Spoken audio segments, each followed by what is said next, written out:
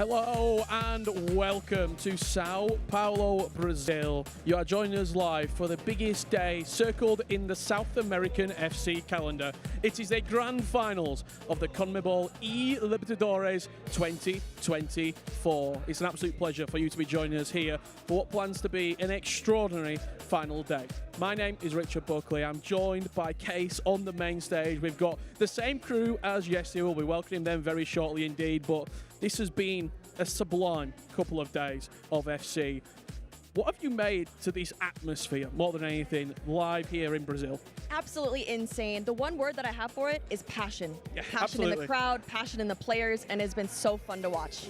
Yeah, I can't wait to see what today does bring. It's a two-day tournament that has been taking place live with 16 players yesterday. We go down to the final 8 today. What this tournament really means is the rest of the season, which really could be up for grabs. Who do you think will be claiming eternal glory by the end of today? Let us know online. You can be involved in the conversation at home as well. All the links and all the sites that you want to be headed to down below. We look forward to reading your comments not only in the chat but on social media as well. It is going to be truly an amazing couple of days. If you don't know what the CONMEBOL eLibertadores is all about, thousands of players from South America signed up. They competed in online qualifiers before coming down to the final 16 here live in Sao Paulo. Yesterday, let's have a look at the format. We took place the group stages. This is where 16 players came into action. 8 were eliminated. It was group format and then down to the playoffs, which is where we find ourselves today. The quarterfinals, the semi-finals, and the grand final. However, it's just more than the trophy. There is some serious prize money on the line as well, Case. Yes, serious prize money it is. In first place, they will be taking home $35,000. Second place, $25,000, and then it does go down from there. But not only is there a trophy and prize money, there are 2 spots up for grabs for the FC Pro World Championships, and it's arguably the best prize out of all of them. It certainly is. It's the culmination of what would be an incredible campaign, making sure that you are here for the FC Pro World Championship final. Well, who is it? Who's going to be in the hunt for those spots? This is the bracket as it currently stands. Nathan SR against Se Leone, Rende against Dudu, Garos versus Guck, and Francesco versus Juliano. When you look at that bracket right there, Case, it's pretty stacked. It is very stacked. I mean, there's a lot of names that were knocked out yesterday that were pretty shocking, but I think that every single matchup today is about to be intense. Well, here you're asking at home, what do we have to look forward to? That is how today is going to play, the playoffs. We start in about 10 minutes' time with the first 2 quarterfinals. Just before the next hour, quarterfinals 3 and 4, 2 semi-finals before our grand final, live right here on the main stage, where one player will be lifting the CONMEBOL eLibertadores trophy. It is going to be truly amazing. The atmosphere in this room, the atmosphere, the intensity, it is going to potentially catch up with a couple of these players today. I can feel it. I can't imagine, because yesterday the energy in here was intoxicating, and I think it's going to be twice as big today, so I cannot wait to see all these fans in action. Yeah, thank you as well to our amazing sponsors who make this possible. Without you guys, without the incredible support that you have shown to the CONMEBOL eLibertadores, this tournament simply wouldn't be possible. And I know what you're asking at home. Is there something I can get out of this, as well as watching some of the best players in South America go head-to-head? There certainly is. Live viewership rewards across all the major leagues are in action once again. These are the rewards that you can get. You watch for 15 minutes, 2 players pack. You watch for 60 minutes, where you're picking up a jumbo premium gold pack. As always, make sure you have your accounts linked to be eligible to be winning. Case, I think you're commentating this first couple of games, so I'm going to go and let you get ready. All right. While you do that, let's head over to the casters to break down a little bit more in depth of what to expect today. Thank you very much, guys. Yes, Bom Dia, welcome to Championship Sunday here in Sao Paulo. Myself, Brown and Smith and Ryan Pessoa will be part of the team guiding you through what is going to be a crazy day of action here in South America once again. Yesterday, Ryan, we had 131 goals. Wow. Yeah. I mean, it was a day full of goals, wasn't it? Day full of goals, a day full of last-minute goals as well, last-minute celebrations, and yeah, it was exciting, and hopefully today more of the same. Well, in case you missed the action yesterday, we had 16 players in the competition. Yep. Now only 8 remain. We'll take you through what happened yesterday, kicking off with Group A first and foremost, where we saw 2 players come out on top there.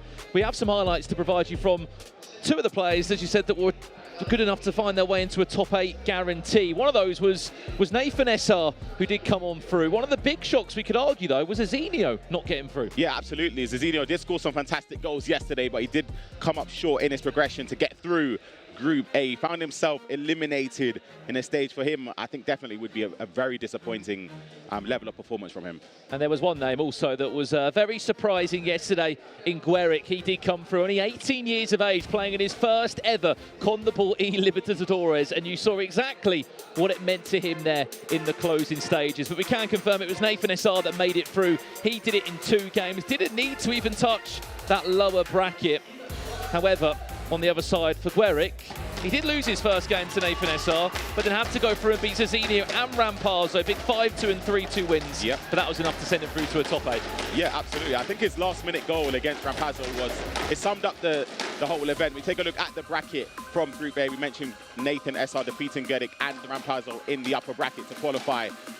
And of course, Guck had to then come through the loser bracket, defeating Azinio and Rampazzo. So he took some giants down on his way to qualification for today. Yeah, certainly did. Both those 2 players have guaranteed themselves $3,000 for just getting to this top 8, and they are 2 wins away from a spot in the FC Pro World Championships. That is what we're here for today. Let's go over to Group B now. This is what you missed from one man in particular, Rende, who was unbelievable yesterday. First and foremost, there was more news. There was new players, there was new kids on the block, such as Juliano of Argentina, who did lose this game, but we said about Rende, Ryan, I mean, look, he won 3-0 and 4-0 yesterday. 7 goals scored, 0 conceded. He's in the top 8. Yep, he was absolutely flawless, as you mentioned. Conceding no goals in a level of competition like this is the most impressive, in my opinion. We see here Gabriel Pien, another name, a disappointment to be eliminated. Last kick of the game as well against Juliano.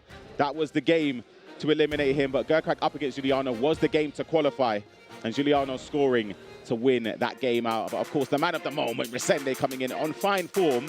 His teammate on the Portuguese broadcast, Pierre Zin, emphasizing how well he's been playing, how well he's been practicing as well. Absolutely. 26 years of age, Rende, the oldest player left in the tournament and the only champion standing from the CONMEBOL eLibertadores. On the other side, Juliano, first ever time in the competition, one of 2 Argentinians that has made it through this far. Obviously a shock yesterday to see Feca Cohen eliminated from the tournament. Juliano standing strong as ever. And that is how the Group B did look before a ball was kicked. And this is how it looked after a ball was kicked, Ryan Pessoa. Yep, as obviously we mentioned the upset in terms of Gabriel Pien, sort of falling below the standards we associate with him. Guck done incredibly well. He was very unfortunate to lose that close game against Juliano. Of course, them becoming eliminated then. But of course, Rende and Juliano both advancing into a Championship Sunday. Yeah, and some last-minute gasps. Winners we saw from Juliano yesterday, currently playing his FC 24 in the Liga Argentina. And speaking of Juliano, he's actually with our very own Pabs now. How's he feeling ahead of a big Championship Sunday? Hey guys, I'm here with Juliano, the man of the hour, one of the Argentinians that has actually made it to Championship Sunday. I will be asking the question in English, then I'll talk to him in Spanish. Juliano, how does it feel to be here in Championship Sunday? ¿Qué se siente estar acá el domingo clasificando en el día del Championship? No, la verdad que es una sensación increíble. Es mi primer presencial y que esté ya pasado de día y esté a 2 partidos de clasificar al World Championship es la verdad que increíble. Voy a dar todo para poder clasificar. He says that it's an unbelievable experience, that this is basically unbelievable to be here on a Championship Sunday. This is his first LAN event, and he's basically 2 games away from the FC Pro Championship, so he's extremely ecstatic. One more thing. What formation are you going to be playing against Fonseca in your upcoming game? ¿Qué formación vas a jugar contra Fonseca en tu siguiente partido? No, creo que voy a hacer lo mismo de siempre, lo que hice ayer, 4-3-2-1. Sé que Fonseca ataca muy bien, así que voy a tratar de estar muy atento en defensa. I think that I'm just going to play 4-3-2-1, which is something that I did yesterday. He's going to be very composed. I have to take my chances. And I mean, I'm just going to do the same thing that I did yesterday. Thank you so much, Juliano. I wish you the best of luck. Brandon, Ryan, I'll go back with you guys. Thank you very much, Pabs. Great to be there from Juliano. First time in the CONMEBOL eLibertadores, and he hasn't looked out of place, has he? No, not at all. He said it's his first LAN event, which is this is some place to get your first debut at an in-person tournament. Of course, the atmosphere being technically on away ground, and he's still performing well. He's coping well with the pressure. Absolutely. Well, let's continue breaking down the group stages from yesterday. We've seen Group A and B, but there was 4 more players that came through. Let's kick it off with Group C first and foremost. This is what you may have missed from yesterday's action. I mean, Young started really well yesterday. He kicked off with a 6-1 win. He was absolutely flying. Another person flying as well was Feca. Of course, another player that ended up qualifying through this group. But just touching more on the Young statement, we speak about giant killings, we speak about players that don't live up to their standard. He was somebody on a rich vein of form. In case you missed this game yesterday, for context at home, Young was 3-0 up in 15 minutes. Feca came back and won that game 6-3. And then, unfortunately, if you're a Young fan or a Tuzzy Esports fan, you're going to see what happened very soon, because Dudu came out flying and he caused havoc for Young, eliminating him from this year's eLibertadores. 4 goals in quick succession, but the man who qualified through the upper bracket undefeated. Here we go for Feca. Of course, winning 4-3 against Dudu, also qualified in 6-3 against Young. He's someone we haven't really spoken too much about in terms of what he's accomplished yesterday. And this is the person, Dudu, defeating Young in the loser bracket, 5 goals to 4. He had so much love yesterday as well in the crowd. Everyone was backing him to cause the upset. This is how the bracket did conclude in the end. As we said, Young, we thought he was going through. I actually said I thought he was going to win the tournament after a 6-1 win. Maybe I cursed him. Unfortunately, he fell out the tournament alongside Edson. Feca and Dudu did go through from Group C. Dudu, a former runner-up from 2021, losing to the hands of Matías Bonanno on the PlayStation, looking to put things right this time round in the CONMEBOL eLibertadores, the biggest tournament here in South America. We've seen Group C. There was one more group to conclude, and it was Group D yesterday, which, as we said, there was a big upset in that one as well. Feca Cohen not doing enough. He did get eliminated. Yep, a similar story throughout a lot of these groups, but there was one person that caught my eye throughout the whole tournament. It was Garos. He qualified, of course, through the winners bracket yesterday. He's scoring a lot of goals. The most goals scored yesterday across the competition. As you mentioned, Feca Cohen being eliminated early on from him is a huge disappointment. And this was tough as well. 2 teammates of Tuzzy Esports, 2 national teammates. Feca Cohen and Se Leone had to play up against each other. Se Leone knocking out Feca Cohen there. But then this Garos performance that we've been speaking about, his first ever time in the competition. This is his biggest ever payday. Coming up to this, I think he earned $1,000 from playing competitive FC. Just for getting to a top 8, he's guaranteed himself $3,000. If he goes the full way today, Ryan, $35,000 will be guaranteed for this young man. Yep, and he's been incredible the last couple of days and last performances. Here is the man, though, Se Leone, one of the few Argentinian representatives in this tournament, makes it into the playoffs today. He lost his first game, though, 7-3 to Garos, as you can see at the top of Group D there. Had to go through the loser bracket, defeating fellow countryman Feca Cohen, and then Valdo 6-2 in the loser bracket. I have to say, though, this story of Se Leone excites me. He's been a 2 times LPF champion out in Argentina, which is the virtual league out there. He's won it 2 years in a row. He's back this year representing River Plate. He got a top 8 in last year's competition. This is a springboard for him, potentially. Yeah, absolutely. You can see he's calm and composed, which is something I respect a lot about him, even with his celebrations, how he reacts to the crowd as well. So, yes, commendable. Well, let's see how he's feeling today, because he's with our very own Pab, speaking ahead of his huge quarterfinal matchup. Hey guys, I'm here with the other Argentinian in Championship Sunday, Se Leone. He's actually made it all the way to Championship Sunday. Seba, how does it feel to be here in the top 8 once again? Because last year we were in Buenos Aires, this year we're in Sao Paulo. How does it feel? ¿Qué se siente? El año pasado estábamos en Buenos Aires, hoy estamos en Sao Paulo. ¿Qué se siente estar de vuelta aquí en el domingo? Bueno, nada, muy feliz. La realidad es que trabajamos mucho para volver a estar acá. El año pasado estuvimos muy cerca, perdí en penales y nada, que había quedado la bronca para este torneo y las ganas de volver a jugar. Y bueno, por suerte pude clasificar y ahora estamos a nada, solo 3 partidos de conseguir el título y voy a dejar todo para conseguirlo. I'm extremely eager to be here again Championship Sunday. Last year I actually lost in penalties and I'm looking back to come with revenge, and I'm here once again 2 games away in order to be able to make it to the FC Pro Championships, and I'm extremely excited to get going. Seba, one more question here. What formation are you going to be playing against Nathan Hazard? This is a very good opponent. What are you going to be looking to be doing? Seba, ¿qué se siente? ¿Qué formación vas a usar? Nathan Hazard es un buen jugador. ¿Qué formación piensas usar? Bueno, probablemente Nathan sea el mejor jugador ahora mismo de la región o estará entre los 3 o 4 mejores. Entonces, Obviamente que hay que cambiar un poco la forma de jugar y adaptarse. Así que nada, claramente voy a jugar 3-2-1, que es la mejor formación de juego actualmente. Y bueno, los entrenamientos con él y siempre los torneos son muy parejos, así que ojalá que esta vez la suerte esté de mi lado. I've actually played a ton of games versus Nathan Assar. I'm obviously going to play 4-3-2-1, which is the very meta formation. You know, the friendly games, they'll go back and forth. He beats me, I win. And at the end of the day, hopefully the luck is on my side today. Seba, I wish you nothing but the absolute best in this quarterfinal. Best of luck, and I hope to see you going all the way. Guys, take it away. Thank you so much, Pabs. It honestly shocks me how you can jump from Spanish to English. Yeah, genuinely. Constantly, back and forth, of course. Current EMLS Pro player of one of the best teams in the scene over there. Been absolutely killing it for his team, of course. But we're going to continue our conversation here in terms of the CONMEBOL eLibertadores ahead of Championship Sunday. I mean, this is it. This is it. Top 8 players in front of our eyes. This is going to be an incredible day of action. Only 2 players can make it to this year's FC Pro World Championships. We're going to kick off with the left side of the bracket, then go to the right. I have to say, Ryan, that bracket favours a lot of players, because on that right side of the bracket there, you've got 4 players playing in their first ever CONMEBOL eLibertadores. They've never been here before, and one of them is guaranteed to get to the World Finals on their debut season in this competition.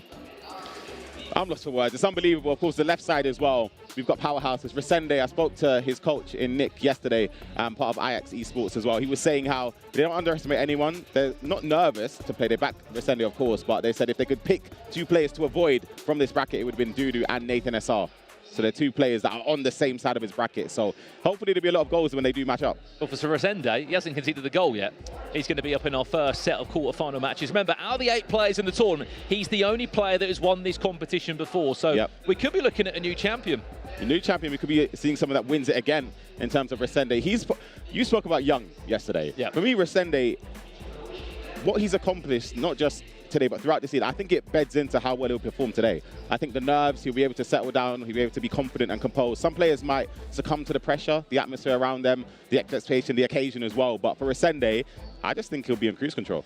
You think? Yeah, genuinely. Remember, he won this competition in the first year it ever ran. It was online back then. He actually beat PH in the grand final when he did win this competition online. He's back after a few years. Remember, he's been to multiple world championships before. This man has been here, there, and everywhere. Like, in terms of the experience and the reps he's got outside of South America, outside of Brazil, he is the most experienced player on paper. By quite some distance, I would say. I feel as if, again, just the way he conducts himself, not even whilst playing, but outside of it, he just seems so confident. Well, absolutely. Well, let's get this show underway. Let's bring out our players for Championship Sunday.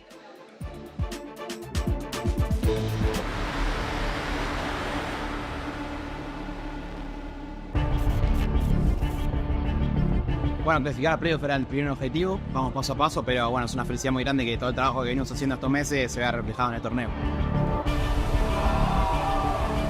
Muito feliz, né? Acho que todo o trabalho deu resultado e quando você consegue exercer tudo que você faz no treino, não tem sensação melhor.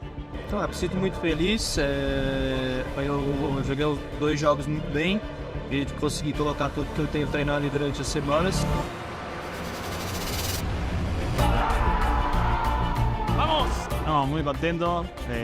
Es mi primer presencial y que haya clasificado de grupos es una absoluta locura. Foi muito emocionante, foi um jogo que contra o Ian, que era um dos caras favoritos para o torneio, e ele era um grande jogador, então eu estou muito feliz com isso. Muito feliz, acho que é o primeiro passo, né, para o objetivo, só felicidade. Bom, meu rival de base, ele é um grande amigo para mim, porém quando a gente subir ali, a gente vai se matar e é isso. Eu tô bem tranquilo, bem confiante no meu jogo. Meu rival é o Se Leone, vai ser um jogo muito difícil, eu sei que é um adversário que marca muito bem, então espero conseguir fazer um grande jogo e ter a vitória. No, Fonseca es un gran jugador, ataca muy bien, va a ser muy duro. Claro, sonho levantar a taça, mas como eu disse, ainda tem muitos jogos para isso acontecer. Do Qualify, eu me imagino num cenário desse, com ela levantando a taça, estar junto com ela, y yo quiero mucho estar levantando ela no domingo. Obviamente que sueño con jugar la final, ojalá que sea con shooting, que es el otro objetivo que queda en bracket, y nada, y los dos poder clasificar al mundial. O principal objetivo de todos é levantar a taça e sair daqui campeão.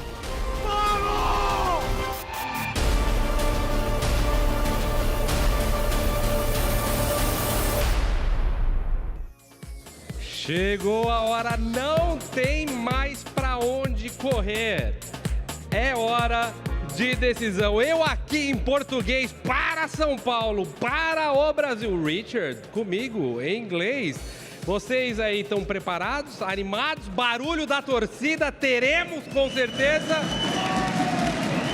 Like I said yesterday, Richard, Brazilian fans are excited.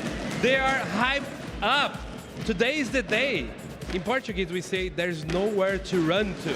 But there's nowhere to run, because today we find one player to lift that trophy and claim eternal glory. Yesterday was exciting. Today, we've stepped up another level. A disputa será, sem dúvidas, acirrada. A torcida já se mostrou mais do que preparada. Eu tô tranquilo, eu não tô disputando nada. O Richard, comigo, tranquilo. We easy. There's nothing that we can do. Everything's up to them now. So I'm ready? I'm ready. Vamos chamar então os jogadores? Let's get them out. Let's do it. Os jogadores da disputa pela glória eterna, começando com Nathan e Se Leone.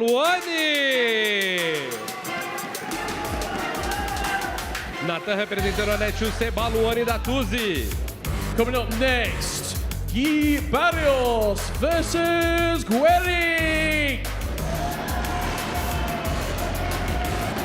Mais jogador da Netshoes, mais jogador do plano, teremos também ele, que está sendo apontado como um dos grandes de hoje, o Feca contra Juliano. And your featured quarterfinal matchup for the first set, Rende versus Dudu.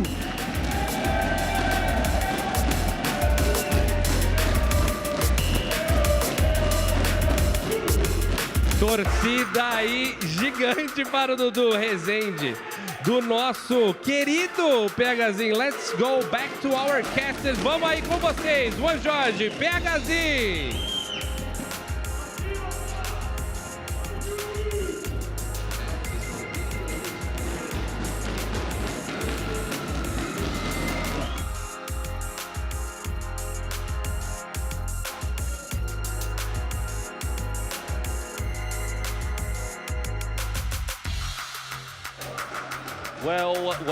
Well, it's getting loud in here, isn't it, Case? It is. Very loud. The Indeed. vibes are Championship fantastic. Sunday is officially underway here in Sao Paulo in Brazil. I mean, Richard Buckley might have a new job, House of Ceremonies. He's doing great. He's been doing great over there, hasn't he? He'll be joining us in the commentary booth very soon indeed. But what a match to start things off. Dudu's got so many fans here. Rende yet to concede a single goal in the competition yet, Case. This is a great quarterfinal to kick off with. Fantastic quarterfinal. Honestly, uncertain how it's going to go with Rende doing so well yesterday, but Dudu knocking out some massive competition to get here today. So it's going to be fantastic. That result against Young yesterday for Dudu was unbelievable. There was about 15 fans that were going crazy. He was jumping into him. He was loving the moment. But he's got his hands full here with Rende. A very different player, the most experienced probably left in the competition. How does he get past him? Thing is, he cannot hype him up too much. He knows he's a previous champion, but he just has to play his game because he's taken out massive competitors before, and so he could possibly take out Rende. I'm curious if Resende's coming into this maybe a little complacent. He didn't concede a goal yesterday, but he needs to keep his head in the game because Dudu is coming for him. And if anything, if we're being brutally honest here, Case, if Rende would have loved to play all his game yesterday. It's a very different day, as we always see in these competitions. Day one to day two is often so different. We've got to remember, between these two players, one thing they both share in common is that they've gone very far in the CONMEBOL eLibertadores in past years. Rende has actually won this competition back in 2021. The first ever year it ran, he won it on Xbox against his current teammate in PH. Crazy to think years on, they became teammates at Ajax. PH obviously went to win on that FC Pro Open. But for Dudu, unfinished business, Case. He was a runner-up in 2021, the same year, but he was playing on a different console, lost to Matthias Bonanno. Years on, he's only 20. That's the difference. Rende is 26. Dudu is 20, and he's looking for that trophy. He wants that glory. He was so close before. Can today be the day? We are loading in to our first matchup now. We will be playing both quarterfinals at the same time. Nathan SR against Se Leone will be our other quarterfinal matchup. While we got a break in play, let's give you the lowdown on the squad building requirements for this special tournament here in South America. Of course, we are playing Ultimate Team rules as the standard FC Pro scene will follow. But there's a few twists in there, isn't there, Case? There is, yeah. So not too many restrictions. There's no necessary budget. But if they do have icons on their team, they must be from South America. So I'm talking R9, Ronaldinho. Those are the main two that we've seen. In addition to that, they are not using 5-back or 3-back formations. Absolutely. It certainly has not disappointed. 131 goals we saw yesterday, which was unbelievable. You can argue, though, fortunate for Rende, he didn't concede a single goal. He hasn't tasted defeat yet in the competition. He came through the winners bracket yesterday, a big 3-0 win against Juliano, the Argentine, who is in the top 8 on the other side of the bracket, and then a 4-0 win against Guck. I mean, this is the side of the bracket you don't want to be on, Case, because you've got 4 very experienced players on this side of the bracket. As I was saying on the build-up, on the other side of the bracket, you've got 4 newbies. You do, but at the end of the day, you can't underestimate any of the newbies because some people might not have anticipated that they even get to this stage today. And so I foresee a few upsets. We saw a few yesterday, and we can see that again today. Well, we are loading into the game now. This is quarterfinal number 1 here in Sao Paulo. You win this game, you quadruple your prize earnings. $12,000 with a win here. And it has been the biggest ever payday for Dudu this competition. It was $12,000 he picked up. He was a runner-up a couple of years ago. Since then, he hasn't been at the top level by his own standards, but he's still been in the conversation. He's still been knocking on the door. This would be a huge, huge scalp. And Brandon, get past Rende. We are looking for those 2 spots. You know how they get there? Only 2 games. And it may sound easy, but 2 wins, and you're taking one of those spots for the World Championships. Which are slowly but surely filling up weekend after weekend as every single partnered league will conclude as we go all around Europe from next week onwards. And we are now underway. Remember, 9-minute halves is what we're playing here in Sao Paulo. It's been the new format this year on the FC Pro scene. No 2-legged matchups, no aggregate scorelines, nothing to worry about like that. And I think that's going to change the approach for a lot of these players, especially in knockout play. I think so as well. I've really enjoyed every single second of the competition yesterday. It's been very attacking, very exciting the entire time. And yes, the 9-minute halves do take a little while, but the way that these South Americans have been playing has been entertaining from start to end. Well, someone who was superb yesterday, Alexa Mateus, looking to get involved early doors. There's a little finesse tease there by Rende. A popular way to finish yesterday that we did see. R9 with a flick down, finds Mbappe. Nice little reverse elastico. It does fall into the feet of Virgil van Dijk. Expect to see a lot of that, Case, won't we? Just Haaland involved in everything. A flick on, a knockdown, a header from a set piece.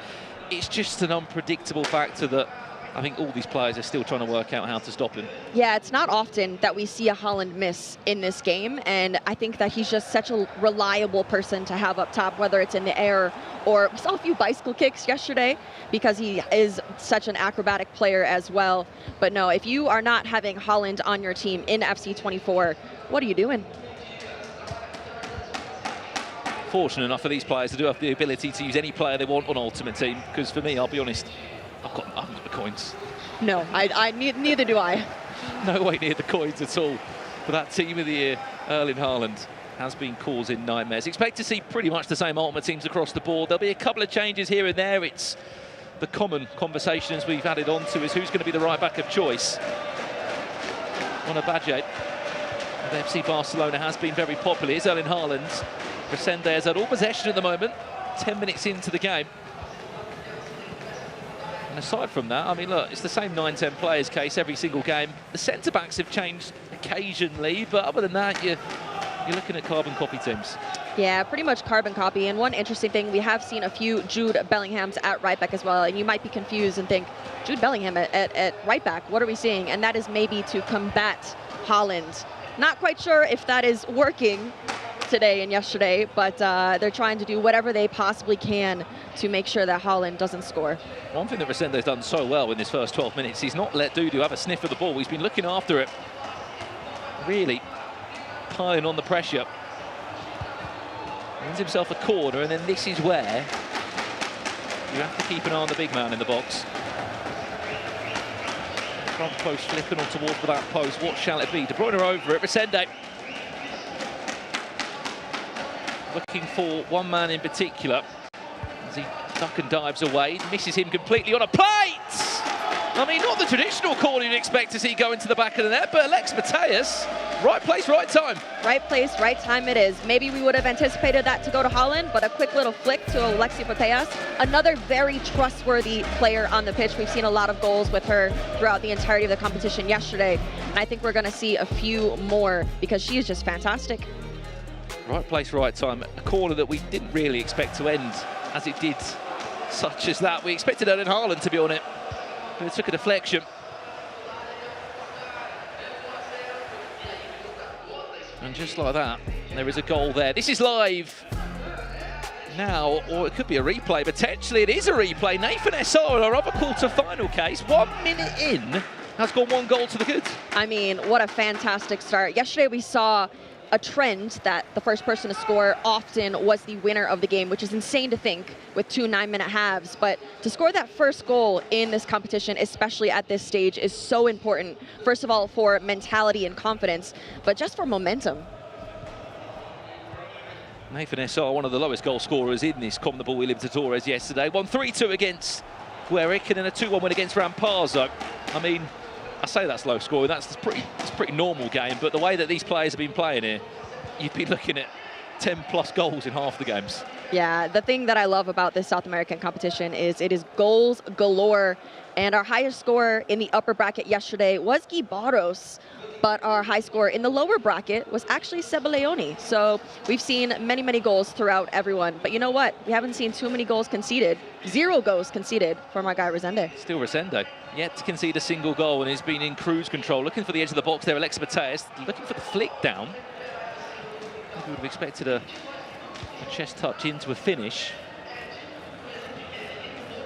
22 minutes into our feature matchup. If you have just tuned in, this is quarter-final number 1 of this year's CONMEBOL eLibertadores, live from Sao Paulo in Brazil. Last year's champions not here in Baixada. There is a great chance we could be putting a new name on the trophy. Rende, the only previous champion left standing in the competition. No Paulo Neto involved in this year's competition. Zizinho knocked out yesterday. Young, one of the biggest shocks, fell out the tournament yesterday in the lower bracket. No one has been safe in this competition, to say the least. Rende still trying to move forward. 25 minutes in case. I mean, for Dudu, just hasn't been able to play. Yeah, he hasn't quite been able to create those chances here. I think Rende has been doing a fairly good job at keeping most of the possession and defending very, very well. The thing about Rende is we know that he's going to be scoring those goals, but he also controls every aspect of the pitch, and he really doesn't let the opponent see the ball. And so I think that Dudu might have to be taking a few more risks against a player like Rende in order to capitalize on it. Mbappe, a couple of ball rolls. This is Dudu's nice reverse elastico. It's the first chance he's had in the game. It's a slight panic there from Rende, as he has no other choice but just to boot the ball away. Corner comes in. There's Erling Haaland. Just about does enough Virgil van Dijk on that occasion. This is better from Dudu. A red time finish. Never really been causing a problem.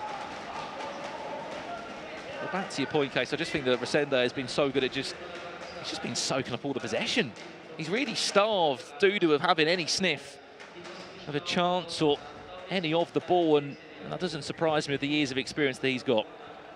Absolutely. I think that Rende has had an interesting couple of years. He did have that championship, but last year it was a bit slow for him. I think that he has come back much stronger. That might be attributed to the fact that his teammate Piaget, maybe they're going through a lot of practice sessions. A chance for Haaland, timed it green, good save from Alisson, but I mean, you can argue a rising tide raises all ships when you're around Piaget. Corner played short. This is R9, who's just tried to flick that up for a pretty unconventional finish there. If that would have been a goal, that might have been a goal of the day. I respect it. I mean, like I said, he does have to take a few more of those risks, so I do like the fact that he's changing it up a little bit in the attack. Big win. Mona Badger up against Erling Haaland. I mean, she's been put in the position to stop those duels. Alex Mateus, a couple of ball rolls, back to R9. This is better from Dudu, needs to score. Handsome will. And he's already off his feet. It's only 1-1. But more importantly, so that's the first goal that Resende's conceded in over 200 in-game minutes, Case. Insane. I'm curious to see how this plays out in the rest of the competition, because like you said, he hasn't conceded a goal. This is the first time for this weekend that this has happened, and it is from Dudu with Caroline Graham-Hansen. I will say the duo of Caroline Graham-Hansen and Alex Putellas has been fantastic. And here we have the replay of the goal here with Caroline Graham-Hansen shooting it to the right. Calm, cool, collected from our guy Dudu here. And Resende, he is in a position that we have never seen this weekend. 1-1 across the board. Well, 1-1, we're all square here. If we can check into our other game, I think there's been a second goal in it for Nathan SR. I think he's running away with the other quarter-final result there for Nathan SR, who hasn't played in this tournament since a few years back, where he was knocked out in the group stages. Since then, he has come on leaps and bounds in his performance. 5 minutes away from half-time. There's Haaland, where's that flick on? Bellingham on a... Oh, he's put it on the plate to De Bruyne! He did not mean to do that! But Dudu will not care. We take anything we can get at this point. A quick little bounce to Kevin De Bruyne, and he's able to slot it in the back of the net. And if I'm Resende, I'm not feeling great about that goal, but for Dudu, he takes it.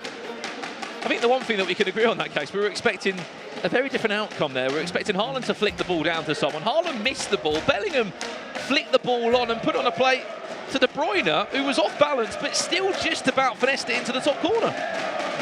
I mean, sometimes the bounces are unpredictable in this game, and it was a game of ping pong, maybe not a game of football, but Dudu is now up 2-1 against Resende. Another thing we have not seen, Resende being down in this competition. So this will shift everything. Let's have a look at that replay again. We were speaking about it perfectly. Here you expect the Haaland flick on. Bellingham beats Haaland in the air, then it falls to Kevin De Bruyne. And just like that, Dudu, who didn't really have a sniff in the first 20 minutes or so, for being brutally honest, now leads by 2-1. And you could argue that this is his game to control now. This is his game to control now. And the interesting thing, yesterday, they had an opportunity to get a loss in. Today, you lose, you're out. The likelihood of you making it to a World Cup, your chances are a World Championship, your chances are a lot lower. And for Resende, he might be a bit stressed now. Well, that should do us for half-time, or not. We're going to play on with the last kick of the half, and that should just about do us, or not. Mbappe wins it back nicely, could be on for a third, a couple of step overs, drops the shoulder. Ruben Dias should clear us out for half-time. He will. Half-time here at Rende may have took the lead, but trails by 2-1. Someone who's had an opportunity to keep a close eye on all the action. Richard Buckley joins us in the commentary booth. I mean, Resende's clean sheet bonus is finally ended. It wasn't going to last forever, was it? It's an interesting game because the way that he played in the first sort of 20 minutes, it looked more of the same from Resende, but there was just that little bit of a switch of play. Haaland, he just is the difference maker, and in these really tight games, whoever can exploit Haaland better typically will win. Se Leone just needs something to get himself going. So what's been happening in this game? We've not been able to catch it much. It's been on the big screens in front of you and the rest of the English team. I saw 1-0 in 1 minute for Nathan SR, 2-0 in 15 minutes, and now he's 3-0 up. This is not the most goals he scored in any game so far. He could be on for a fourth. Erling Haaland looking to cause problems, but this has been dominant, Rich. He came out the blocks flying, did Nathan SR, and I mean, when you look at the performance that he's putting up right now, he looks a serious customer. Se Leone, a few mistakes, to be honest. Gave the ball away for the second goal, in which Nathan was just crucial and to be honest, made him pay. I mean, you were saying in the build-up case as well that one thing that Se Leone doesn't have in his favour, he doesn't score loads of goals. He doesn't, and he actually conceded the most amount of goals in the lower bracket yesterday. And so this scoreline kind of is consistent with what we saw yesterday, but he did end up qualifying, so there's plenty of time left in the game to possibly come back, but it does seem like Nathan has been dominating. You might have said this fact already. I've been here, there, and everywhere. I've been introducing players. I've been managing the stage. I was actually going to say, I think you got a new job, House of Ceremonies. I don't know if this fact has been said. Every single player who lost the qualifying match lost again. So that opening game, you win your first game, the second game to qualify. Every single player, the 4 players that lost that game, then lost again 2 times in a row. Momentum is a truly amazing and also brutal thing. If it goes against you, you find yourself with your back against the wall, doubting yourself, doubting your performance. And this crowd, I'm not going to say anti-Rende, but certainly pro-Dudu. And I think that plays a factor as well. He certainly has the crowd on his side here in Sao Paulo. I think we just got a small technical pause in this game. We're going to reload it up for you. It's half-time at the moment. Rende is trailing by 2-1. You can just see in the crowd there, Resende's dad, who might be the best lookalike I think I've ever seen. It looks like his brother. It makes sense. I mean, it does make sense, but it looks like his brother, not his dad. Rende, you can see some of the main highlights from the game there. Rende went 1 goal to the good, then Dudu did really well to make this chance happen. And as we were saying, Case, this second goal, there's nothing too fancy about it, but the reactions were superb from De Bruyne. Yeah, I mean, the flick down from Haaland to Kevin De Bruyne. Normally we anticipate the opposite, but Kevin De Bruyne was able to control it and slot it in the back of the goal. And I mean, that has to be making Dudu feeling on top of the world, because it's not often that you are leading in a match versus Rende. Dudu's had a great season this year as well. I mean, if you look at his individual performance, I believe he was first in the rankings in terms of the FC24 rankings in South America. He actually won his qualifying match to get to this stage, 10-1. He doesn't mess about when it comes down to the real big games, and he's got to this stage before. He's got to a runner-up position, 2021, losing the eLibertadores Grand Final. So he wants to go one better. He wants to atone for his error previously. I'm just having a look over, and the reason we've stepped away from the featured match, a couple of admins in, checking out that main stage area. So the action won't stop as we jump on board, Brandon, with a Se Leone has to be the next goal. Well, Nathan SR might be looking for goal number 4 here as we kick off the second half. Mbappe didn't back himself in that area. Nathan SR, unbelievable footwork in the box from the Brazilian. It's the first time these two have ever played in South America. What a time it is to match up in a quarter-final. Haaland's there in the air, flick on back to R9. It's 4-0. I mean, if I'm in this situation, 4-0 down, Se Leone, he has to make some adjustments here, take more risks, because his journey could be over at this point. It's a frustrating situation to be in, but if I'm Nathan SR, I'm cruising through. But we've seen it before with Young. You can be up by a certain amount of goals, and it can all be gone very quickly. Relentless. A few players have been saying as well, Rich, behind the scenes. He's the guy. He's the guy. I mean, and I'll be honest, from what I saw yesterday, yes, he won both games, but it didn't blow me away. Got the opportunity to chat to Zizinho at the Players' Hotel, and he was sort of really bigging up Nathan SR. And hello, that's a massive chance. He's going to take that. You do take it, but the way that Nathan SR has been playing, I don't want to ruin the parade of Se Leone. He could go on and score another 3 or 4. Being completely honest, Se Leone has to show us something that he's not shown in that first half, and it's a solid defence. Well, for Se Leone, his resume speaks for himself. 2 times LPF champion. That's the partnered FC Pro League out in Argentina, where he does represent River Plate this year, currently top of the league in the normal season, looking to make it 3 years in a row, which would be an unbelievable couple of seasons from the Argentine. Did get top 8 in this competition last year, did lose to the champion in Bashada. Bashada in this year's competition, though. I believe he would also be the last hope of Tuzzi Esports at this tournament if Se Leone is unable to turn that game around. Disappointing, considering, I mean, they've had a great season so far, 3 players at the FC Pro Open, but unfortunately in the CONMEBOL eLibertadores, not quite performed. Just in the same breath as Rende has a great opportunity here with Arno, just offside. How good would it be for Ajax if Rende was to get through? Oh. Within the first couple of events of the season, they've got they've also got Levi David in there as well. Who's already in the mix of it all.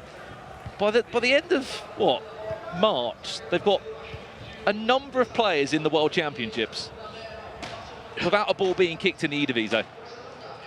Absolutely insane. I think that the signings that Ajax has made this year have been unbelievable, but also arguably between Rende and PHN, one of the best duos in the entire scene.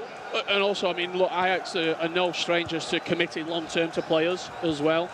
If they were to win the FC Pro Open with PHN, already done. Have another 2 years. But then also Rende was to win this tournament as well. We were just speaking in the first half with Ryan and Pabs backstage, and they'd be the best team in the game right now. The best org, the best club. Well, we always know that Ajax have had their toes in the war in Europe, but they took a massive shift in the last couple of years and went all in on South America. Picking up PHN, who was dominant online during that online era. He's continued to be dominant. I don't know if the whistling's coming through to you at home. Every time Rende tries to attack, whistling is coming through. And it might not be related, but... Chance Haaland. It very well could be.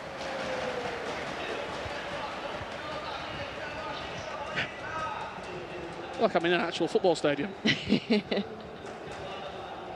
I'm actually curious how much they hear with the headphones on.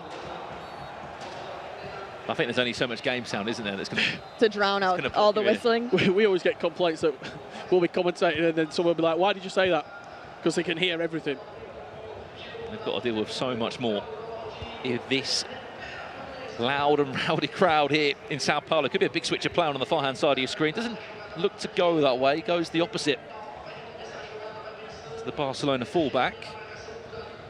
2/3 of the game gone here. And unfortunately, if you are a Se Leone fan, the comeback story may have ended. 5-1.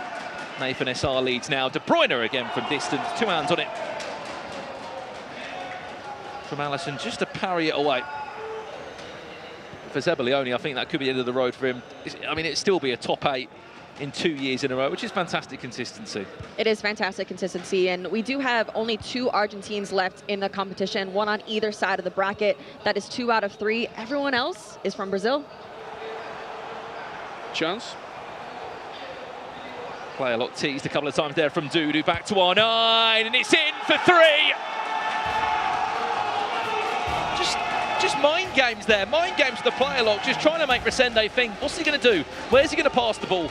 But in return case, he just could delay and delay and delay and delay till he was in control, squeezes it in, 3-1 he leads. Yeah, really impressed with his patience in his attack, because at the end of the day, Rende is not certain how he is going to necessarily finish there.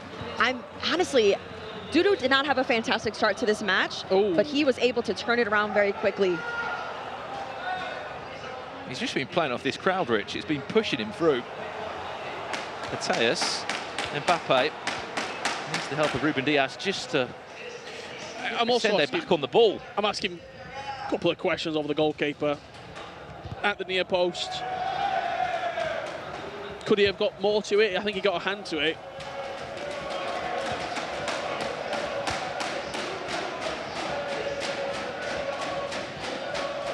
The noise that those bangers make are ridiculous. There's only about 10 people banging them, but they make a racket. I mean, you've got 2 here, Richard. I do. Get them out later.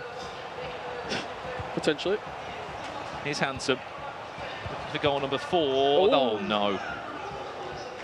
That would have been dramatic.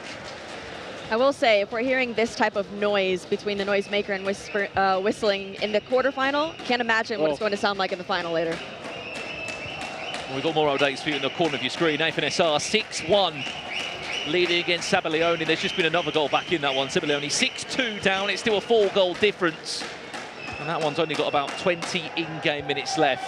Resende's been quite poor the second half. He's not been able to create really anything. I mean, his goal came from a set piece. But he was sort of getting into the final third a few more times in the first half. First 15 minutes, he was looking to create, looking to potentially just pry that defence open. In this second half, Dudu has been a much better player.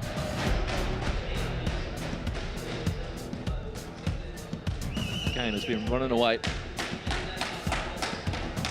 Brendan, you mentioned it before. I think that the fact that we had a whole day in between the momentum that Rende was able to build yesterday is having a massive impact, because you can enter one day of competition on a completely different mindset the next day, and I bet he wishes that he could play the rest of the games yesterday and continue with the momentum that he was able to build, because he's not the same player that he was yesterday. He also didn't face any adversity yesterday.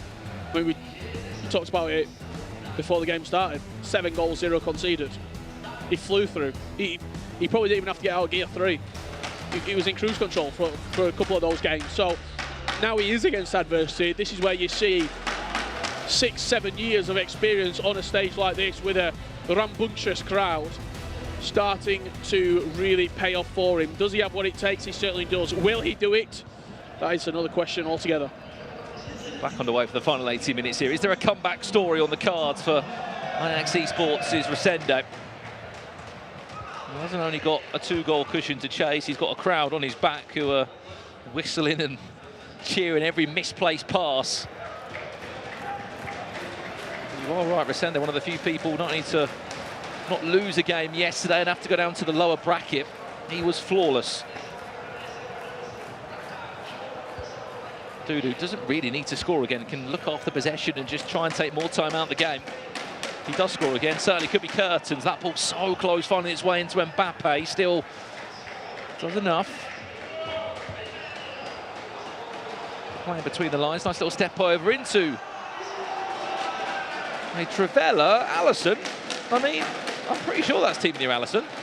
Pretty sure that it's team in. I mean, if you're going to have any option in terms of goalkeeper, you cannot choose any icon that isn't South American, so we're not seeing any Van der Sars, but Alisson is putting in a shift right now. I think that we either see him or Lloris across the teams. A couple of saves there, and parries away from the Brazilian shot stopper, just about keeping Rende. He's very aggressive with the goalkeeper move on the corner, and Dudu just thought, I'm going to have a try. Haaland could be through it. Play that ball through. You are in an unbelievable position. Power shot, Haaland! 4-1! And just like that, he might be on his way to a top 4 finish in this year's competition. I was wondering why he played it in the air. I thought he just played that on the floor. He looked in on goal. Dinked it in the air. I asked for the power shot yesterday. We get it today. And what an emphatic way to put yourself well and truly in the driver's seat. 10 minutes to go, 3-goal advantage. And we can have a look at it here, Kes. Yeah, we do have the through ball here. Almost an awkward bounce there for Haaland, but pair that with a power shot, he is slotting that into the back of the net. Fantastic finish from Haaland, and that is putting him in a much better position as we are entering the latter half of this match here. And I think, do you guys think that if that wasn't a power shot, would that have worked? I think fantastic decision on that there. I think anyone just expected the ball to be played on the ground as soon as possible and to maybe have rushed the chance. Dudu certainly didn't. We're just going to jump over here for the last 7 minutes or so. Nathan SR might be playing one of the best performances we have seen in the competition. 7-2 in a quarter-final. Incredible. What a performance. Se Leone has been blown out the water by Nathan SR. And look, if there was any predictions or favourites in the competition, you can rip that script up again. Rende looks like he's on his way out of the competition in the top 8, which will mean that we are guaranteed to see a new champion, a new name on the trophy.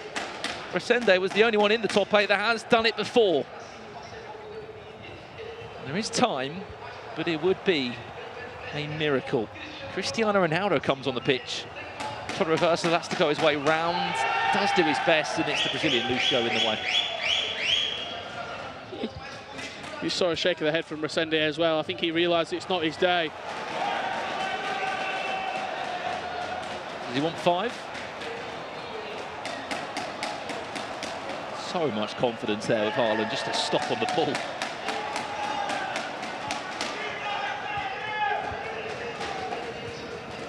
In-game minutes. Too much of a mountain to climb here for Rende. Even with a generous added time, that is loud. It is loud here in Sao Paulo. They are about to go absolutely crazy when that full-time whistle goes. It's not a car alarm you can hear. in the background. It's whistles and jeers. The energy has multiplied from yesterday. It keeps getting bigger and bigger. Well, I mean, ever since he's had that run, he lost his first game against Feca yesterday, and he's had to just win and win and win. And that game against Young, that was the game. That was the game that just ignited whatever fan base this is. It also just gives you confidence when everyone that you ask says Young's going to win it, Young's going to be in the final, and you beat that guy, does the baton pass over? And this, again, is a massive, massive statement performance. Rende was my winner. I put my neck on the line. I said I think he will win it. Brandon's prediction, gone out the tournament. Yeah, Young left. I think everyone's predictions have been flipped on their heads. Well, added time to coming out of just 2 minutes. Dudu will be going through to a top 4 to play against Nathan SR. One of those two players will be in the FC Pro World Championships this year. It'll be nothing more than the consolation, unfortunately, for Rende.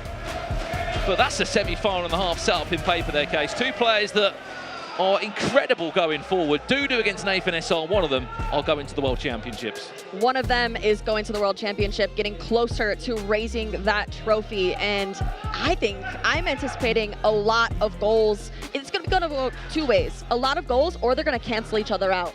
But I think that we'll have end-to-end attacking competition. And for those of you in the chat, do not go anywhere because that semifinal is about to be intense. Heartbreak here for Se Leone. His CONMEBOL eLibertadores journey does come to a close. You mentioned the league, Brandon. It's not the end of the road yet in the grand scheme of things. However, for Rende, he will crash out of the tournament. Dudu is on his way to a top 4 placing. Yeah, commiserations to IX Esports, and that'll be a tough watch for his teammate in the distance you can see on the Portuguese broadcast. But look, this is what it means to these players. This is the biggest tournament in South America. All the bragging rights on it, the prize money, the World Championship spots on the line. Rende eliminated, and Se Leone also eliminated here in our first 2 quarterfinals. It is insane to say that one of those two will be on their way to an FC Pro World Championship. Just goes to show how this level in South America just continues to grow and change year after year. They've deserved it, though. They've earned it. They've been incredible. They've beaten the people that maybe the pundits, the fans, the experts even expected to be there. And you look at the other side of the bracket as well, Rich. 4 newcomers to this year's eLibertadores. Garos, Guck, Fonseca, Juliano. One of those is going to be in the World Championships too. But that is so deserved as well, everyone on that side. They have had quite the battle to get where they are now. Even the online qualifiers, there were battles to get there throughout the entirety of the competition. And a lot of these people on the right side of the bracket have knocked out massive competitors, so they have fought to get here. I think you see the heartbreak for Se Leone. It's not only the fact that he's been eliminated, but he'll feel as though he's not performed. He's not played well. He's not really turned up in the biggest game that he's needed to in this tournament thus far. And that will hurt more than being eliminated. The fashion of performance will sting Se Leone. It'll take a while for him to get over that. It certainly will. Well, 2 quarterfinals done and dusted here live from Sao Paulo in what is a ridiculous day of action coming forward. Still 2 more quarterfinals left to be played, $35,000 a trophy and FC Pro World Championship spots on the line there. 2 big names again falling out of the competition. But yeah, you're right, Se Leone still got a chance in his local Argentinian league. He could get a play-in spot there, but for him, he knows, as you were saying, Case, it was just 2 wins. I know it's 2 massive wins, but 2 wins away from getting into the biggest event of the year. Yeah, when you're that close, you can almost taste that spot right there. Taste the money that is potentially on the line. But unfortunately for Se Leone, he will not be going there. But it is great to see that he might continue his competition in the Argentine League. We do have some highlights here from the Rende and Dudu game. Like we said, Rende did come off very, very strong, but Dudu did something to switch it up and shift that momentum, because as soon as he scored that first goal, it almost came perfectly for him throughout the entirety of the match. Game just changed, didn't it? It really did. A little bit of goalkeeping movement there, not good enough. Fantastically well worked there from Dudu. Just dinking into the power shot from Erling Haaland. He was able to run away with that all-important result. Rende did get a consolation late on, but it was just too little, too late. Over in this game, we'll be speaking to Nathan SR in just a few minutes' time, but this performance, Richard Buckley, we saw him play well yesterday, but today he has exploded into the scene. Well, the sprint boost, he's probably the best player I've seen on this tournament. With it, out the step overs, that acceleration, that just sheer pace. He looks creatively immaculate in the final third, whether it's the extra pass, whether it's a little bit of possession play, whether it's just the sheer skill that he possesses. That sets up a truly remarkable semi-final tie. Nathan SR versus Dudu. That'll be coming up in about an hour's time, but before that we've got 2 more quarterfinals to find out who is going to the top 4. Well, I think we should go and speak to that man now. Nathan SR is 1 game away from the FC Pro World Championships. He's joined by our very own Rodrigo from the Portuguese stream. Congratulations, Nathan SR. You are in a semi-final. Muy gostoso. Like you said, 1 match away from probably the biggest tournament of his life. Let's see what he's thinking about right now. He was a little bit nervous. Pablo was the one talking to him and calming him down after the match. Natan, você tá aqui, o pessoal tava comentando aqui na stream em inglês falando, você está a 1 partida do Mundial, 1 partida de fazer história. Qual é o sentimento do momento? É um sentimento indescritível. Eu já estive nessa situação nos playoffs, então não quero que aconteça o que aconteceu naquele ano. Vou dar minha vida aqui para conseguir sair com a vaga. He remembered that he was in this position a while back, 1 match away from the big tournament, and that didn't work out. He's hoping that doesn't happen this time, and he will try everything to get a spot on the FC Pro World Championship. Another thing that a lot of people were mentioning is that Nathan was the first one to qualify yesterday by the winner's bracket. He has not lost a single game so far. Let's talk about a little bit of this. Eu tava falando aqui que, assim como ontem, você chegou aqui, você venceu, ontem você não perdeu. O cara, o brabo tá invicto, é o treino. O que você pensa dessa fase invicta? Tem alvo nas suas costas aí no momento? Acho que não, são coisas que acontecem no jogo, então, tipo assim, eu sei que eu tenho uma obrigação ali de não perder, porque se eu acabar perdendo eu vou estar sendo eliminado do campeonato, então eu tenho que só sentar ali, jogar e me divertir. I was talking to him exactly about not losing, and it looks like there's like a target on his back right now, but he said he doesn't care about that. He's just trying to play the game, to have fun, and to get the results that he's working for. Let's congratulate once again Nathan from Miners, the first team to reach the semifinal. We also have Dudu that qualified for the semifinal, both of them 1 match away from the FC Pro World Championship. It's a lot of things to say. I've been speaking English, Portuguese, and Spanish. Sorry for any mistake, but Nathan is excited. Again, congratulations, parabéns, Natan. Thank you. Little bit of English from Nathan. Okay, we'll be back with more CONMEBOL eLibertadores 2024 live from my town, my city, my home, São Paulo, after this.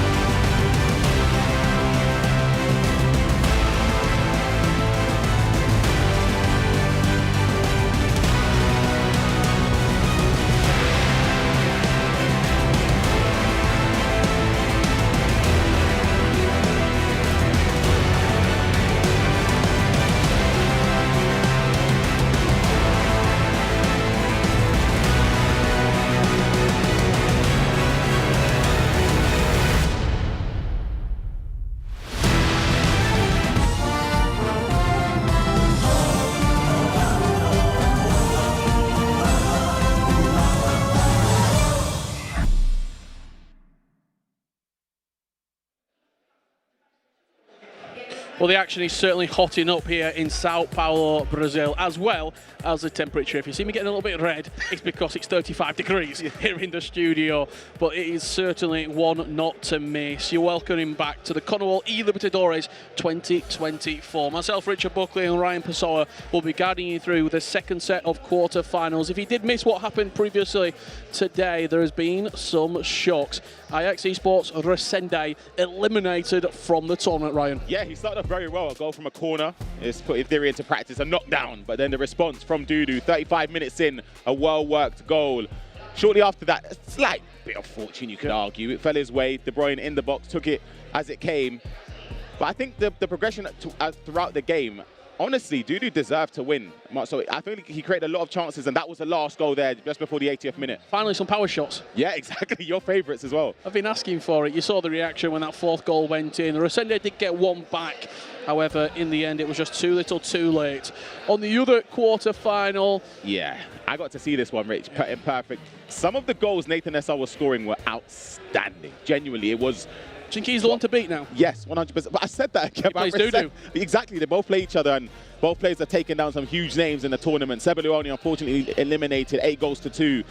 We see the last goal in this game from Nathan Essar. Just the build-up here, the Lakuketa cancel into the goal, it was amazing. Yeah, and that is what the bracket is currently looking like right now. Dudu beating Rende 4-2. Nathan Essar, we saw a couple of the favourites there. 8-2 he won. On the other side of the bracket is where we're going now. Garos versus Guck. Feca versus Juliano. Those four players battling it out for 2 spots in the semi-finals. Let's have a little bit of a deep dive into these quarter-final matchups. Our featured game is it's a bit of a cracker, to be honest, but I know the other quarter-final, you like your eye on Garos, don't you? Yeah, it's just somebody, I don't know what it is that's about him. He scores a lot of goals. Of course, he concedes as well, but the matchup, Garos up against Guck, they've actually played each other in the winner bracket for the qualifiers to get to this stage.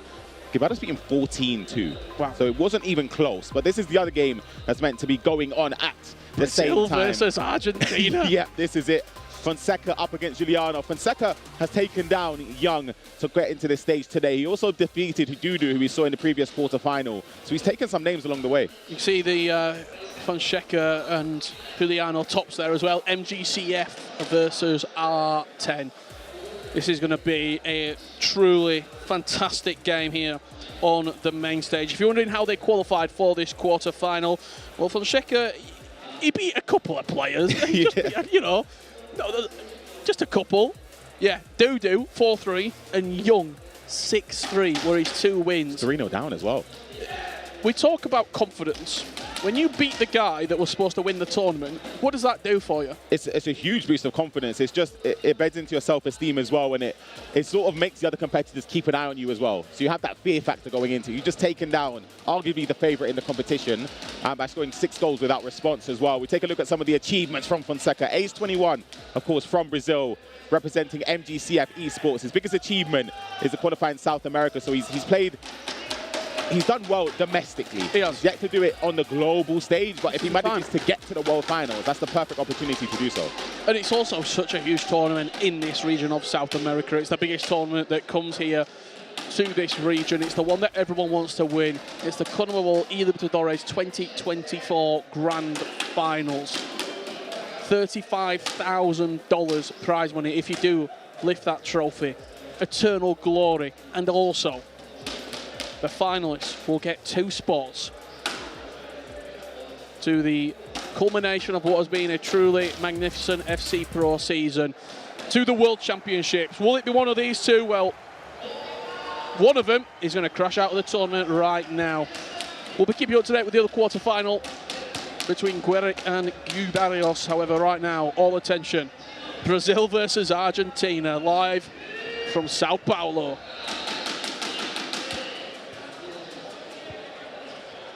It's a great ball over the top.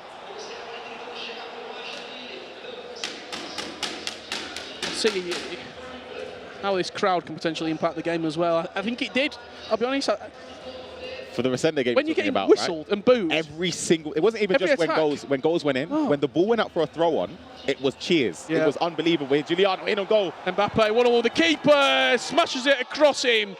It's a muted response here in Sao Paulo. Goodness. The Argentine 1-0 up for R10 Esports. It's a great start. Keeper movement as well there, I believe, but still wasn't able to prevent the arrow across the face of goal there from Mbappe. This is going to be 10 or 12 goals. You think?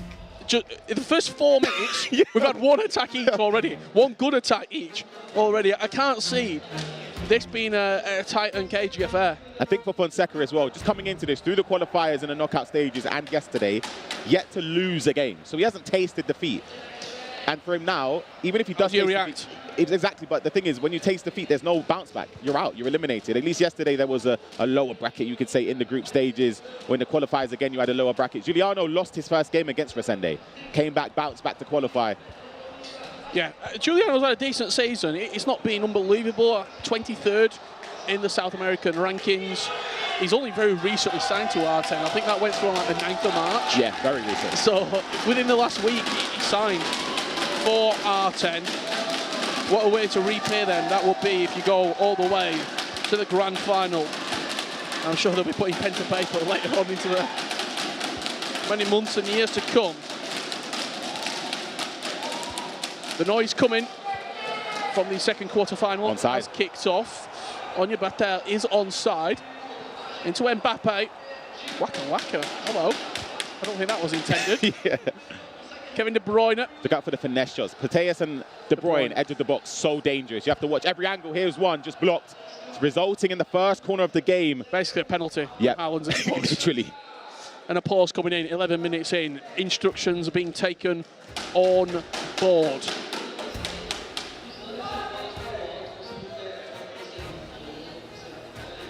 You see this crowd. Rowdy. They want to see goals. They want to see their favourites going all the way and lifting the CONMEBOL eLibertadores title aloft. Only one can do it. 2 will get spots to the World Championships. The rest, seasons come to a close. You look ahead to what's coming next year. So much pressure. That corner did come in, but it's resulted in...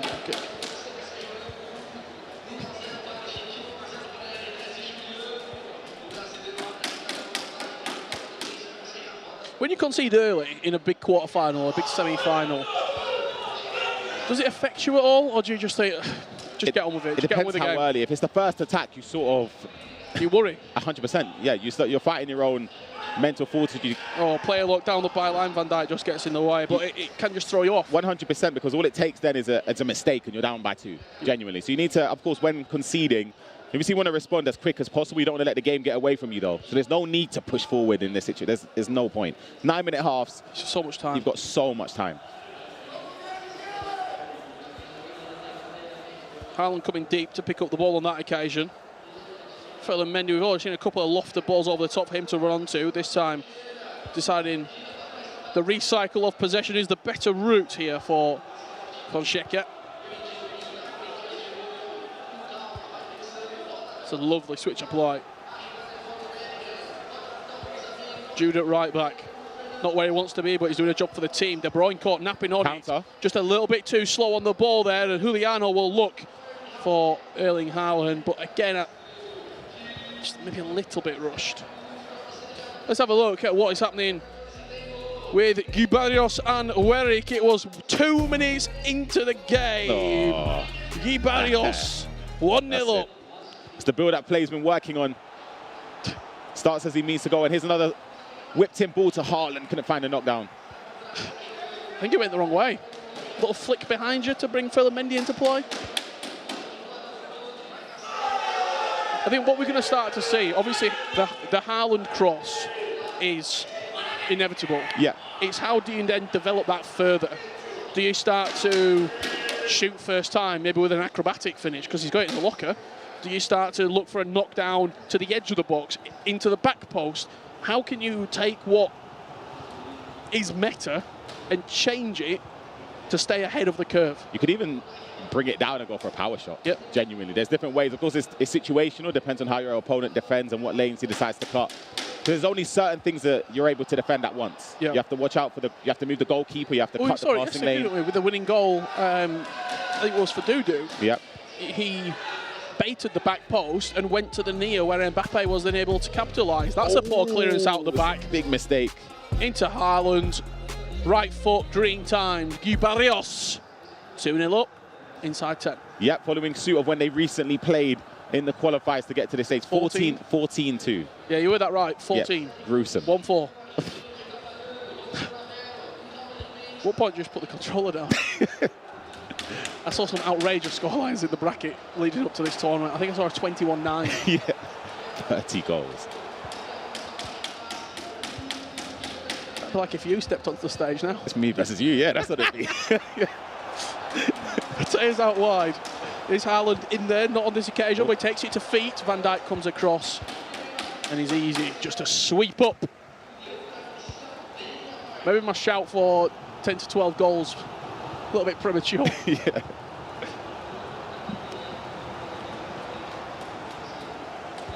Again, the switch of play. Ferland Mendy, the extra man. It's no opportunity to cross, playing it to the edge.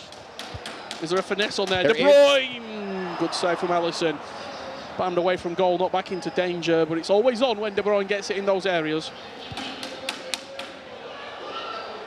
A little bit more subdued, the crowd, and that is simply probably because Juliano, the Argentine, Yep. he's leading. They want a response from Fonseca as well. I feel like once that first goal goes in, if he gets it, then... It could turn. Yeah.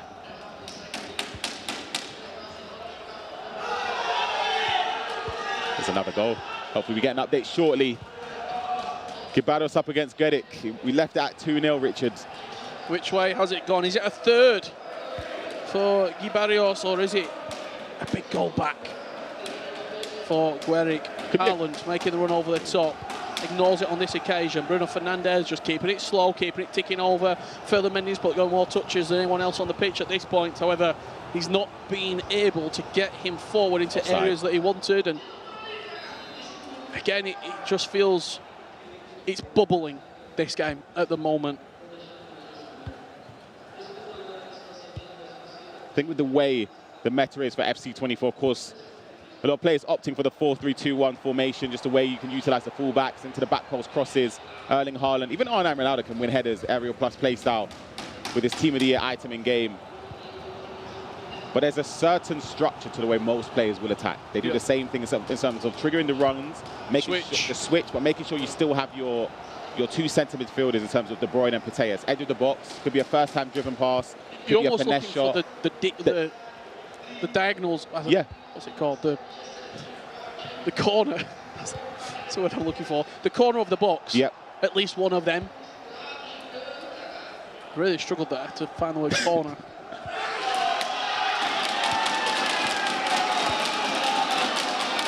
You hear the noise, and you don't see a goal. We're not behind. There's two quarterfinals taking place at the same time.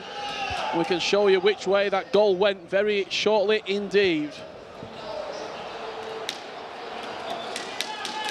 Mbappe. Good keeper movement as well.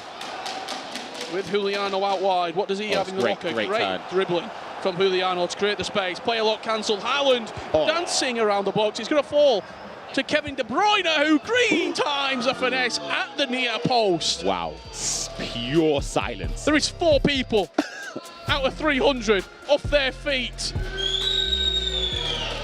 It is silent on the main stage. That finesse didn't really look on, but when you've got finesse plus... Yeah, and you green time your shots as well. Edge of the box. I thought he was going to shoot when the rebound fell to him. We're going to be able to take a look at the replay here for that goal. It was an open goal in essence, but he played it safe, played it to the edge of the box. And a green time finish, Kevin De Bruyne. It's almost a little bit like in a previous iteration of the game, that, isn't it? Like, in the middle of the goal, we don't see a lot of finesses unless it's on the angle. Yep. But when you've got Pateas finesse plus, when you've got De Bruyne finesse plus, they go in. They do go in. We are approaching half-time. We are going to be joined by a friend of the broadcast here. Pablo Georgakopoulos in the booth. We'll get his opinion of these games at half-time. And there we have it. Pabs, welcome to the quarterfinals. What have you made so far of this matchup? Yeah, I mean, Rich, this is an amazing atmosphere here in Sao Paulo, Brazil. I mean, you can hear it in our microphones, right? Pretty sure like you guys have a little bit of static behind it. However, Garos, he's got the foot on the pedal. He has the foot on the pedal. Yeah, he certainly does. The other quarterfinal matchup that is underway right now off the main stage. We'll try and bring you an update from that game. There's been a lot of goals flying in at either end as the crowd once again getting energetic for their players who they want to see going all the way to eternal glory. On the main stage, Ryan, it's been more of a subdued affair so far. Just got that second before half time, but disappointed with what you see from Feca? In terms of creating chances, he seems quite timid in terms of his risk averse. Those passes where you can maybe play it in behind or take the first time pass, even a shot, a long distance shot, he's not really taking it. Maybe it's Fernandez who's joined this. This is live currently. We missed a goal. Missed two. It's two from Guck. So he was 3-0 down. It's now 3-2. He's back in the conversation. Floating into the back post. Haaland wins the first contact off the line. Guck, after being 3-0 down, is absolutely flying. Two quick goals. Looking to get right back in this game, and the crowd show their appreciation for the effort at goal. Yeah, Pabs, you competed this year. You've seen how effective Erling Haaland is. We've seen so many goals from him. Just talk to me about how you would go to defend him. Do you put a taller player at fullback, or does that nullify your attack as well? Right. Or? Definitely. I mean, you obviously could go with the bigger option where you could put an outside back that could probably contest Haaland in the air with the area threat play style. However, another way to defend it is player locking into the defender. Yes, yeah. Which is something that we see Juliano do very often, and I actually was very surprised for him doing it constantly every time and being successful at it. Yeah. We're back underway with our featured matchup. Juliano leading 2-0. Trivela out the reach of the goalkeeper. He's cooking, Richard. He's Wow. good. Confidence is flowing right now for the Argentine, Ryan. It's been a blistering start, especially to that second half. We saw a lot of Trivelas earlier on in this iteration of the game.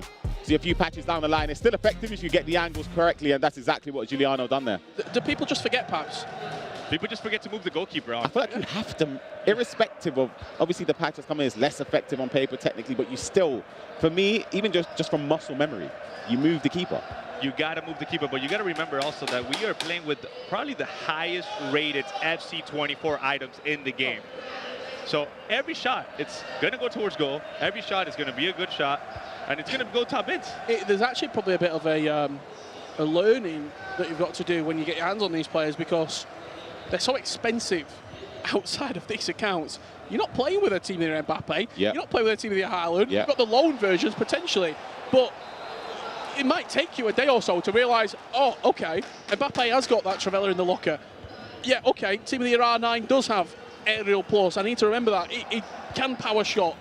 Like, it seems crazy to say, but there is a learning with these items. Floated into the box for Haaland. Look at the player lock. He's up. That's a player lock that we were talking about in order to try to block it. However, Haaland went backwards, and he didn't really play it forward. It just doesn't matter. Yeah, he still wins it. He still wins it. I think you've either got two options. As you said, you sacrifice the right back and put someone else in there. Or you just accept it. You have a more offensive right back and hope that you can score the goal that we saw yesterday. I believe it was Gabriel Pian, I could be misquoted, using Xerxes in that right back. But I think that nullifies your attack too much. I just think, obviously, there goes within reason. We want to try and nullify the aerial presence, the effectiveness. But I just think going forward, personally, are you surprised? Maybe like in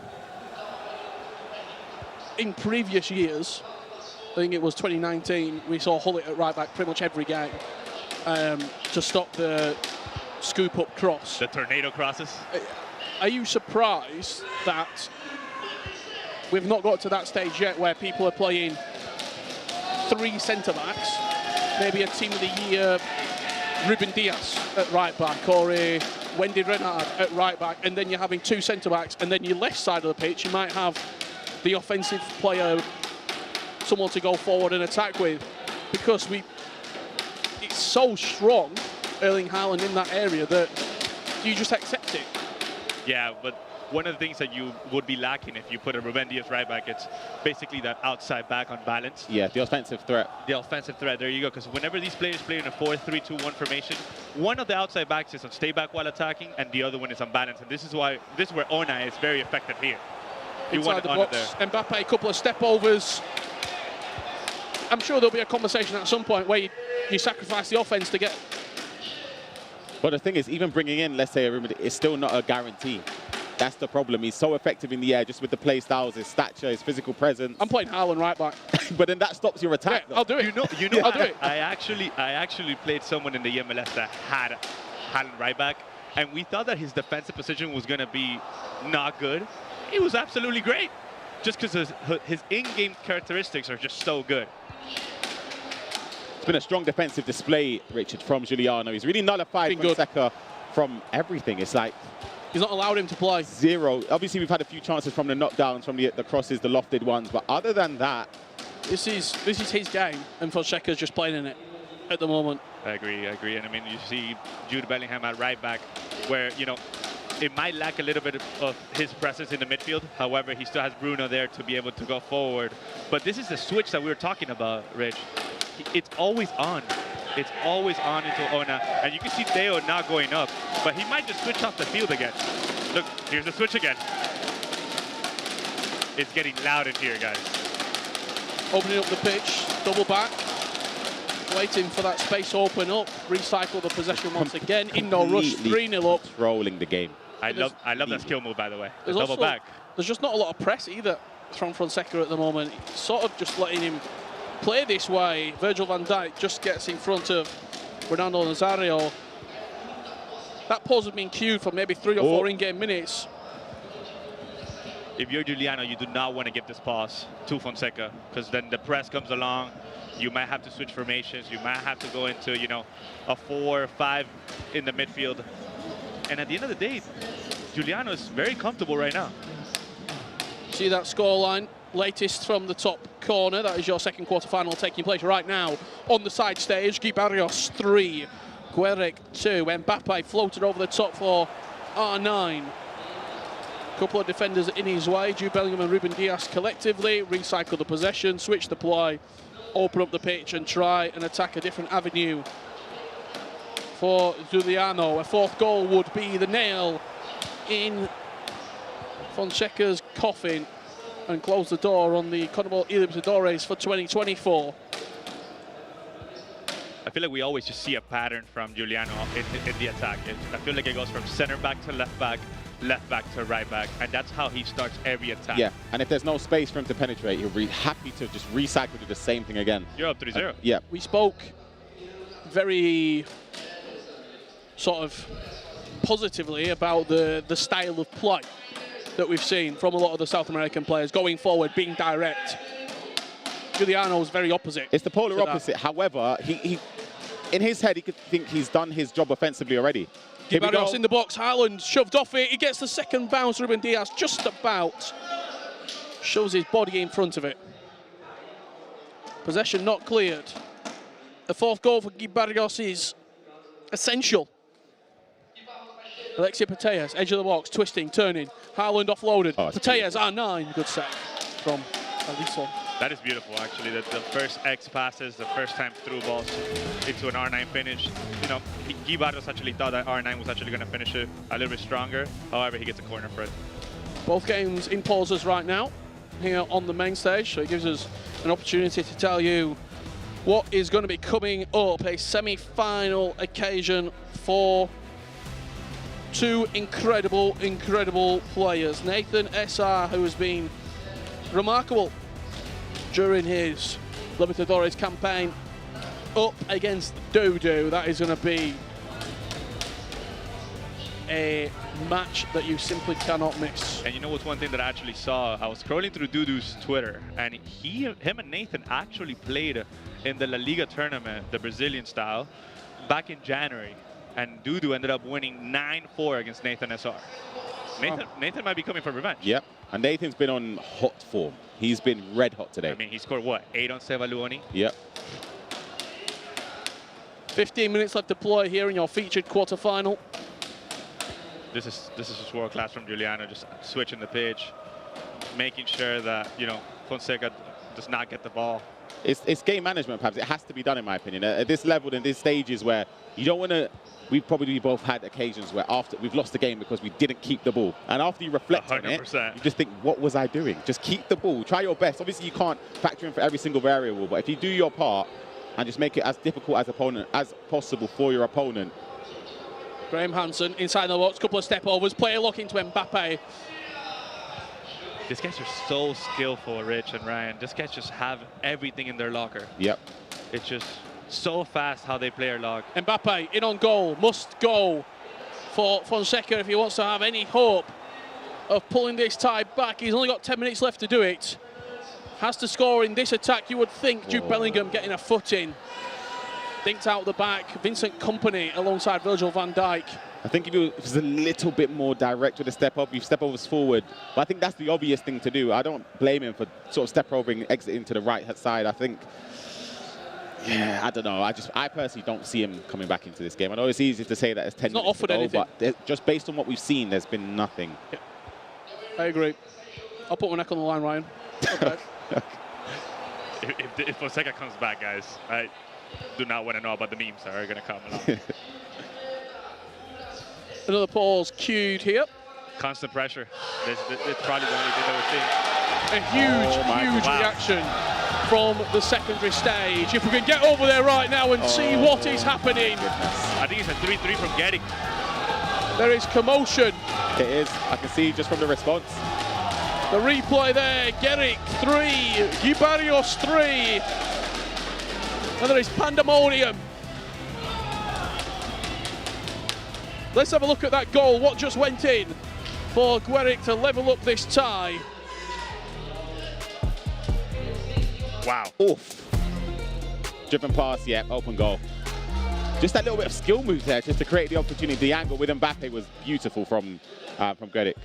That introduction of the skill move into the game, it's been phenomenal for this pro players at this level. It just basically creates an extra space to be able to, you know, knock it around or be able to just play an incisive pass into Haaland like that. 6 minutes left to play here in our featured quarter-final matchup. Haaland nods it down to Ronaldinho inside the box, right-footed strike. 6 minutes to play. Too little, too late. Goal advantage. The constant pressure has definitely been activated here.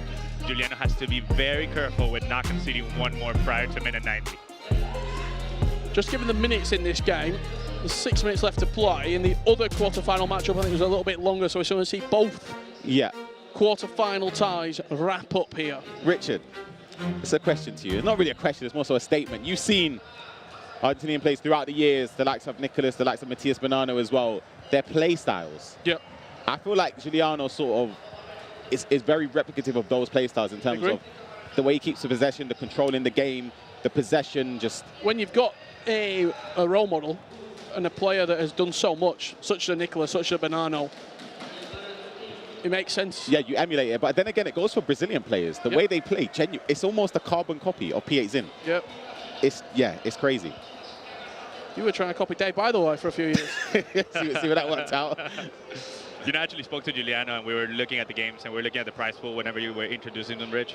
And he said that there was such a big difference from the quarterfinals to the semifinals. Haaland twisting, turning. And he's one step away. What, 3-2 in-game minutes of FC24 away from a semifinal spot? Wouldn't be surprised if he was all the way back. Yeah. I mean, this is just textbook. I will walk back right now. 100 minute. There you go. It's just been pure control. Pure control.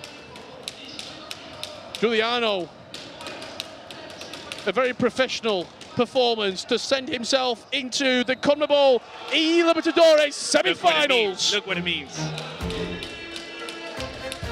R10 Esports put their trust on Juliano, and he's actually performing in the biggest stage of South America. He's done it in Argentina. He's still doing it in Argentina. He's actually top 1 with Se Leone for his team in the Argentina League, and now he's here in the South America stage.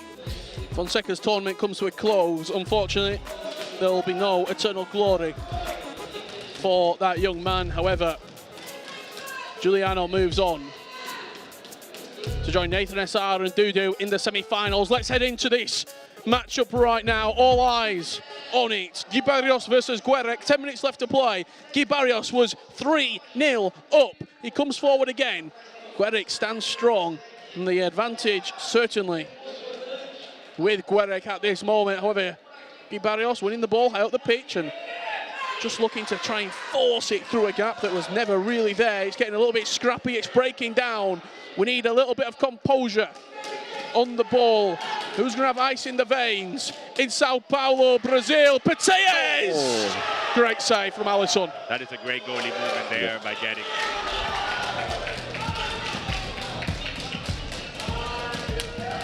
Just taking a look at some of the stats as well from Barrios yesterday in his group stage. The highest scoring player coming into today's knockout stages.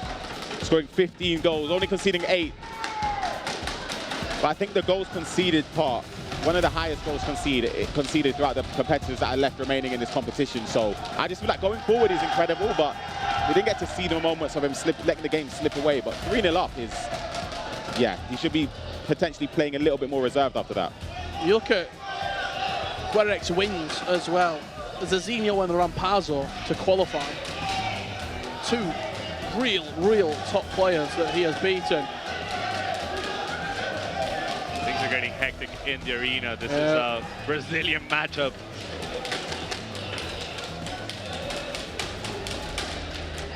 Both players need to understand that they need to stay locked in. Look at Garrick. Garrick is not looking to the side. It's just all. It does a couple of unsavory scenes in the crowd at the moment. That's why we are waiting at this moment. Security are in there. Things will be sorted. However, right now, the impact is on the players. The game is underway. Let's get back to the game. That is where things are really kicking off. Because it's 7 minutes left to play. And one of these two will go through to the semi-final. Kylian Mbappe, edge of the box. That's not the spot where you want Haaland to be. You do not want to play it to Haaland on the outside. Tensions running high in Sao Paulo, Brazil. You just see how much it means to them. The support, this is just the supporters of the event. This is unbelievable. Honestly, wow. Pateas, R9, Barrios. Twisting, turning, the step overs. It's bounced back to him. Pateas. De Bruyne. Kevin De Bruyne, edge of the box. He can go on either foot. Haaland. Back to De Bruyne. Oh, waiting patiently. R9, Mbappe! This is what it means. Barrios. He was 3-0 up. He threw the game away and he's reclaimed it with both hands. He has to stay composed, Rich. He has to stay composed. That build-up play was just, he was so composed already there, just picking the right passes, the twisting, the turning, the maintaining of possession in the final third. It was unbelievable. Take a look at the replay, Pabs. Mbappe turning back with R9, back to Mbappe. Well, he reacted, he responded to the goalkeeper movement. He shot to the opposite side, he waited. He did. Yeah. Garrick committed with the goalkeeper movement. The crowd... I'm speechless, guys. Electric right now. There's no way you could possibly see it. He's looking at the crowd. He needs to stay composed. Absolute electricity in Sao Paulo. This is what the CONMEBOL eLibertadores means to the players. You can see Beastman on the outside there. He just to the players, to the family, to the friends. This is to the organizations. Look at him, look at him. He has to stay composed. He understands that in FC 24, until the referee gives the final whistle, it is not done. He's going to come to constant pressure from Guerrec, 100%. But Ryan, you know what's one thing that I actually saw from Guy Barrios?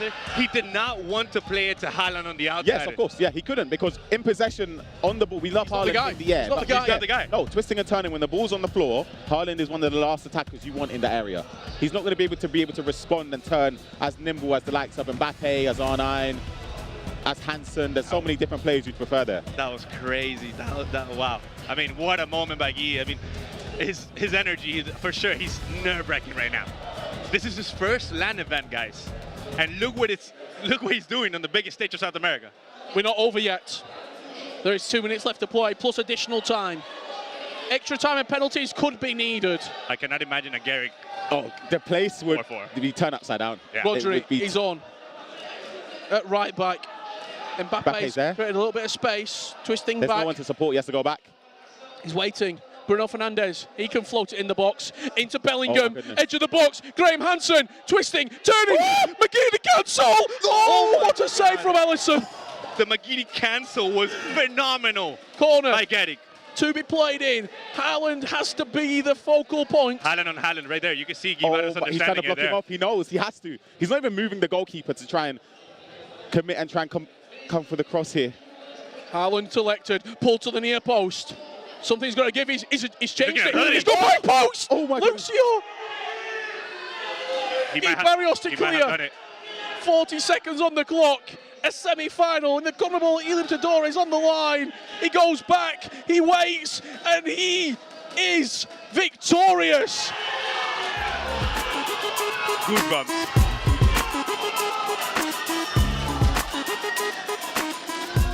What a moment.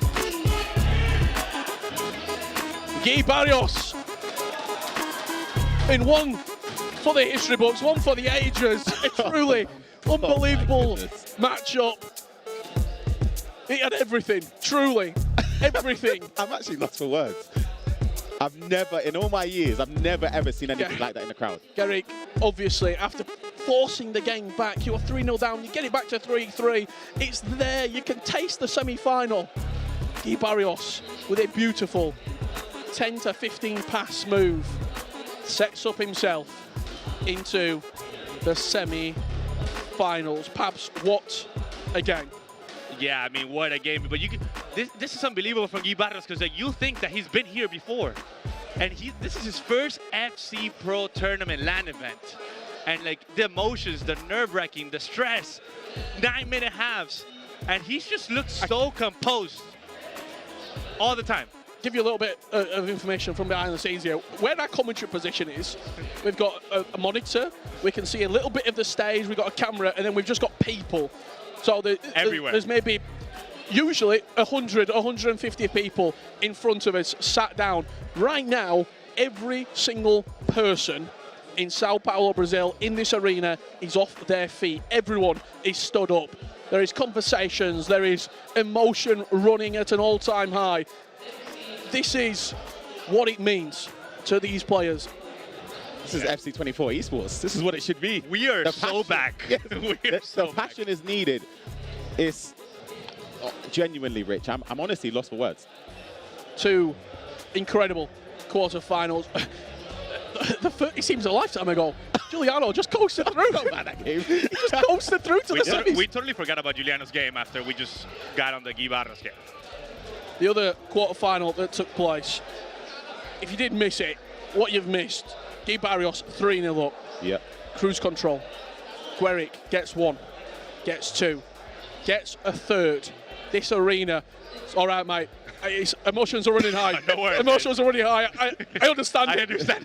I was about to say the same thing. Let's have a look at some of these highlights from this matchup because it was truly one for the ages. Ryan, talk me through what you might have missed. Yeah, this was the first quarterfinal. We were watching our featured game. Juliano up against Fonseca, and it was the man himself, Juliano, through on goal. Mbappe shot across goal to give him the 1-goal lead. He then took a second goal here, played it to the edge. De Bruyne, green timed, finesse shot, finding the back of the net. We saw how much it meant to him. The crowd, though, were all rooting for Fonseca to get away back into this game, but quickly, just after half-time, Pabs, Juliano got goal number 3. Yeah, I mean, the Trevella, he did the finesses. You could just tell that this is a complete player. However, we have the Guy Barrios versus Garrick highlights here. And I mean, Guy Barrios starts in minute 2. Yeah. 1-0 right. Flying. And this is the thing, right? What a way to capitalize there. Gueric played so poorly for the first sort of half of this game. You can see the score. He was getting back and back into the game. This is where we joined it live. We saw the equaliser to make it 3-3. The composure, the patience. It's R9 right here. Oh, into Mbappe. He moved the keeper. He waited. He went the other side, and that is what the lay of the land currently looks like. The semi-finals are set up. Juliano versus Guy Barrios. Nathan SR versus Dudu. 4 quarterfinals, 4 individual stories that will be told in the history books. An incredible day so far, and we've still got 3 games left to go, guys. Yeah, I mean, what a moment for Garos and Juliano. I mean, this is their first LAN event, guys, and one of these two players is actually going to make it to the FC Pro Championship. That is unbelievable. First LAN event, and you already have a, what, 1 game away from qualifying? Yeah, literally, as you said, it's a guarantee that there'll be a new face at the FC World Championships, but the nerves will probably start to kick in. Yeah. That's the thing. This is the game now. Yeah.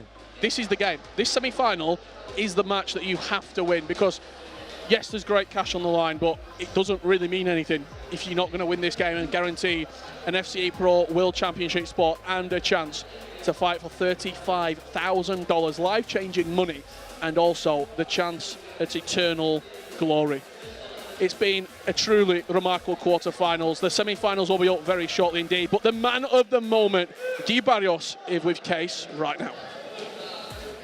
Yes, I'm here with Garos. Fantastic victory in the quarterfinal. How are you feeling in this moment? We see a lot of emotions from you yesterday, today. How are you feeling? It's a little weird. I mean, he's such a good friend of mine. I'm very happy to win, but just tough seeing him knocked out. I don't know, it's mixed feelings right now. So there was a lot of commotion happening in the crowd, very split throughout everyone. Are you listening to that? How does that affect your gameplay? How does that all go about? I mean, I try to not let it affect my gameplay. Obviously, the crowd cheering is good. You know, we get excited, we get ramped up, but just try not to let it get in your head. The other team was shouting as well. Just, you know, try to keep your head in the game. So looking forward, you have Juliano. About to be a fantastic matchup in that semifinal. What is your mindset going into that semifinal? To win, I don't really know. I just want to win. If I need to score like 5, I need to score 1, I just want to win. That's all that matters. Now, you are playing for your home country of Brazil. Does that take into effect? Does it give you more confidence as you go into this last championship Sunday? I mean, definitely. You know, the crowd's definitely with you, so you definitely feel that when you're playing. And last question for you. You're 1 win away from that world championship spot. Is that on your mind, or are you just thinking about getting that win? I mean, of course it's on the back of my head, but just focusing 1 game at a time. That's all I'm thinking about. All right, Guy. Well, I will let you get prepared for that semifinal. It is about to be fantastic, but do not go anywhere. We are about to hop to a break. Congratulations.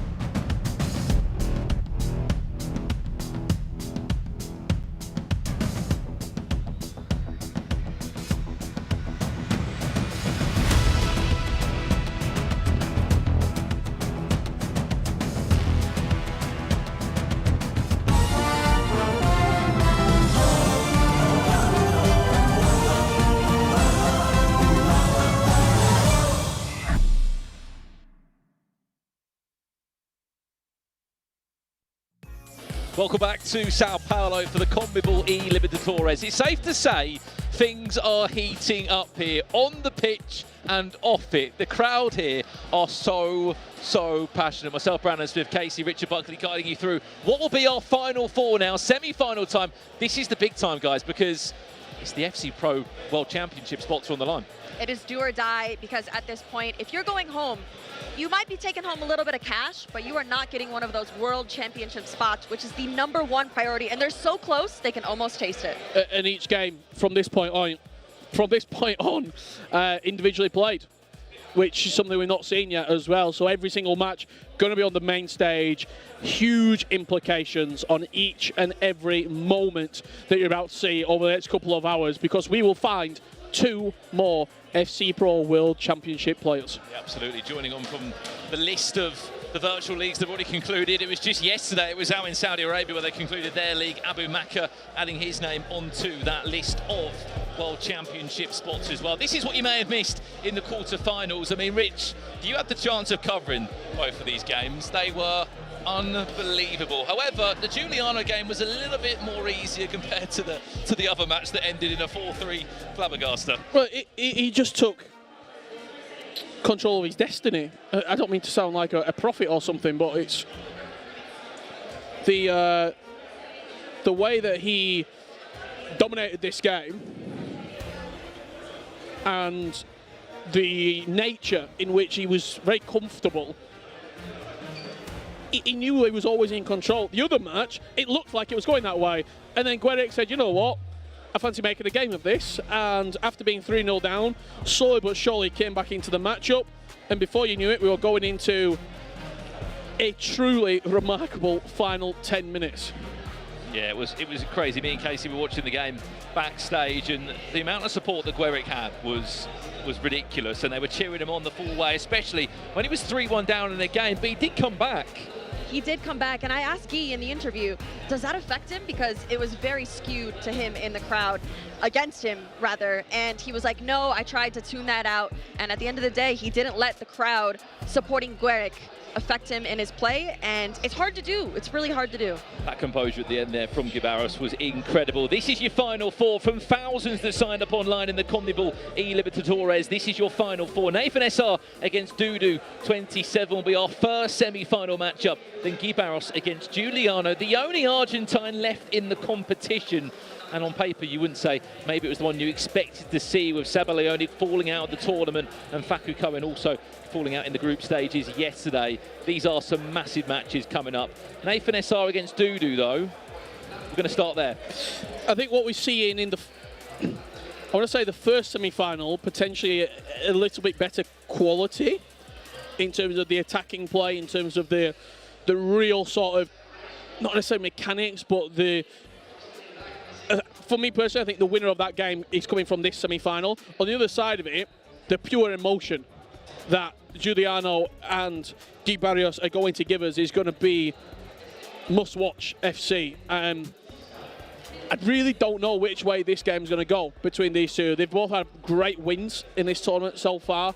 They've looked at times unbeatable, then at other times they've looked pretty average in their respective games.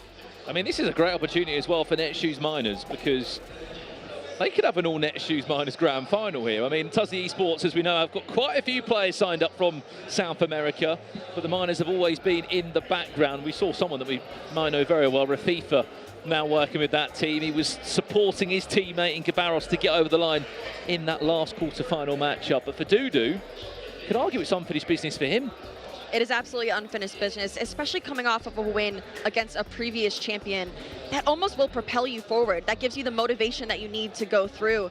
But I will say, on the other half, Nathan SR, all the other players have hyped him up the most. I've heard his name in the conversation as the goal scorer, the one to watch. And so I cannot predict this one at this point. I think both players are going in very confident. I think for Nathan SR, the win that he got an hour ago today is big. So that's his biggest win that he's had so far, 8-2 against a really good player. I walked out, Rich, to grab a drink, and Zizinho looked at me and went, told you. He teased that Nathan SR is the real deal. He's, what, one game away from a World Championship spot. Speaking of Zizinho, I've just seen him again. And he could be on his way to pick up his biggest payday ever. You win this game, let's not forget that you win this game, you get $25,000. It's not bad, is it? And a world championship win, I mean, it would pretty much double the income that man has made from this esport. It also goes further than that, because it probably ties you in for another season of your organisation. It probably gives you the security that you're going to be here again. You're going to be at the World Championships where all eyes are on it. The biggest prize pool of the year is going to be on that event. And it just, I think what PHN did in January, it gave a lot of players a lot of confidence that that could be me. Because they would have played against PHN so many times in South America and probably got results against him, probably beat him. And it just propelled everything. It feels like the place to be right now, South America, when it comes to FC. The quality per country, when you look at Argentina, Brazil, Colombia, Ecuador, it is top tier. And as we're waiting for this semi-final to take place right now, it is going to be a really top-class game of FC. Well, one thing that's interesting as well about these two, on paper, from what I can see, Nathan SR has never beaten Dudu. They played back in 2021 in the qualifier. They played just last year in the qualifier, and they also played this year in a La Liga sort of fan cup where Dudu won that game as well, posted it on social media not so long ago. So this is a little bit of bragging sort of stakes here on the line, and it wouldn't come at a better time, because yeah, you might have beaten me a couple of times in other matches which you could argue weren't as important as this. Nathan SR wins this one, he gets revenge, and he also probably wins the biggest game in his career up to this day. He may not have beaten him, but I will say that at this stage, everything is different in terms of comparing it to the other competitions. So it's you shouldn't compare any type of previous competition, because we've seen so many upsets, so many, you know, situations that players were not anticipating. And so I think he is coming in strong. Hopefully, you know what they say, have the mind of a goldfish. That means you should not remember what happens before if it didn't go well, and so he should be going into that with the mind of a goldfish. And look, if there's ever a time to beat him, you want to do it now. Like, the biggest game of your season to this day, maybe the biggest game of your career to this day as well for a number of these players. This is the time when you have to win, when you have to perform, and I simply cannot wait to get this game underway. The players are locking in, the codes have been sent, the kits have been selected. Brandon Smith, we got a semi-final. We certainly do indeed. And there will be a lot of noise and screams for one of these players in Dudu. He's had an incredible bracket run. You've got to remember, he lost his first opening game yesterday to Feca, 4-3, then just went on a little bit of a rampage. Played against, you could argue, one of the favourites in the competition in Young. Was able to beat him 5 goals to 4 to knock him out of the competition last night here in Sao Paulo. Came in fresh today, knocked out Rende, and now he's one win away from an FC Pro World Championship spot and his biggest payday to date in this tournament. Nathan SR has never gone further than the group stages in the CONMEBOL eLibertadores. This time he's absolutely cruising, potentially through to a grand final. Nathan SR with the first real chance of the game. Remember, in that 8-2 win he had in his quarterfinal, it only took him 1 minute to score his first goal of the game. And after that, he was on a rampage. 8 goals to 2. Didn't really give Se Leone a chance, did he? He didn't. And Brandon, I am noticing something right now. So in the crowd right now, the fans actually travel to as close to the setups as you possibly can. And so they are in the ears of all of these players with excitement. Both sides of the show, there are no people. They're all crowded around the middle. It is standing room only, and it just keeps getting louder and louder in here.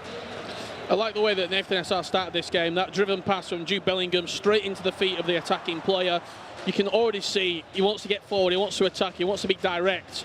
The press from Mbappe, he potentially can smell blood in the water early doors here. You said he scored, what, within the first minute of the last game in the quarterfinals? It's not a minute, but if you can get a goal in the first half, first third of this match, you would expect him to go on and be victorious. Here's Dudu now, the cheeky player lock. Tries to find R9 from the feet of Mbappe. Unable to do so.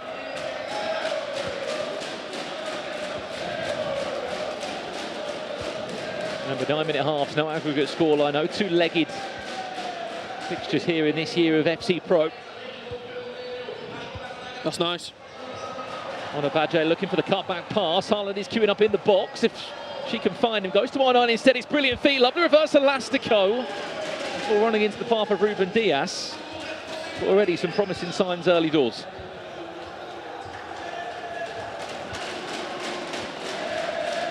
Nathan Essart has been so impressive in these final thirds. The small intricacies and the configurations and these sort of areas, the skill move combos. Back to De Bruyne, massive save, could squeeze it in at the near post. Goes out in the end for a goal kick. I think it's interesting to see as well, alongside Virgil van Dijk, both teams going Lucio. It's been sort of there's been a couple of positions that have been up for debate. Goalkeeper, centre-back next to Van Dijk and maybe right-back. Lucio deployed by both players. They must like something in him. Keep an eye on Timothy Mbappe here, around the run that Erling Haaland is making. Oh, fantastic feet still. Virgil van Dijk doing what he can. You just heard it though, just the whistles, the boos when Nathan Essart is on the attack. Nathan Essart is doing fantastic movement towards the box. He's almost getting there, and I do think that he is having more momentum in this first half of the game than Dudu. He just can't quite get that finishing touch, but I've been very, very impressed with his choice of skills, and I mean, the twisting and turning in the box that we're seeing right now is fantastic. Here's Dudu again now. Hernandez down the left-hand side, looks to go on his own. And he should pull out a decent save from Alisson. The longer that this game goes on, you wonder how maybe fatigue, how the crowd can start to play a bigger impact in this game. Dudu beat Rende 4-2 in his quarter-final tie. He was 1-0 down actually before coming back and leading the tie 4-1, a late consolation for Rende. Alexis Putellas inside the box, Mbappe, Lucio again, strong. To get into those right areas, just been lacking. The right skill move exit, that one more pass. Another wave of pressure from Dudu will come forward again. Back to R9, could be our opener here. It's another good save from Alisson. Out it goes for a corner. Keep an eye on Erling Haaland here. How are you going to stop him? Van Dijk will try and tower around him, and so will Erling Haaland on the defensive side of Nathan Essart. Towards that back post, and Alisson, easy pickings in the end. The goalkeeper movement for that save from Nathan Essart were really good. He sort of baited the striker cross goal, moved him to the near post. You're sort of just playing mind games there, aren't you? Yeah, I think that's what you need to do at this stage of the competition. I am not surprised that we haven't seen any goals so far, because this is arguably one of the most important moments of the competition with that World Championship spot on the line, because if you do not win this match, your season could be over. So finesse. Potentially back to goal, surely Mbappe, what a save! I mean, I was about to say, the composure from Nathan Essart there was incredible to sort of open up the chance again. But it was a spot of unbelievable goalkeeping. Even better here from Putellas, times it green off the post.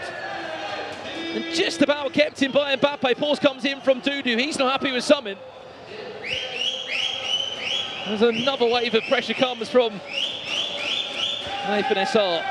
Only as far as Mbappe. That could and should have been 1-0. It should have. Nathan Essart is creating so many amazing chances here, but as of right now, MVP of the match is definitely Alisson on both sides, to be honest. Such a good job again into the right areas. It's just been the team of the year, 6-foot+ frame of team of the year Alisson. And into a pause we go for a breather in the first quarter of this game gone. And that is what they are playing to. Live here in Sao Paulo with a live crowd that has been giving us all the passion and excitement across these last 2 days. And what is at stake? To be the champion here of South America. If only a handful of players have been able to do. Up until this day, we can confirm there will be a new name and a new champion on the trophy this time round. No repeated winners each year in Sao Paulo. Imagine we go to penalties and those whistles are coming through. be brutal. We haven't seen penalties No. yet so far, so if we do see them, especially today, that crowd is going to go absolutely wild. It's going to get intense in this arena. Well, back underway we go. There's an unbelievable chance that nearly actually went into the back of the net there. Dudu from the corner will get another bite of the cherry. Right to the edge of the box, which finds Mbappe. He looks to just ink it in. Keeper goes down to ground. Fortunate enough, Jude Bellingham is in the right place at the right time. Pickpocketed is Teo Hernandez, though, the French defender. And eventually, Nathan Essar able to play out without any issues.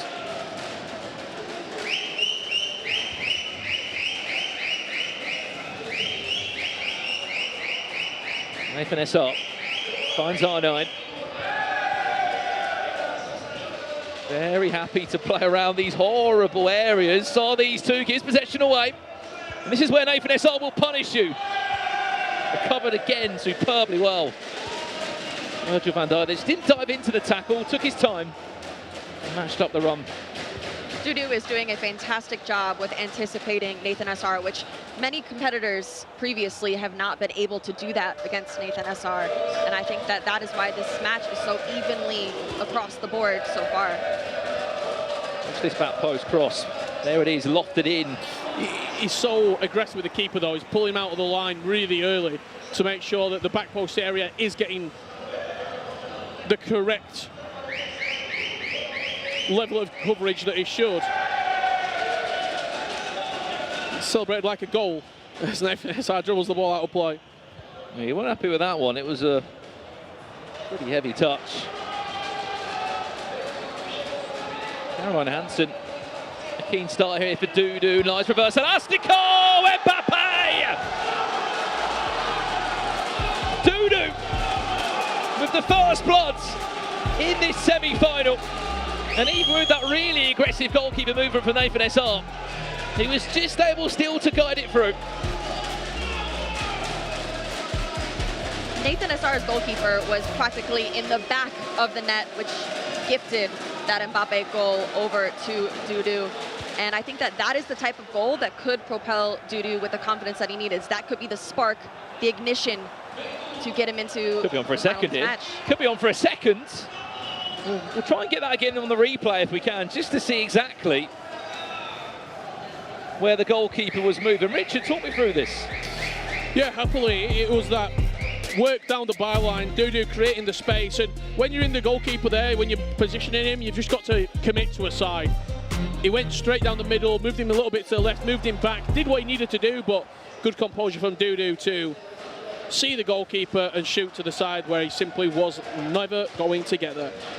Whatever changes were made tactically or player instructions-wise at the halfway mark have certainly guided Dudu in the right direction. Last chance of the half potentially here. Could it be on for a second? Everyone pretty much back other than R9. Chance to break at pace. It could be a 3-on-2 if he can guide it well. Haaland is through. Tries to get more numbers in the box. He might just go on his own. Easy as you like. And composed as you like from Nathan Essar. Just a simple ball roll, which wasn't so simple in that pressure cooker. 1-1 all square before the end of the half. I was about to say Dudu was going to have the last chance, Casey. Nathan Essar with the perfect counter-attack. Yeah, exactly. He's not giving up. It's almost as if Haaland bullied past Virgil van Dijk there. He's through on goal, just gets right around the keeper, and he is right back in this match, 1-1. When Haaland gets going at full pace, there's not a lot you can do, and then it comes down to the individual composure. Are you going to shoot across goal? Are you going to go near post? He waited for the keeper to come out. It's very simple. Ball roll past him into an empty net. After a lackluster second half of this first half for Nathan Essar, he could be going in 2-1 up. What can we see from here? Mateus back to R9. Looked again for a skill move combination. That'll do us for half time. In our first semi-final here, live from Sao Paulo for the CONMEBOL eLibertadores. At the end of this game, another FC Pro World Championship spot will be going to one of these two players alongside a spot in our grand final here. I mean, we're 45 minutes down. Nathan SR came out of the traps, he looked good, he had some really good chances. If it wasn't from Allison putting out a few heroics, it could have been a different story. Then Dudu got into the game after a couple of changes. He looked like he was going into the half the more confident, and then the counter-attack of Dreams Casey has brought this game all square at 1-1. Yeah, the one thing I will say about Dudu is I do feel like it takes him a few minutes to, get his bearings in the game. But when he does, he is on a roll there. And this game has been very, very end-to-end. I'm kind of shocked that it's 1-1 at this point, but due to Allison on both ends, he has been having many, many chances. Great goalkeeper movement from both sides, and this second half is about to be electric. I think there's been a lot of half chances, hasn't there? You can definitely tell the tension has ramped up ever so slightly. We started the show on the stage, and I asked you about sort of the atmosphere, and it was starting to bubble up. We potentially did see it bubble up in the quarterfinals and spill over. Right now, everyone's just settled down a little bit more. However, on the stage, you could cut it with a knife because it is real tension of the highest quality. And they know, they don't need us to say, they know what's on the line. They know how important this could be for the rest of the season and seasons ahead of this one. I mean, we have a few hundred fans in the room here in Sao Paulo. I worry to think if there was a couple of thousand, how loud they would be. There's been points today I've not been able to hear both of you in the commentary booth. We're back on the way for the second half in our semi-final. Nathan SR kicking from right to left now in that dark strip. Dudu in the red from left to right. He'd take the lead in this game before conceding on the stroke of half-time. Looking to get his hands on the trophy, Dudu, after being a runner-up to Matthias Bonanno back in 2021. He could be on. A big chance, Nathan SR. Virgil van Dijk taking matters into his own hands there in what was a really dangerous area, but again, composed, good decision-making, won the ball back. Yeah, I think that both players have been very, very composed and patient in terms of their defensive work, which is why we're seeing such a low scoreline here.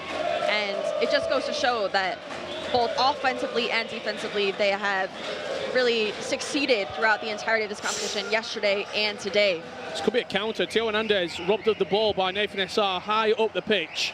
We'll just see Haaland as well continue his run. There he is when he enters the box. Time to chest it down, play the one-more pass, find Mateus, and win a corner. We'll rush this one or not. There's the manual movement of Haaland towards the back post. He's there again, matched up. From crosses, both keepers have been really good with the goalkeeper. They've moved him into areas where you know he's probably going to lock onto it. He's going to make it Allison's ball, and it's nullified a decent amount of threat. Just can't get near Erling Haaland. Dudu just driving down the byline, looking for that ball roll inside. And it needs Allison again just to keep him out. His possession goes back into the hands of Dudu in a really dangerous area. Long ball into Haaland, because you know he's going to win that every day of the week. Look for the flick on. Chance to breathe for Nathan SR. Rich, you just mentioned it, but both on the corners, I think that both players are doing a very good job at putting Allison right in front of Haaland. They know exactly where it's going to go. Haaland is the first option, and Allison is almost magnetized to Haaland. De Bruyne from distance! I mean, there was nothing too fancy about that, other than he knew that the goalkeeper was just being toyed with. Nathan SR with a corner. Goes as far as Bellingham. He thought about a shot maybe, but instead it was always asking a lot from that far out. Chance to counter-attack now. R9 has got the legs, will be just offside. Player locked. Was able to find him. Does he want to use Haaland? Nice step over exit. Haaland will twist, he will turn. He could have went on his right foot there, but he was caught in two minds. He wanted to get the ball back to R9. As soon as you make that space on the right, I think you just got to trust Haaland. I think he scores. On the far-hand side there, if there was to be a big switch of play, Haaland will find the flick on. R9 might just get a bounce back. Lucio, we have a popular choice in its centre-back, looks to just do enough on that occasion. Paul's cued by Dudu. Final 30 minutes here. Lovely step over exit from Mbappe again. Runs into the path of the Brazilian hero. And suddenly this game starts to come alive as it's just end to end.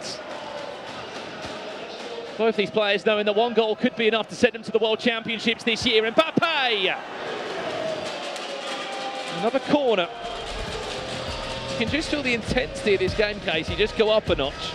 Definitely. I can almost hear their hearts beating from across the room, and I'm curious what changes are happening right now for both players, because these are the changes that might ignite what is needed to score that last goal, because as of right now, this game is very end-to-end, and it's whoever makes those correct changes is who's going to win this match. Could also be the changes that lose you the semi-final. Whatever changes that Dudu made in that first half was enough to put him into a more attacking position. Last 28 minutes now. Here's Dudu with the corner. I mean, both players, as we've been speaking about, have done a great job of keeping this man out. I mean, if that was to go in, what a way that could be to send yourself to a grand final. Never so popular with his head normally in the air, but that time going for something special. The attacks just keep on coming back at Nathan Essar. Nice ball roll scoop turn inside, finds Haaland. So just look to be patient, finesse on dreams from Dudu. He didn't need a time green finish. He just needed to be patient and pick his moment. And the right moment, that was with Kevin De Bruyne, timed green. Dudu is cruising, but there is a lot of time left in this match. A 1-goal up is not necessarily what you're looking at this point. I mean, if I'm Dudu, I'm feeling good, but there is plenty of more FC to be played. He's just such a heavy hitter. He doesn't care who stands in his way, does Dudu. He's had some massive scalps in the competition. For Richard, how about that one? He just reworked and reworked the chance and then just took a risk. That's what you got to do. You got to roll the dice, and sometimes the dice fall in your favour. Kevin De Bruyne, we know he can finesse either foot.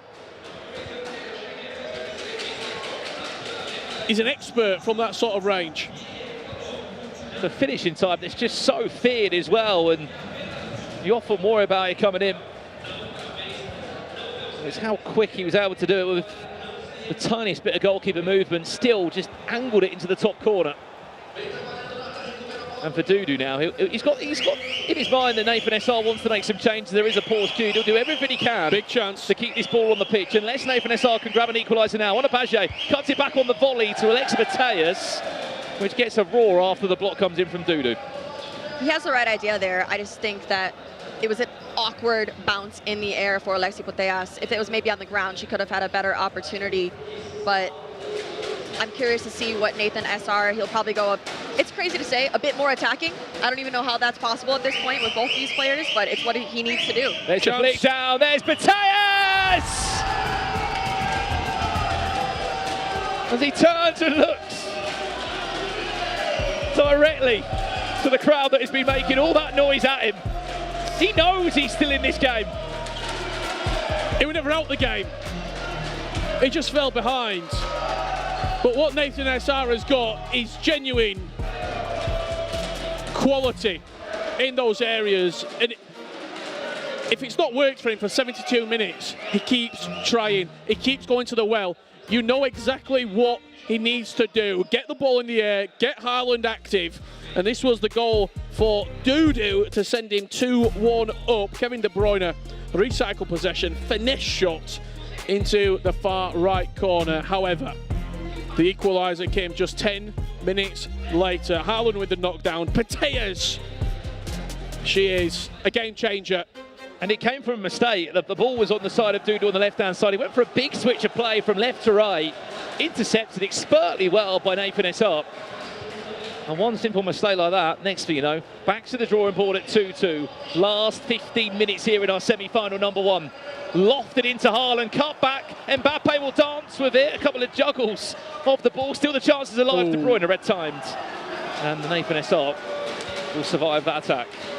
And on that last goal, it was a mistake, but it does seem like Alexis Mateus is always in the right place at the right time, in the perfect position to be scoring those goals coming out of the midfield. And she's been a very, very reliable player throughout this entire competition. Well, we know that Haaland is always looking for a knockdown. It's normally Mbappe or R9, but You're absolutely right. Alex Mateus, Kevin De Bruyne, they all just do enough to be there, be in the conversation if they are needed to step up. Provide you with a finish or a bit of quality. That's what those team of the year items will do. Nathan SR could be in for a chance to grab a winner here. Falls back to R9. There's the one more. He went the wrong way, but alternatively, it was a fantastic guess from Dudu. Falls back to the edge of the box now. Will we see a shot from Mateus? We will, and it will be easy pickings in the end from Allison. Nathan SR almost moves the ball so quickly that he doesn't have enough time to even see where their goalkeeper is, which is why he's not able to anticipate which way to shoot. But I mean, the tiki-taka that we are seeing and the quick passing movement from Nathan, it's almost impossible to defend. It's just a constant guessing game, isn't it, for Nathan SR? There's Haaland, lofted in!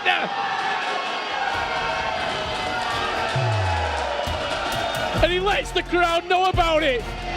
They've been cheering him, whistling, all game long.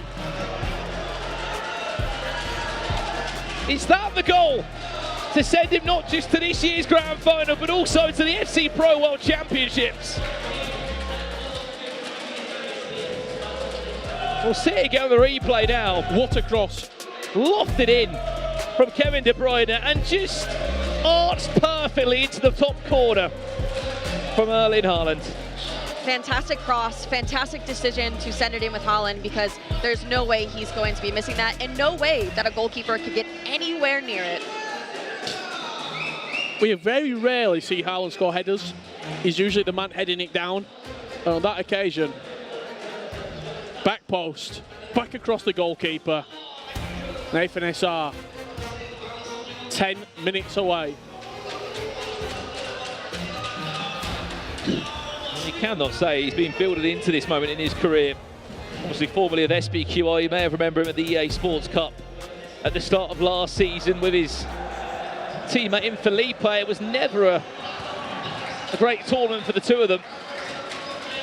Now this year, he's turned a page and he wants to ensure that he's amongst the best 32 players in the world later on this year in the FC Pro World Championships, but more importantly, the #1 name in South America.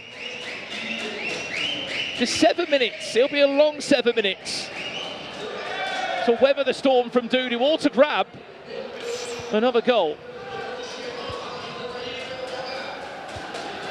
Another big win there again off Dudu as he's had to put numbers forward. Haaland has got time! And he's dancing his way through to a grand final. You've seen his confidence grow throughout the entirety of this match for Nathan SR, and I love the way in which he is versatile in his attack. He can score in the air, he can dribble in, he can cut back, he can do all of it, and Dudu is not being able to anticipate what that is. And I don't know, I love the dance moves. He started off with the celebration, stone cold face, and now he's dancing, and that he could be dancing his way into a final. I was about to say the pendulum swung just as Nathan SR got the third and was winning the ball high up the pitch. Dudu's got to reply right now. Not going to happen. Defended well by there, Virgil van Dijk. This is all in his hands now. He's got a 2-goal cushion. He's got time on his side. Netshoes Miners are about to have one player in this year's CONMEBOL eLibertadores Grand Final. $25,000 guaranteed. FC Pro World Championship guaranteed.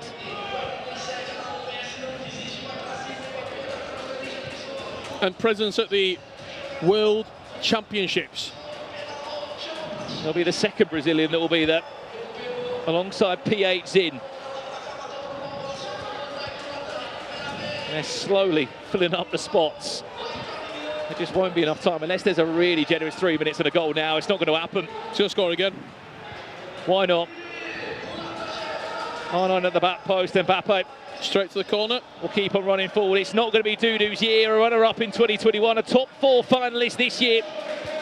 Still picking up $12,000, but not doing enough to get to this year's FC Pro World Championships. It will be Nathan SR in this year's CONMEBOL eLibertadores Grand Final here in Sao Paulo, and another Brazilian qualifying for the World Championships later on this year. One more goal to seal the deal. I don't know what that is, but he doesn't care. Congratulations, Nathan SR. You are a grand finalist. I mean, wow.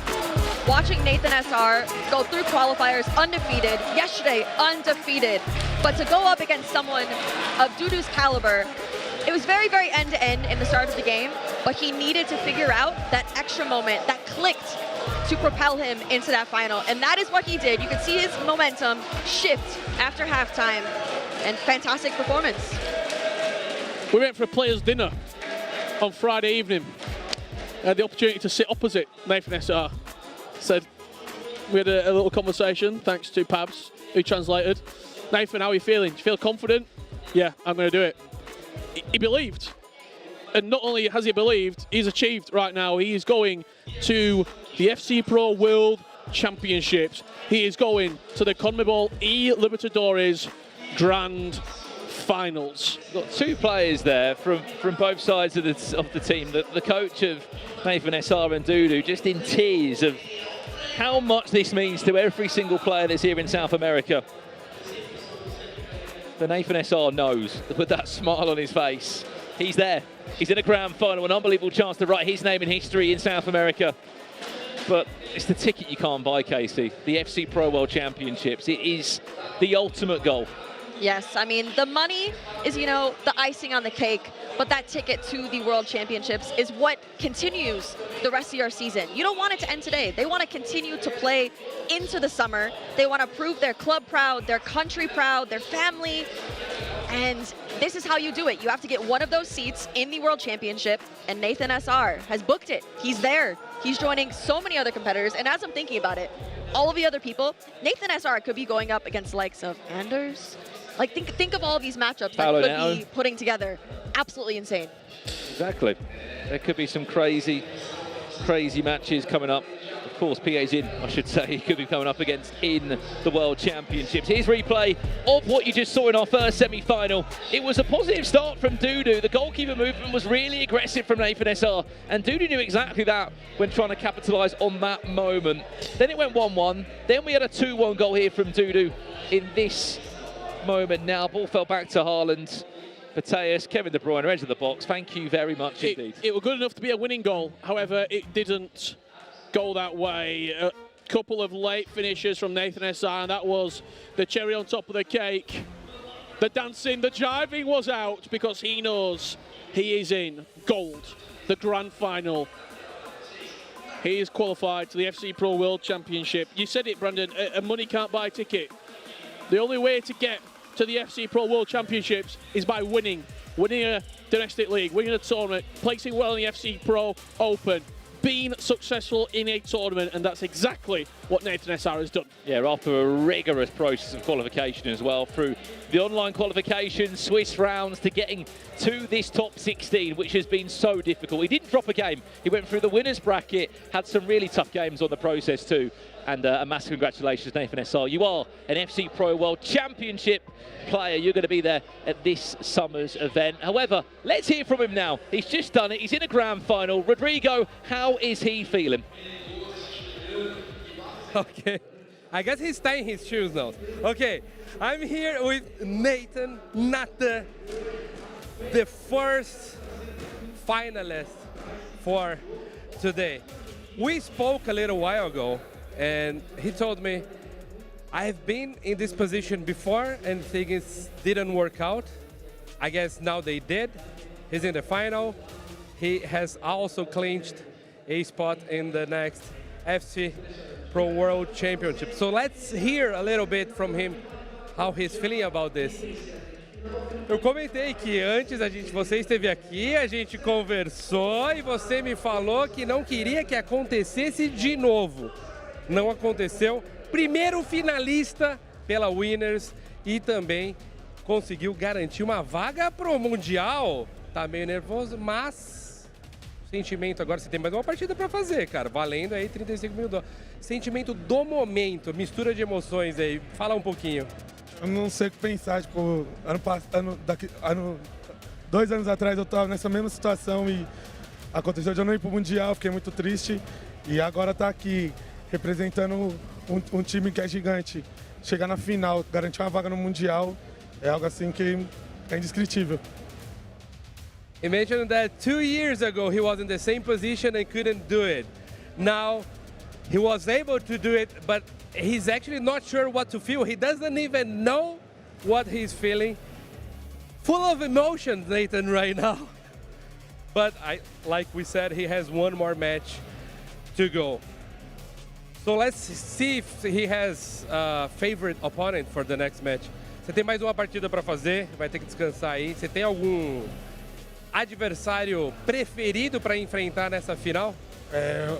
Eu gosto muito do Juliano, tá aqui, nós viramos amigos, mas eu quero muito fazer a final com o Garos, que é do meu time, é meu amigo, então vou estar torcendo para ele. As imagine he's picking Garos, his teammate, and hoping that the grand final will be between two players from Net 2 Miners. Once again, congratulations, Nathan. Parabéns, Nathan. Our first finalist for today's CONMEBOL eLibertadores 2024. And let's see who wins it all after this.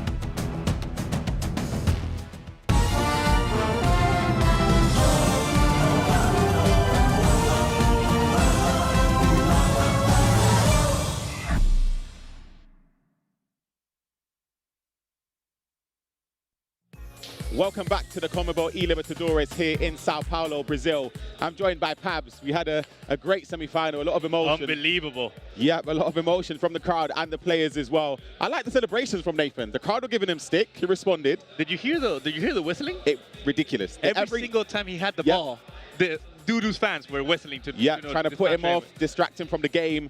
The inflatables were in the air. It was, crazy. I mean, what an atmosphere here. And I mean, you know what it means for Nathan to qualify to the FC Pro Championship. I mean, his job's not finished because he won the Eternal Glory.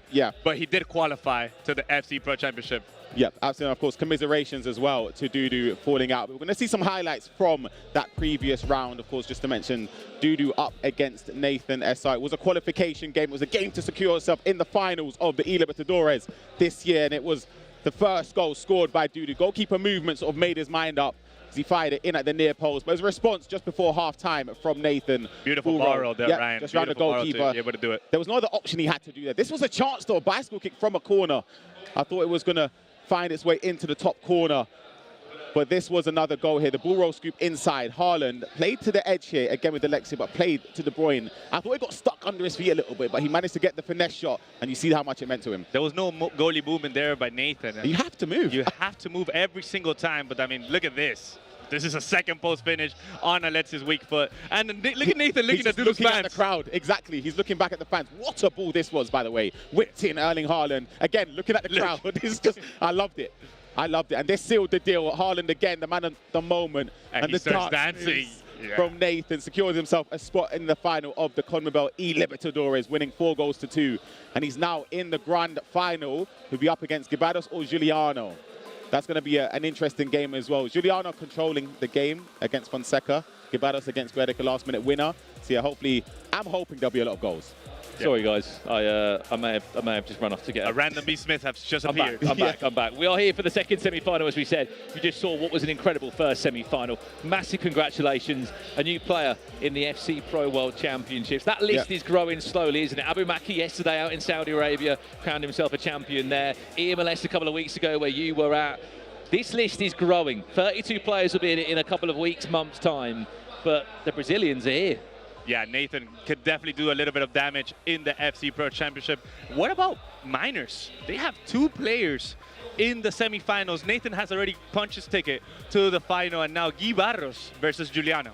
If he does it, I mean, for minors, they've achieved their job. Exactly, 2 for 2. It'll be a great thing. You saw from the interview there, or you would have heard Nathan talking about he's hoping his teammate Garos can secure his spot in the World Championships and, of course, the final. They would have played each other a lot of times in sparring and practice matches, so they've had experience. But in order to get that matchup, he has to overcome this man right here across him.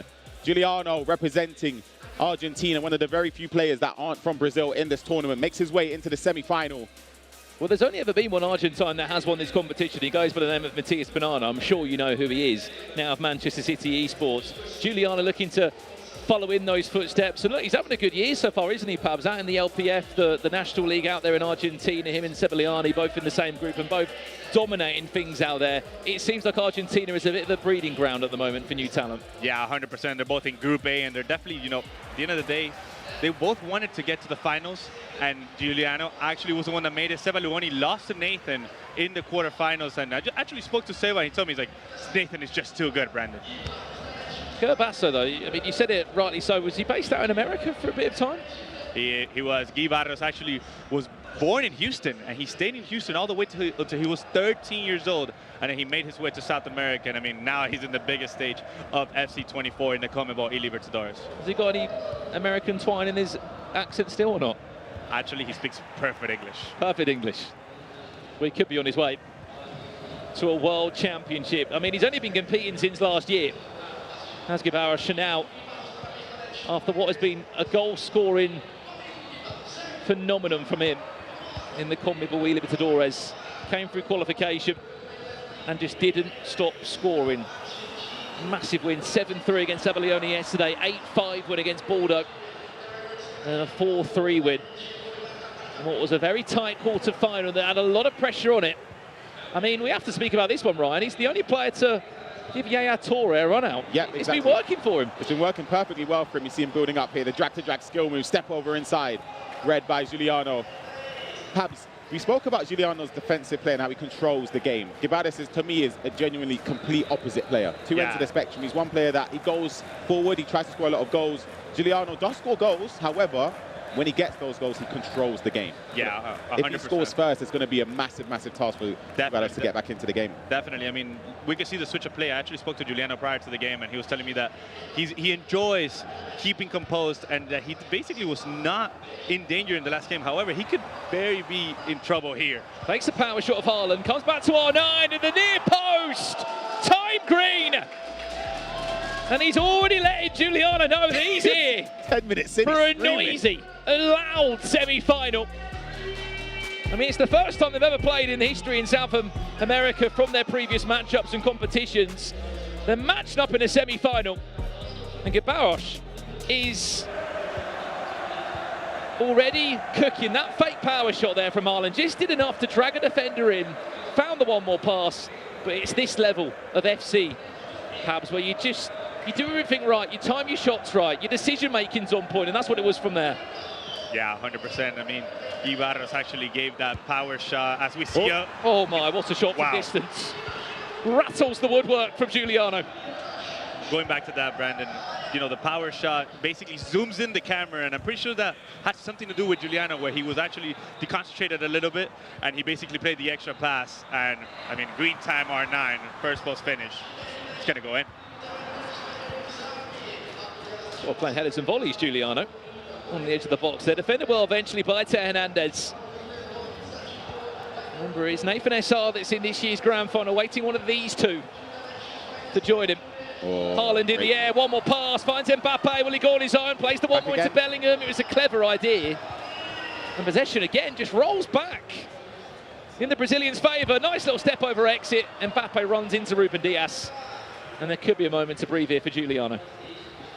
These players are so skillful that, you know, that step over exit is something so effective, and it's actually one of the skills that we see our good friend Pablo Neto in the MLS do, and he actually cooks absolutely every single defender with it. Mbappe onside, just about. As you play a lot of tees from Haaland, who's just going to cause you problems on a Bajé that can't get near the Norwegian forward. He will just drive forward still, goes down to ground. Referee says, get back up on your feet. I mean, in another day, Ryan, it could have been a penalty. Yeah, I really thought it was. Green timed as well, so if that shot did come off, I don't think the goalkeeper was moved there as well, so it could have gone in if he angled it to the right side. Garos loves the green time second post behind it. Yeah, he's so consistent with his time finishing as well. Haaland, De Bruyne. Juliano building, but it's just got no room to really manoeuvre as he breaks down these two lines. It was aggressive from Lucio, but it had to be.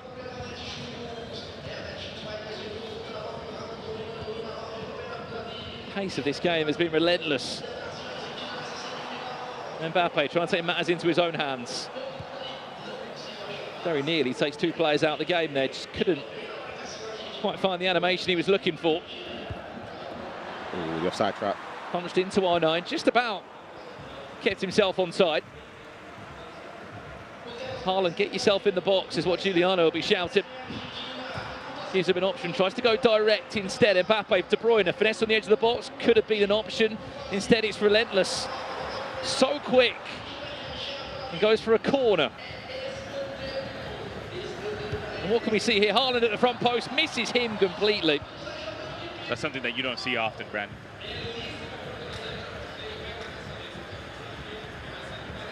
Went way over his head. Fortunate enough, does come back for a free kick there, because it may have just been offside.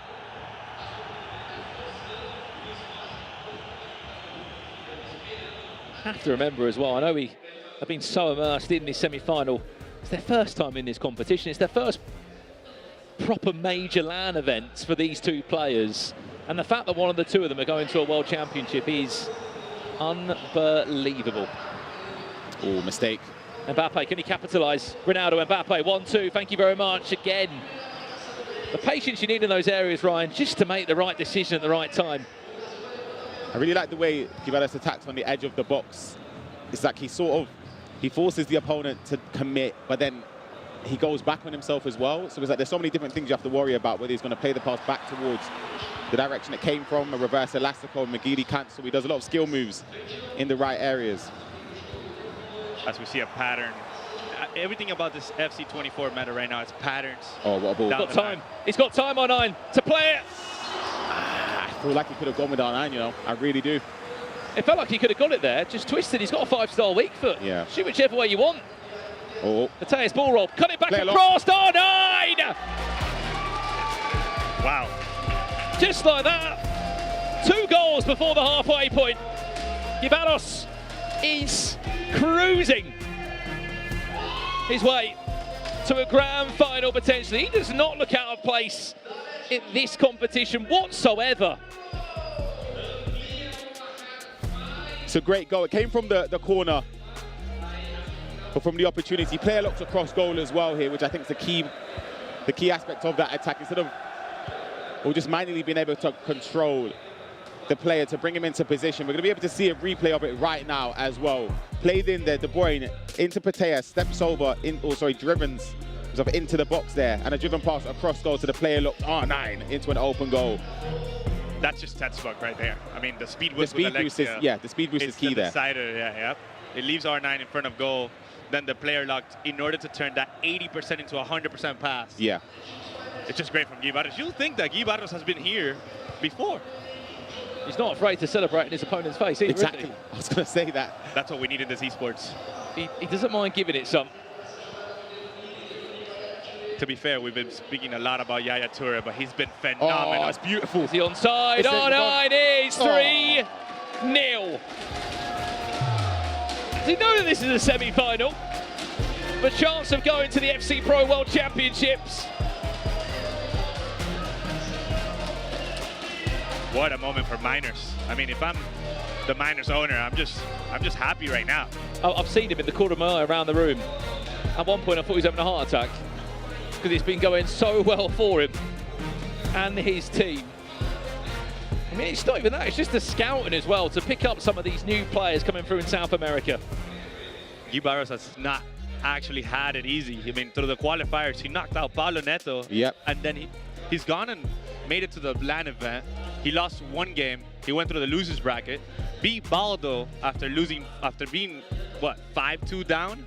Comes back 8-5. His total earnings are $1,176. He's just about to win 25K. And he's still got the chance to get another 10K on top of that as well, if he can keep moving as he is. 3-0 he leads in 37 minutes. You know, Brandon, nothing is done in FC24. Though. We've seen comebacks, haven't we? We saw Young yesterday up 3-0 in 15 minutes versus Fonseca. Then we saw in 30 in-game minutes, we saw Fonseca come back 3-3. Yep. Do not count Juliano out. However, if he starts sending numbers forward, Garos might have a chance of making it 4-0. He's ruthless going forward. That's the thing with Garos. He takes his chances when they come. And I think for Juliano, as we said, we spoke off stream just mentioning how if he takes the lead, he can dictate the tempo. However, we don't really see him when he's down and out. When his opponent takes the lead, he rarely ever makes a comeback. So it's going to be very difficult for him to start applying the pressure whilst being 3-0 down. And obviously you have to worry about Garos getting a couple more on the counter-attack. Well, the only time he's looked like he's been in a spot of bother was against Guck, where he went 3-1 up. Again, the point of the story here, he went 3-1 up. He always goes in front. May have dropped 2 goals off there, but still, he's always on the front foot. Look at the results he's had. Scored 8 goals yesterday in one of his games, scored 7 in the other. You know, when you play against Garos, he's going to create chances and he's going to score goals. Juliano, is this the start of a comeback, deflected out for a corner? You know what's one thing that we haven't seen Juliano do that he actually did in his last game? Oh, there's the first one.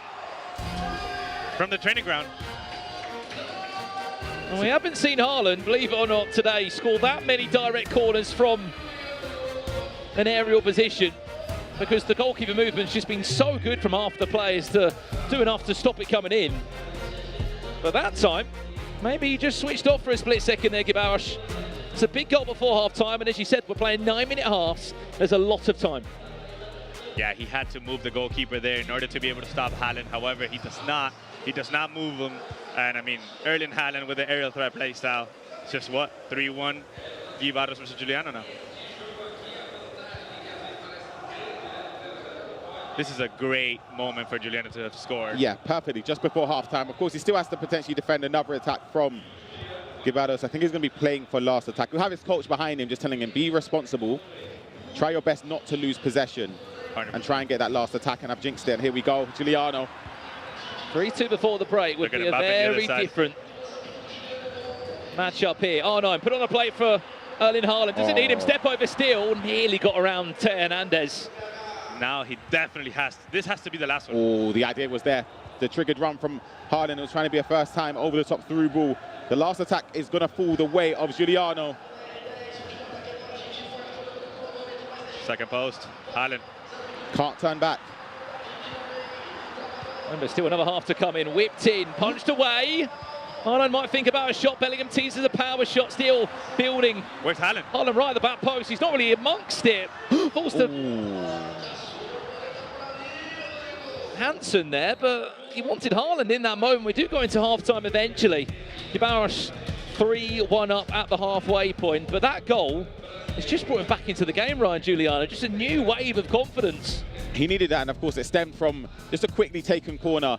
Of course, Erling Haaland, aerial plus play style. If you're not moving the goalkeeper, as Pav said, you always give your opponent a big chance to try and score a goal from a corner. But as we mentioned, just the perfect time to get back into the game. Well, this is the time to get some words of wisdom on from the coaches of these players. Tactically, I don't think we'll be seeing any personnel changes. If I'm Garos' coach, I'm letting this pass run the whole time. He has to calm down. He has to understand that Juliano's momentum has increased. You leave this pass, then 90 seconds. Let it happen. As you can see, it's happening. Yeah. I think for Juliano, he just seems very calm and composed. He seems relaxed, irrespective of the scoreline. But I feel as if he knows if he gets that next goal, the tides could completely shift in his favor. Well, the only Argentine that is left in this competition in Juliano. It will be crazy if Argentina wins in Brazilian soil. It'll be a rerun of the Copa America back in Brazil. That's only the fourth time we've seen the CONMEBOL eLibertadores conclude. It's been a tournament that's been online when it first started in 2021. It's been to Paraguay, Buenos Aires, and now here in Sao Paulo. And the competition has got bigger and bigger year after year. We see new players come out of this. Sure, it was a 90-second pause and not a 3-minute pause. It looks very long. Oh, they're going back in.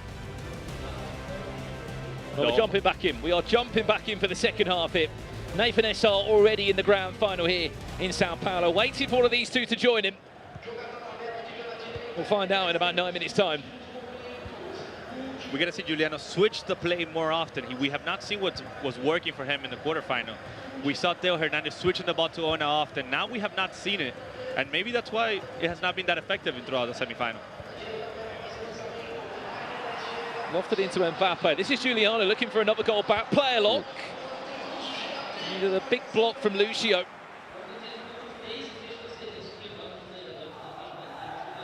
Guy has Lucio and Yaya Toure instead of Ruben Diaz and other. Oh my goodness. Bad offside trap here. It's a shocking offside trap. Mbappe needs to be man-marked by Teo Hernandez. Can he recover from this? He's just left so much space open. Brilliant feed. The step-overs. But the save from Alisson. He had to time it green. Was huge. Corner played in. Haaland not in the box. So Garos might look to recycle it all the way round, which he will. Finds Bellingham, who outsmart Teo Hernandez, edge of the box. Yeah, Toure, Mbappe, De Bruyne, all interchanging well. Back to Mbappe, Haaland with a shot. Still in possession is the Brazilian. Oh my gosh. R9 is going to win that? It's offside. It's just offside. If you saw when the offside trap was played, even though Garos missed that chance, there's a little fist bump, and congratulations to himself and between himself, and his coach. Because I think they put theory into practice there. They noticed that Juliano has been offside trapping a lot. This is the switches that we were talking about. Nice step overs. R9, nice step over exit again, taking all the time he wants, aggressive in the tackle, just about does enough as the defender.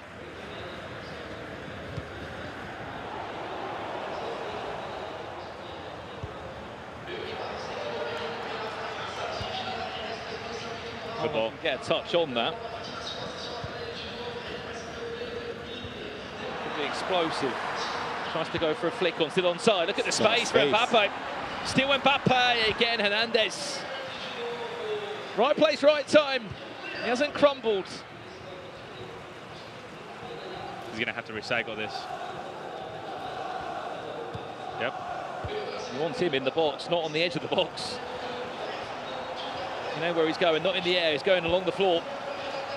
R9, still.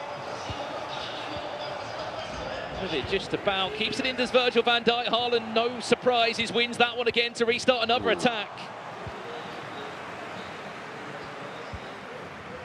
And eventually a chance to breathe. 50 minutes already gone in this second half. Garos is 30 in-game minutes away from an FC Pro World Championship spot. A ticket to the biggest event of the season. Whereas Juliano got a comeback story to tell us on a play. Erling Haaland has to score! Red timed it. The nerves. On a red time finish. Oh my goodness, that was it. It was well worked as well. The little dink over the top.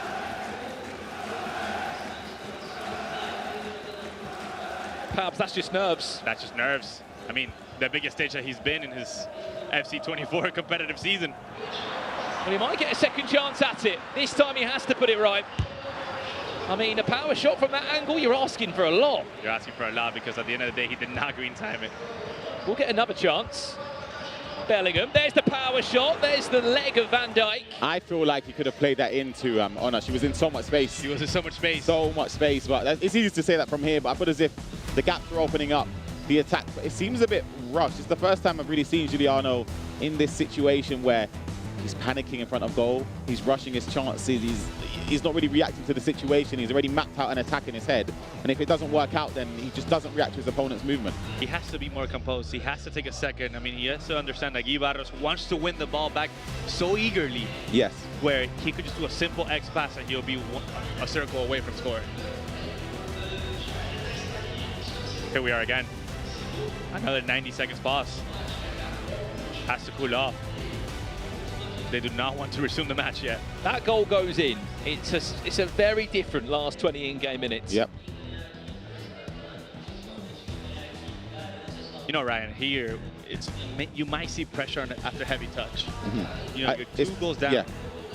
I think it's way too early to go constant press. I think that's something, maybe you have it set up, of course, as in a tactical variation, but press after possession, also press on heavy touch, I think could be a way for him just to apply a little bit more pressure as well as doing it manually himself.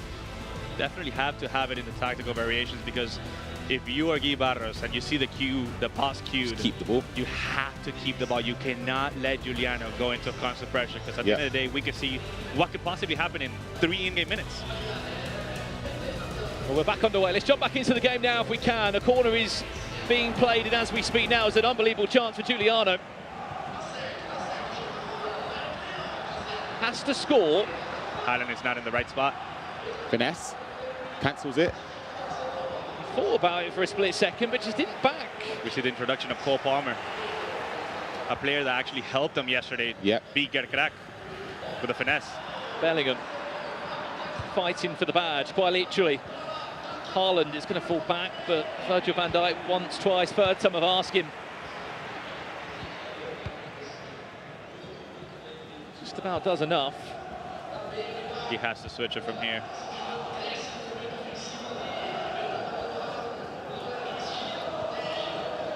There's the switch. Nope.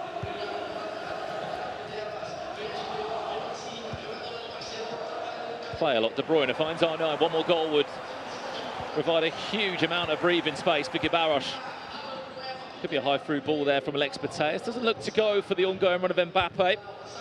Instead, will look to switch it, which does work out. In behind. In the favour to give Cole Palmer possession, the fresh sub off the pitch.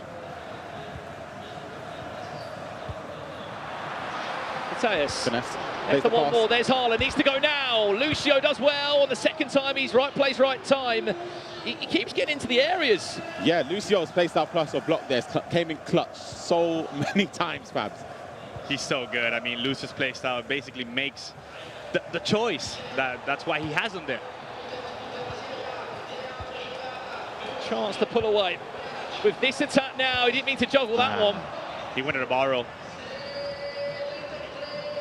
Instead went for a juggle and it just set R9 completely off balance. Final 15 minutes here in our second semi-final. Lofted deep. Is there a flick on this? There is! There's the chance! Game on! And is that the start of a comeback? There is still plenty of time.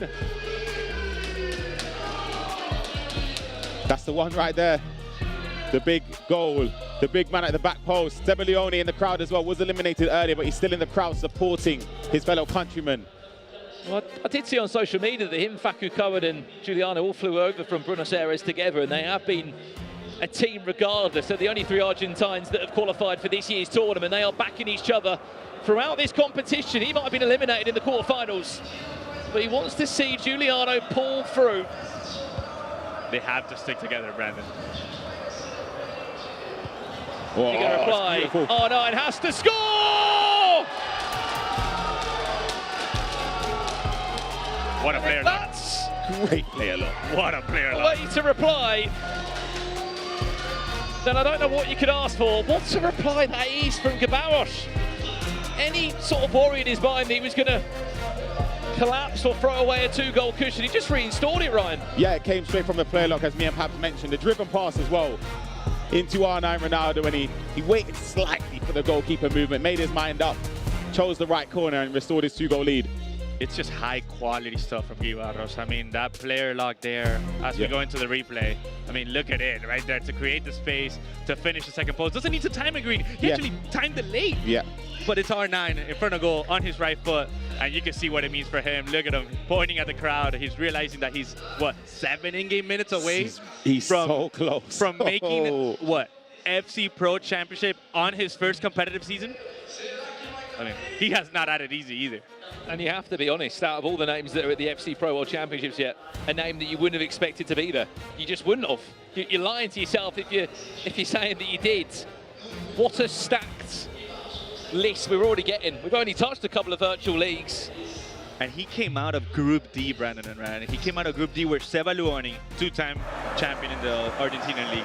Feca went 7-0 in Swiss in the FC Pro Open. I mean, people counted him out. Yep. And he's here, 4-2 semifinals. And as we say this, big mistake from Juliano in order to go against Garos. 12 minutes away from a grand final here in Sao Paulo. There's the one more, Mbappe! Give him the ticket now. He's on his way to this year's FC Pro World Championships. And he's just collected his biggest payday today. $25,000 in his back pocket, and a spot and a shot and lifting this year's CONMEBOL eLibertadores here in Brazil. As I see Nathan walking across the studio looking at this matchup, he might be thinking like, I'm for real playing against my teammate. Yeah, that was liquid stuff there from Garos. Hopefully you can see a replay of that shortly. It's the passing, the movement as well. Juliano trying to respond as quick as he can, straight from kickoff. Doesn't find the angle of the pass. 10 minutes to go, 3-goal lead. Look at the space as well. Such a pressure cooker now, isn't it? You've got 9 in-game minutes to get 3 goals. Garos is such a complete player. I mean, we have not seen this from him. As we see the replay now, I mean, look at Bellingham coming outside, going back inside. Alexia, Mbappe makes a beautiful, I think it was a creative run by him. And he just finishes first time, second pause under Trivella. And you can see what it means talking to the crowd. He just knows that he's one step closer to the FC Pro Championship. And this is just textbook now. This is just, I'm not gonna give it away. A prime example as well to anyone that is watching from home in South America. What could be you next year? So many new names from South America, all over South America, have come out on this tournament and made it difficult for the old guard to really stamp their authority on the competition. He looks for goal number 6 here. 1,500 players played the qualifier, and we're down to, what, 2? Both from the same team. Both from the same team. Both from Brazil. First LAN event for one of them. I mean, you can't make this up. All in, More of the onside. consolation here if Juliano was to score this one. 5 goals to 3. 88 minutes. I mean, if the ref wanted to be generous to give 3 minutes. I can't see. We'd have to.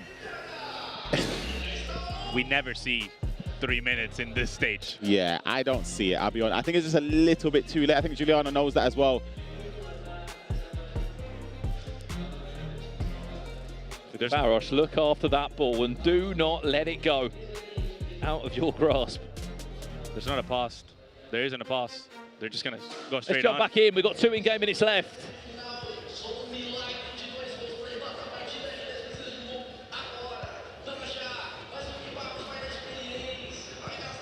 Jude Bellingham right back. We found your new position, Jude. Yeah, it's just sensible. Yeah, Torre as well. Apparently he's the man for the job. In there, added time of 2 minutes now. Garos with the ultimate dream story here in Sao Paulo. An unknown name with an unknown record. And has just qualified himself for the biggest event of the year. In a debut season, the CONMEBOL eLibertadores to remember. He's a grand finalist.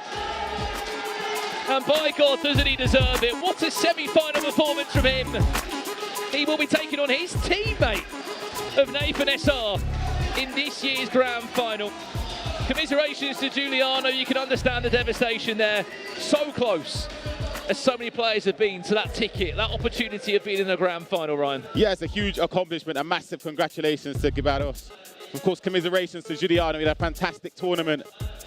A top 4 position isn't enough to secure a spot in the FC Pro World Championships, but there'll be one name we'll be seeing later on in this season, and that is Garos. Yeah, I mean, Garos, what a performance in the semi-final. First LAN event, and he's already punched his ticket to the FC Pro Championship, and now he's in the final against his teammate. I mean, you can't write this up. I mean, Netshoes miners can't write this, can they? Yeah. They're in dreamland. At the beginning of the season, hey guys, yeah, miners, top 2 in the CONMEBOL Libertadores. Sign it up right now. I think if anyone, you would say Tuzzy, wouldn't you? You'd expect a Tuzzy player. There was like, what, 6 of them? You would, yeah, for the World Championships. That's not going to be the case this time round. As we said, 16 came here in Sao Paulo. Only 2 remain. Garos against Nathan SR will be this year's grand final.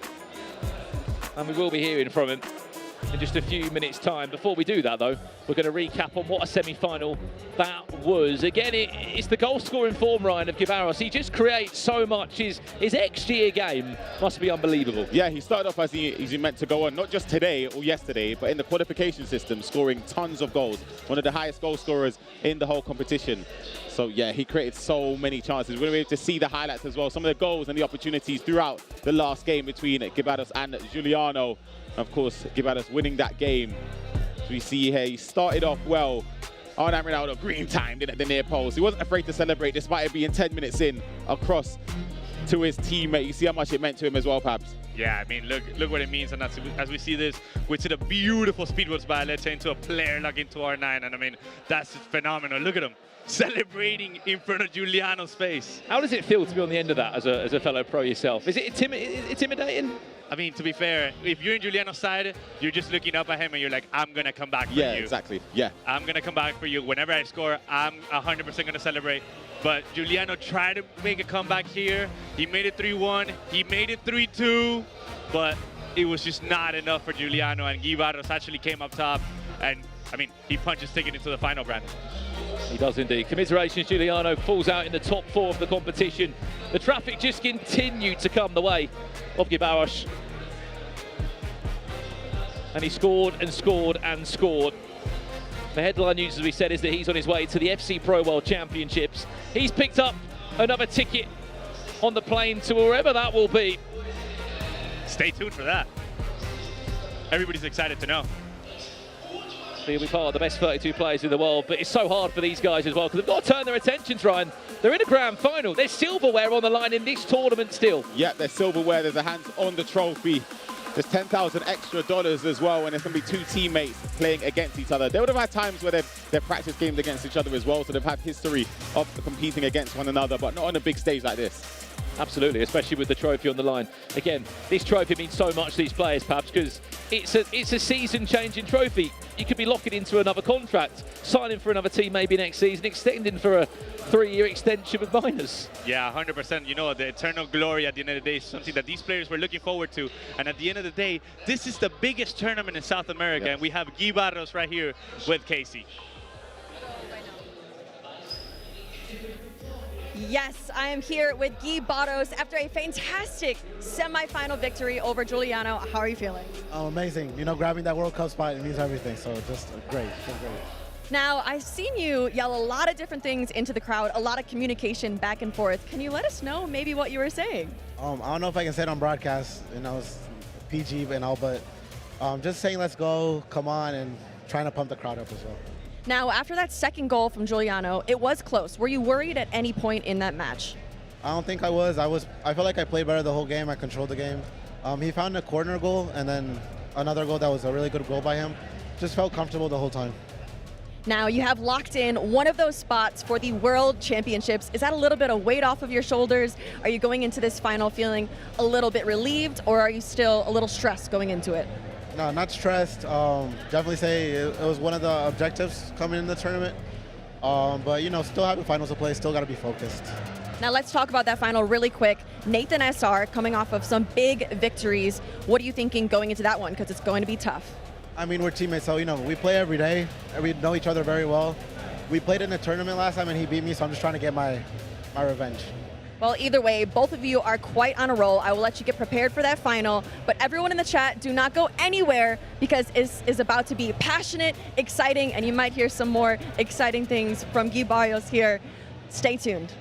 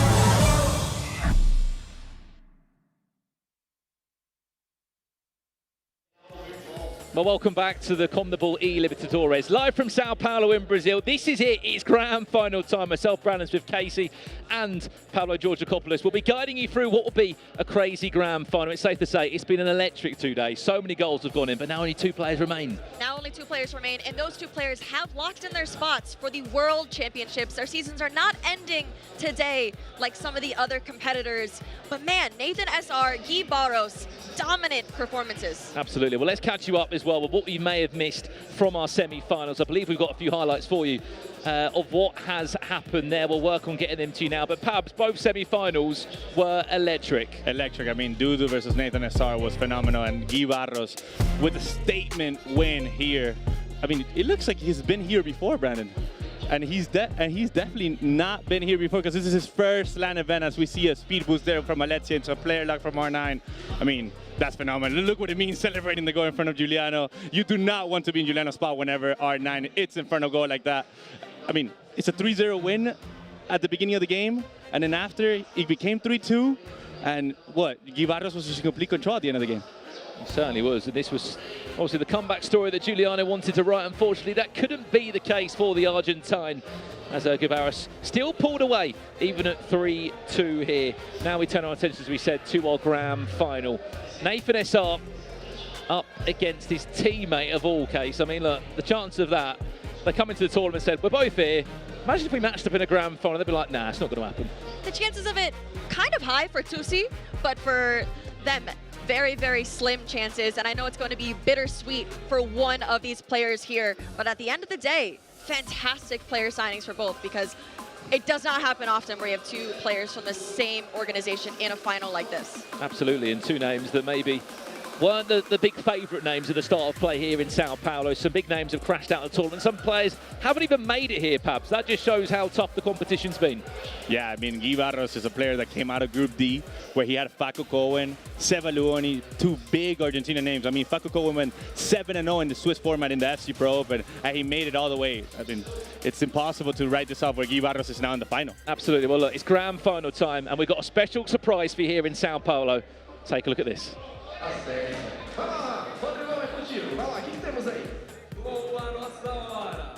The time is now! Vamos então em busca da glória eterna e vamos com ela, a taça, e com ele, o capitão. Por favor, capita, pode entrar, Cafu! Um ídolo do nosso game, um ídolo do nosso futebol. Uma fera, um monstro. Bonito, né? Bonitona, né? Essa taça é linda, hein, Rodrigo? Olha só. Sabe uma coisa que os meninos que jogam talvez possam fazer uma inveja em Vossa Senhoria? Os meninos que jogam têm os nomes gravados na taça da eLibertadores. O seu campeonato, quando vocês jogam, é o nome do time, né, que fica? Essa é uma diferença da Libertadores para a taça dos jogos. Aqui fica o nome dos atletas e lá fica o nome do clube. É uma ideia para começar a colocar para os clubes também, mas aí não vai ter espaço suficiente, né? O problema é que se for colocar o seu nome em todas as taças, os caras não vão terminar nunca, né? O tanto de taça que vai ter teu nome lá para colocar. Estamos aqui, então, com a fera, o monstro, Cafu, nosso último capita. Vamos tentar fazer assim, rapaziada, para vocês que estão acompanhando aqui. A gente vai em português para vocês, para a transmissão do Brasil. And we also gonna do it in English. We're gonna try to do it in English, so my buddies over there, Brandon, Richard, can also get their questions in for Cafu. Okay? That work for you? Okay, that works for me too. Cafu. Vamos lá. Eu vou começar em inglês para o pessoal entender, aí eu vou falar em inglês assim, eu vou falar isso. Aí eu te faço a pergunta em português, você responde, aí eu falo, o Cafu falou tal coisa. Fechado. Beleza? Mas você vai falar o que eu falei, né? Eu vou tentar, se eu lembrar, tá? Você curta nas respostas. So let's do this. To start this grand final, it's probably like one of the most important moments in the life of the players that are actually here. I guess for both of them, it's the first time they reach the final of a big, huge tournament. And let's get from Cafu what kind of advice he could give those young players to make history now. Eu tava falando que é provavelmente a primeira vez que a gente tem esses dois meninos, esses dois jogadores disputando uma final. Estão prestes de fazer história. O senhor fez muita história, tem experiência vasta nessa área. Qual conselho poderia dar para esses caras que estão prestes ali, na boca da glória eterna, prestes a fazer história? A última dica vai para eles? Olha só, falar de final, eu acho que eu entendo um pouco de final, né? Eu fui o único atleta na história a disputar 3 finais de Copa do Mundo consecutivas, 4 Copa do Mundo, 150 jogos com a camisa da seleção brasileira, todos os títulos conquistados. Mas quando se fala exclusivamente de final, o conselho que eu dou para vocês que estão na final é: faça tudo aquilo que vocês fizeram até agora para que colocasse vocês na final. É muito simples, por quê? O que vocês fizeram durante toda essa trajetória para que você pudesse chegar na final? Chegou na final. É mais um jogo. É dar sequência àquilo que vocês fizeram lá no começo. Então, para que você possa manter a tranquilidade, pensa na semifinal, pensa nas quartas de finais, pensa nas oitavas de finais, pensa no começo da competição, para que você possa ter o êxito total na final da competição, né? Porque a palavra final, eu estou na final, é o último jogo, cria-se um mito em relação às pessoas de ansiedade, de como vai ser, como vai fazer. Naturalmente, você vai conseguir disputar essa grande final. Então vamos lá, vou tentar fazer em inglês tudo isso. Não vai ser a mesma emoção, mas eu vou tentar. Transmite emoção aí. So when talking about final, Cafu is telling me that it's a really good advice. If you did everything to get here, there's nothing you need to change to reach the top stage. You shouldn't change your game to the final. Remember the semifinal, the quarterfinal, what brought you here, and just do the same. Because the word final, there is a bunch of... Tá vendo? Eu não lembro a palavra. There's too much pressure in the word final, so just think about how you got here and do the same. Do the things that you have trained for. The next thing I want to know is, we have 2 players here. Both of them will represent Brazil in the FC Pro World Championship. Representing your country is something Cafu has done a lot throughout his whole life. So I want to know what it feels like to represent Brazil in the top, in the highest stage possible.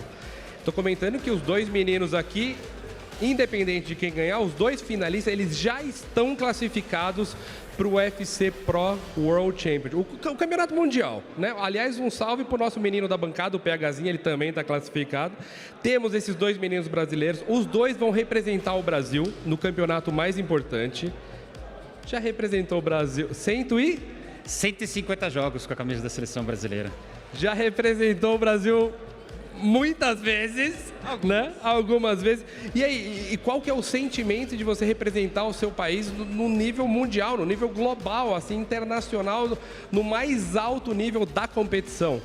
Olha, a sensação de você estar representando o seu país fora do país, a sensação de você estar representando a camisa da seleção brasileira, representar o povo brasileiro, é muito gratificante. Porque são 220 milhões de brasileiros e você ali é um representante desses 220 milhões de brasileiros. Então, sempre que você vai para fora do país, independente da modalidade, independente do esporte, que você está representando o nosso país, é uma sensação de orgulho para nós. Cafu is saying that he's really proud to be representing your country. Every time you are one of the best players, one of the top of the world, and you are there representing your country, it's something that makes him really proud, and I'm guessing the players will be proud as well. This year is the first time we are having CONMEBOL eLibertadores in Brazil. So we have all the best players in South America coming down to my city, his city, to our home. What it means to have everyone's coming to your home for a tournament like this. Eu tô falando que pela primeira vez na história a gente tem os jogadores disputando a CONMEBOL eLibertadores na nossa casa, né? Nossa quebrada aqui, né? Eu, como o nerdola aqui dos joguinhos, cara, eu tô feliz demais de estar na minha casa. Muito feliz. O que representa para ti ter grandes competições assim na tua casa, aqui na sua cidade? É um negócio assim diferente. É a primeira vez que esses jogos vêm pro Brasil? Primeira vez pro Brasil e veio logo para nossa quebrada. Hein? Nossa, então é mais ainda uma sensação de orgulho. O Brasil tá de parabéns novamente por mais uma vez estar sediando aí uma competição tão importante como essa que são os Jogos. Eu acho que cada competição que o Brasil representa, cada competição que o Brasil traz para o nosso país, traz aqui para a nossa quebrada, eu acho que isso vai valorizar mais ainda, não só os atletas, mas também o nosso país, porque o nosso país é muito eclético, o nosso país é um país maravilhoso, onde tem uma acolhência muito grande com todos os povos, e isso é muito importante para nós. Yeah, he's mentioned that it's really good to have competitions coming here because our country is always welcoming of a lot of things, a lot of people, and having a competition coming to our home, it means a lot and shows that Brazil has so much to offer. Now, let's talk a little bit about Cafu, the player in the game, okay? Cafu in our EAFC. You are probably one of the, you are probably one of the most successful players in the history of the right backs of the world, and that shows in our game as well. How do you feel about being in the game, and would you use your item in game? Eu tô comentando aqui que você provavelmente é o brabo, né? Um dos brabos da lateral direita, um dos donos da história da lateral direita. E no nosso jogo, o jogo que os meninos estão aqui prestes a jogar, no nosso jogo, o Cafuzinho, não esse aqui, mas o Cafuzinho lá do nosso jogo, aquele ali é um dos melhores laterais direitos do jogo. Eu uso no meu, tá? No meu time, tá lá. Vossa Senhoria está lá. Demais, demais. É o meu capita lá também, né? E aí, pô, é um negócio muito diferente você tá no jogo também, né? O que você sente de estar no jogo? E mais importante, já te dei a cal aqui, já te dei a deixa. Eu uso o Cafu no jogo. Você usaria o Cafu no teu time? Olha, é muito fácil responder essa pergunta quando você fala como é que você se sente estando no jogo? Eu me sinto uma lenda. É sinal de que eu já tô velho mesmo e já tô no joguinho já, né? Ah, mas eu acho muito legal, é muito divertido. Eu acho que isso tudo é reconhecimento de um trabalho. Para você estar num jogo, para você estar em qualquer game, é sinal de que você fez algo produtivo dentro daquilo que você sabe fazer. Então, estar nos jogos hoje é muito engraçado. Eu acho bastante legal quando as crianças falam mas eu não consigo te achar, você está muito caro. Essas coisas, mas você quer jogar do barato, você vai achar na esquina, né? Então é muito... Meu próprio neto falou, poxa, avô, mas eu não acho você está caro. Eu falei, eu vou te fazer um desconto. Mas eu acho muito bacana. É o reconhecimento de todo o trabalho que nós fizemos ao longo da nossa carreira. Cafu is joking that he's saying that being in the game shows that he's old and he's a legend. And a lot of times his neto, his grandkid will tell him, "Come on, Grandpa, you're in the game, but you're too expensive. I cannot find you." And he tell his grandkid, "Well, if you want the best, you gotta pay for it." Makes sense. Cafu, cara, muito obrigado. Meu capita, Cafu, por favor, aqui uma salva de palmas pro nosso capita. Esse monstro, essa fera, único. Deixar o senhor à vontade aqui, mandar um recado pra rapaziada. Um abraço pra todo mundo, por favor. É isso aí. Primeiro, boa sorte, parabéns a todos que aqui estiveram, todos que estão competindo. Eu costumo falar que uma competição realmente é você procurar algo que você deseja ou almeja tanto. Mas o mais importante da competição é o respeito. É o respeito com o adversário, é o respeito com a pessoa, o respeito da pessoa que você venceu. O jogo, um vai vencer, e isso é fato, não tem como fugir disso. Mas o mais importante é que todos se sintam vencedor, porque as pessoas que vão sentar aí para fazer aquela final tiveram todo um ciclo para que isso acontecesse. Foi um ciclo respeitoso, foi um ciclo de comprometimento, foi um ciclo de amizade, e que isso aconteça aqui também, que a amizade permaneça para sempre. Fantástico, pô. Virei mais fã ainda, cara. Me passa seu WhatsApp depois, a gente troca umas ideias e tal. Cafu, again, a legend. Thank you so much. Respect your players, respect your opponents. That's the whole thing it's all about. Muito obrigado mais uma vez, Cafu. Eu que agradeço. Fique à vontade. Valeu, rapaziada. Muito obrigado. Uma salva de palmas para o nosso ídolo, a nossa lenda. Essa fera do Brasil. Essa fera do Milan. Essa fera do meu time, tá? No Ultimate Team, vocês me encontrarem, vocês vão ver o Cafu. E por falar em fera, let's talk more a little bit about the man, the legend. Let me bring another legend to the stage. Please, such a legend. Richard, come on over, buddy. It feels very underwhelming after trying to replace Cafu, but I'll try my best. Cafu, the best right back maybe to ever play the game. Here, bringing out the CONMEBOL eLibertadores trophy, an unbelievable Such a nice feat. guy. Yeah. I'm impressed. Really nice, and look. Yeah, I wouldn't be as nice as him if I was famous. I would just Footballing royalty has just come onto the stage. Unbelievable, and I'm sure there's going to be a lot of people trying to get a picture with Cafu before he heads down and watches this unbelievable grand final that we've got coming up. O Richard lembrando que teremos uma final incrível aqui com os jogadores. Falamos aqui também do Cafu, que lenda, né, que é o Cafu. E eu, mais uma vez, vou lembrar, se eu fosse bom igual o Cafu, eu não seria tão gente boa igual ele. Estamos todos animados, preparados, esperando os jogadores. Assim, produção, assim que vocês me derem o ok, a gente traz os jogadores para a grande final. I'm telling them, I'm ready. You are ready. I'm ready. Cafu's ready. Cafu is ready. I guess the players are ready. Let's bring them out. Let's do it. Então vamos lá. You ready? Yeah, I'm ready. Let's go. I'm ready. They are ready. Fans are ready. Então vamos em busca da glória eterna para essa grande final.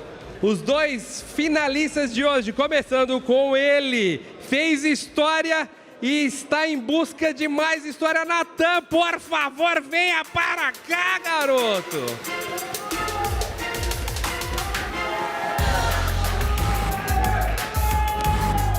Natan representando a Netshoes. Final incrível para ele. Não estava muito nervoso a última vez que conversei com ele, talvez. Agora ele disse, Richard, we have one more guy to bring out, please. We certainly do. He's been unbeaten all weekend long, representing Netshoe Miners, Garos! É o Gui Barros, é o trem! Nesse exato momento, Faduz deve estar por aqui em êxtase, em choro aqui, né? Netshoes fazendo essa belíssima final. Estamos preparados, os jogadores se cumprimentam no meio. Richard, I don't think the whole let's be friends, we are on the same team thing will last. Someone's got to win. Someone's got to lift that trophy. And it's about time that we head on over to the two sets of casters for this huge grand final. Juan Jorge PHzinho. Aí, duelo de equipe nessa grande final. Thank you very much, guys. And yes, what a grand final ahead of us. Cafu in the building, the icon himself. Is he gracing the CONMEBOL eLibertadores, perhaps? Yeah, 100%. I mean, that's the player that I grew up watching in the 2002 World Cup, and I'm just feet away from him now. And a player that I've grew up still not packing yet. Anyone pack Cafu, sorry, yeah? He is currently on my ultimate team, Yeah? yes. Which He has a luxury. base? I have his base icon version, and he will probably stay there for the rest of the year. Someone's winning. We're not yet. Let us know your best icon pack, by the way, very quickly in the Twitch chat. Also, let us know who you're backing for this year's grand final. Both players, as we know, have already booked a ticket to the FC Pro World Championships, which we could argue was the biggest mission. It was, because their season does not end right here, right now, like some of the other players. But it's not only those two tickets. There's prize money and a trophy on the line. And for someone like Garos, he's only won $1,000 up to this point. He's just won $25,000 for getting to this grand final before a ball's even been kicked, perhaps. Yeah, $25,000 into the final. FC Pro Championship ticket punched. I mean, you cannot write this up. He went to sleep yesterday. What, $25,000 poorer than now? And now he's $25,000 richer. He's looking for the prize money. He's looking for the $35,000. He's looking for the eternal glory, Brandon. And I mean, let's see what gets up. Only one of them can get the internal glory, though, Pabs. Yeah. Only one of them can get there. They are teammates, but they've actually never played a competitive fixture from what we've seen in terms of this season or in past years. So it's a first of a many matchup. Netshoes Miners must be in dreamland right now. They've got two players in this year's CONMEBOL eLibertadores Grand Final. One of them will be lifting the trophy. We are guaranteed to see a new winner here in Sao Paulo. And all we can wait to say is, let's get this game underway. We'll tee up the match for you now, as we said. We're excited to see this one unfold. 9-minute halves, no two-legged matchups. It's a one and done. Can we have penalties? welcoming of extra time? Could it be a great final? I mean, if we were ever to have a penalty situation, which has not happened yet this weekend, this is the match to do it. I think that they've probably practiced a lot with each other, and so I don't know if that might be a detriment to them because they know how each other plays. Absolutely. Pabs, are we going to expect goals in this one, or is it going to be a cagey game? No, we're going to expect goals. I mean, Garos is the type of player that scores a lot of goals. Nathan is probably one of the top skillers in the world, and not only South American. I mean, this is said by the FC Pro champion PH Zin, where, you know, he feels like Nathan is a top 3 in the world, and he's here showing it in the biggest stage of South America, Brandon. He's been on goal-scoring form, hasn't he, Garos, throughout yesterday's tournament and then into today. Big 4-3 win in his quarter-final matchup we had to play against Jeric, and then a 5-3 win that we just saw there against Juliano. A couple of last words from the admin, and then we will be getting going and sending those all-important invites. I mean, Pabs, as a pro in this situation, how are the nerves? Is it just another game, or is it so much more on the line? Are you just constantly looking across to that trophy thinking what could be in about half an hour? You're so close to it, but however, you still have 90 in-game minutes of FC24 that you still have to dispute against your teammate. And I mean, it's nerve-wracking where, you know, at the end of the day, Garos has not been here before. Nathan has actually competed in a bunch of LAN events, but let's see what this final has in store for us. Absolutely. Again, we will remind you of the squad building requirements. If you're not familiar with that at home, obviously we are playing an ultimate team here, but there is a South American spin on the competition. Only icons from South America can be used in the squads. We have to speak about the team selection case of Garos. Don't get me wrong, there's only 1 or 2 players difference in it, but Yaya Toure, he's been his own man in there, hasn't he? The only player to actually draft him in the team, he hasn't looked out of place. You know, as a Man City fan, I love that pick from him. In the beginning, I was a bit concerned because he isn't as versatile as of a player as some of our other box-to-box solutions there. But at the end of the day, he is working for him. So shout out to Yaya Toure. You are doing a great service for our guy, Garos, today. We are loading in. This is it now. The 2024 Grand Final of this year's CONMEBOL eLibertadores will unfold now between 2 Brazilians. But we can guarantee there will be a new name on the trophy this year, joining the likes of PH Zin, Rende, Matias Bonanno, Bashada in the winner's book of this competition. All we can pray for is an exciting grand final. Nathan SR kicking from left to right with the first real chance of the game, looking to get us underway within the first minutes of the game, and expect nothing less, Pabs, because he is ruthless. He's ruthless. I mean, he's literally the complete package of a FC24 Pro player that you're looking for. And Miners has done a phenomenal job to pick these 2 players, because Garos has not been here before. Nathan obviously has shown his level in the competitive scene. However, we're here. I mean, this is basically what every single player wish once arriving into Sao Paulo, Brazil. 2 shots already registered, could be a third. It's still Nathan SR building around the box. Then Mbappe with brilliant feet, just spinning in circles. Beautiful L1 stick there, and clicking L1 in order to just basically stop on top of the ball. And if you have just tuned in and you've not been familiar with the typical South American style of play, it involves scoring a lot of goals. And it just is relentless at times. It is non-stop action, and I'm sure that everyone that is sitting at home watching in the chat has loved every single second of it, with both players being so offensive in the entirety of these matches. Honestly, this is one of my favorite leagues to watch for the entirety of the year because it is non-stop action, so many goals. We saw 12 goals from our guy Nathan SR and 9 goals from Garos just today. And you know, Brandon, Casey and I were actually in the MLS Cup last weekend, and we saw a different style of play for every single pro player in the FC24 format. It could be a big chance here. Ball roll potentially. Travella, that's not time green. You just saw the white flash above Mbappe. I mean, timed or not, that's killing Mbappe. Millions of coins in a player. How's he missed that one? I think you have to time that green in that situation, but Garos is taking a sigh of relief because that could have been dangerous. He's going to make the most of this, Garos. He's reversed Elastico in his way through the box. Harlem will just get a bounce to the ball there, and it might go out for a corner. It will. 10 minutes in. Ton of action already. Haaland is short. You want him in the box, really. He's going to fall back again to Alex Mateus. Edge of the box for De Bruyne, finesse, potentially, or Mbappe. Travella cuts the pass inside. It was a clever idea, just offside. both of these players have to stay locked in. They cannot live in the moment. And I mean, as I say that, Ona just misses the ball. I guess she's nervous. I mean, the player lock just didn't lock onto the ball there. It's Haaland again, who's going to get a second bite at it. Needs the help of Virgil van Dijk, but again, possession just falls back the way of Garos. All the bounces falling his way so far.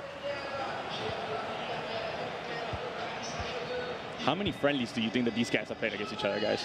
So many. I think that as teammates, that's one of their roles. You don't have many people to play against, and you can trust that you could have a teammate that does that, especially at such a high level. It's nice that they're able to utilize each other in terms of practicing throughout the entirety of the year. There certainly would have been some boot camps before coming into this tournament. Hours of practice and hours of games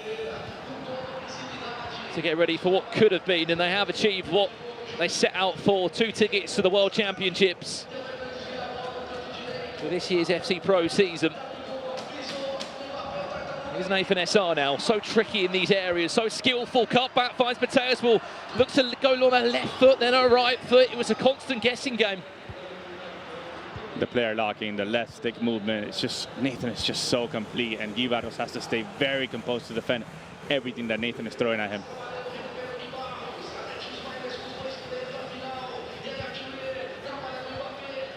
Beautiful build-up. Good chance here for Bellingham, just to be a decoy. Doesn't necessarily need to get on the ball. He does eventually.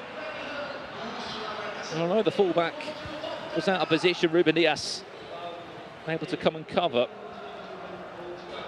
Erling Haaland so explosive if can put away from the defender. Lucio has been superb. Another popular choice in the side. Falls into Mbappe. Where's that one more pass? Someone goes through the legs. Alex Mateus could be in through. It's a great chance, an even better save from Alisson, just about kept in. Alisson with the lifeline there, and I'm noticing that both players are doing a very good job at anticipating each other's attack. I think that they're going to have to go outside of their regular play style in order to shock the other opponent, because as of right now, they're reading each other like a book. That's an unbelievable ball. Teo Hernandez has just done an unbelievable run through. Got no real conviction in the shot. He's not really the player you want there, Pabs. Definitely not. However, that is the team of the year, you know, item. And at the end of the day, if you want somebody in that position, you want a left-footed player. And you have Teo Hernandez there, as we see him going the other way. He's on the other end now for Nathan SR. Does get bodied by the best centre back in the game, arguably. I think one of the most expensive players in the game as well. Team of the year, Virgil van Dijk. No way round him. 26 minutes played here in our grand final, live from Sao Paulo. Eternal glory, the trophy, and $35,000 on the line here. Is he onside still, R9? Just about. Could be a great chance for Garos. Is there a one more pass? Nice scoop turn inside. And off the body of Alisson. Didn't want to save it with his hands. Wanted to chest it out for a corner, apparently. Corner played short. A couple of player locks just teased there. And eventually possession changes hands. Now, I'm not sure if those listening at home can hear anything that's happening with the crowd right now, but it might be the most quiet that we've heard it throughout the entirety of today. You could just feel the pressure because everything is coming down to this moment. But I think as soon as we see a goal, it's going to be a different situation. Just so much tension here. I'm not playing them, my hands are sweating. Neither player wanting to take those sort of low percentage chances of scoring from the edge of the box with that Trivela. It's a game of inches, Brandon. Haaland queuing up in the box, so's R9, waiting for it. Bellingham, Mbappe, R9, just off target. That's been a few times now for Nathan SR. He's been in the box in those areas. Mbappe doesn't fancy it, R9 doesn't. Who does fancy it in the target? I mean, it's got to be someone if he wants to walk away with this trophy. It almost seemed like he didn't have quite the best angle there on the shot, which is probably why it went wide. But he is creating those chances. It's just about finishing them. Yeah, R9 there was a little bit off balance off the turn, and I mean, it felt like he finessed it there. However, you know, a little bit off balance, R9, it's not going to go in. Well, this could be an interesting battle between Haaland and Lucio. We can just get away with the pace. Ball rolls fortunate back to Mbappe. That nearly trickled all the way through. Both of his players have been phenomenal on defense. Mbappe! Travella again, massive save from Alisson. These two just cancelling each other out in all moments and all areas of the pitch. Wow, yeah. Superb. Manoeuvring in the tiniest of pockets of space. Mateus with a brilliant through ball. Just a bit too heavy, but Alisson. That player lock into R9 for that through ball by Alexia is just different level. I mean, you could tell that the nerves are just not kicking in yet for Garos because he's just playing his game. As we see this, it's just the switch of play into tail. Could be an overlap at the back post here. If he looks to use it, instead goes short. Does Bellingham fancy it from distance? Punched it in, back to Mbappe. One-on-one with Teo Hernandez. Mbappe still! Just about squeezes it through. And you can't not argue that it's been coming for Nathan SR. He's been knocking on the door. And eventually, he's got an answer through the help of Kylian Mbappe. The thing that I love about Nathan SR here is his change in tempo in the attack. He could go quick, but he also can add in those extra pauses that the defender is often not anticipating. He's expecting that extra pass quick. He paused for a second there and was able to open it up, make that shot. Beautiful, beautiful build-up. Yeah, that L1 there by Nathan just created the beautiful space in order to do a reverse elastico to be able to get Mbappe on his right foot and finish the second post. Alisson had nothing to do with it. Well, it's an unfamiliar position to be in now. Garos, because he's always been used to being in front, always the first goal scorer. He might be in for an equaliser here, off the woodwork. The best chance he's created so far. Alex Mateus coming so close. And if we're being honest, Case, it's probably a chance that should have gone in. Yeah, he needed that opportunity to make it even here. And for those of you at home, if you look at their player cams, you can notice that neither of them have coaches for this match. So I think that they have decided that there is no benefit for having one or the other. So they're on their own, on the main stage, fighting for their chance to win that championship as their coaches are behind the scenes. I just realized that. Those poor coaches must just be hiding in the background somewhere. I mean, if I'm Miners, I'm just letting them run. This is just another disco friendly. Just play and make it a good game. That's all they're asking for. As we go into the break at half-time, Nathan SR leads by a goal to 0.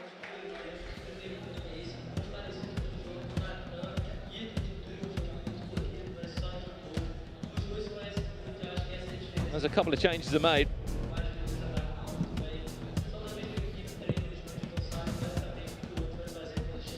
They're one step closer to that trophy, Brandon. Which, as you can see, just there, you can see Crew Esports. That was Matthias Banana that won it in the first year. Rende won it when he was with Inter. Esports. Slowly but surely, the trophy is being filled out with more and more names. I mean, it's been a decent first 45 minutes. With no expected goals another day. If you get a bit more luck and the post isn't in the way and there's not an extra block, this could be a 2-2 or a 3-2. It easily could be. I think there's been a few unlucky chances, maybe unlucky bounces. But yeah, this game could have a lot more goals. But I'm not surprised that they're canceling each other out on the attack, both defending so well. And I'm curious to see how the second half pans out, because Garos is often known to answer back with a goal. We saw versus Juliano. He got scored on, but then he scored within a few minutes after that. So if he does not let up, he has that composure to come back in games like this. And he's fought to get to this spot, so let's definitely not count him out. Well, we look like we're near enough ready to jump back into the game. This is the longest halftime. They're definitely just living in the moment now. They understand they're 45 in-game minutes away from eternal glory. Well, they've got no coach to talk to, have they? So it does become a little bit difficult. Pabs, we're going to let you go. I think you're going to catch up with some of the players. Thank you for your time on the comms.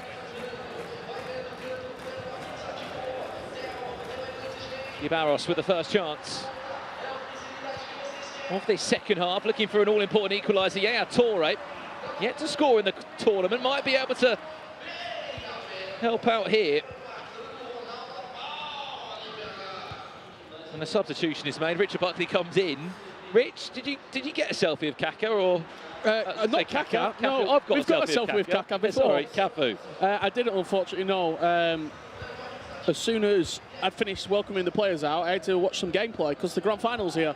But I'm sure we got time afterwards to meet up with Cafu. I don't know. It's Cafu. It's not Kaka. I mean, Cafu. Right back, Cafu. Kaka might be here later, but Cafu is here for sure. Great to see him here at the CONMEBOL eLibertadores. I mean, it's been a great first half, Rich. As we were saying on comms at half-time, another day, you could be looking at a 2-2 or a 3-2. Yeah, I think the way that the sort of first 15, 20 minutes were playing out, it looked like it could be a really high-scoring affair, but very rarely are grand finals ever high-scoring affairs. The nerves, the pressure, it has been lifted ever so slightly. What a chance. Pateas has to score. You got to back yourself, Garos. That's what I was saying. You just play ever so slightly, a little bit more than you need to. But the pressure has been lifted because the FC World Championship spots have already been given out, and that was the real main aim. He might get a second chance out of here. Haaland off time. target completely, but case that chance there. I don't know why he just didn't back himself. No, we've seen it a couple times earlier in this competition, but they seem to be overplaying it. It's as if they want that perfect opportunity, but he had the opportunity there. He just kept those extra passes in, and those might be the mistakes that cost him this game. You won't get a better chance than that. Everything was perfect. Maybe he's a little bit hesitant at the goalkeeper movement, maybe. Onabaje cut it back. One more. Haaland for two. It will be. The goalkeeper couldn't do enough there. And Nathan SR will double his lead in this year's grand final. You got a tale of one player playing very instinctively and the other slightly overplaying. Nathan SR, couple of passes, one touch, two touch. And then an emphatic green timed finish from Erling Haaland. He's got his eyes set on that trophy right there. And he's not too far away, Case, from lifting it up. No, he is counting down the seconds to potentially raise that trophy, get the prize money, and the eternal glory of this competition. And that chance hurts even more, Case, because Garos, in his mind, was thinking, I've hit the post in the first half. I've had a golden opportunity there of Alexis Pateas to equalise the game. How am I 2-0 down? Yeah, but the thing is, you can't let those type of situations frustrate you enough that you lose your composure. You have to forget it, continue on, act like it didn't happen, because you need to score goals at this point. You gotta forget it. This could be that chance now. Goes through the legs of the defender somehow. If you look at Garos' previous two matchups, I seem to remember him winning 3-0 in both of them, and they both got pretty cagey towards the end. You don't know how he's going to be from behind. Both players are unbeaten. They've not lost a game during this weekend either. Yeah, I'm a bit worried about the second half of his match, because it does seem like he starts off very strong, and then in the second half of the game, he maybe becomes a bit fatigued. But yeah, he is not starting off this game like that, so he's going to have to switch up his mentality and pull out the confidence from somewhere, because he is currently 2 goals down to Nathan SR, who has been a fantastic competitor to date and is pretty much unstoppable. He hasn't lost a game. Well, it's sort of hit the nail on the head there, what Richard said, in terms of they haven't played before, especially for Garos, in a scenario where he has been trailing by a couple of goals. It's just to do. It's very sort of, you want to lose before the grand final. You want to feel what it's like to be trailing in games and having to chase games and change tactics and change the way that you're playing. Because to react to that in the grand final, it's just not the place to be. This is brilliant. Yaya Toure on a play. Just needs to take a shot from somewhere. Reversal, that's Dudu. It was an awkward angle. Yeah, it's almost too much twisting and turning there. And at the end of the day, he's unpredictable, but he's taking too long to capitalize on those opportunities that are wide open for him. And the frustration will start to build as well. Especially with time ticking away now. What, last 20 minutes or so. If Nathan SR can grab a third. Oh, what a turn. See you later, Virgil van Dijk. Unbelievable opportunity this for R9. Plays it back to Haaland. One more pass. Yeah, what a goal. Zero reaction. Maybe the best goal we've seen throughout the tournament. The skill moves, the composure, and the timing of a goal like that in a match like this. You saw the use of the L1R1 right stick move where you sort of bring the ball back. It's very quick drag back exit, but you can drag back, cancel it halfway through, and then move the ball on with a pass. Did it twice perfectly. Baiting the player in, move the ball on. Bait the player in, move the ball on. and then emphatic finish. I think you said we were commentating some semi-finals. eLibertadores always seems to be in the right place at the right time.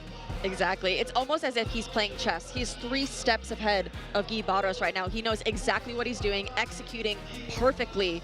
And if you're watching at home, take notes because Nathan SR's attack is perfect.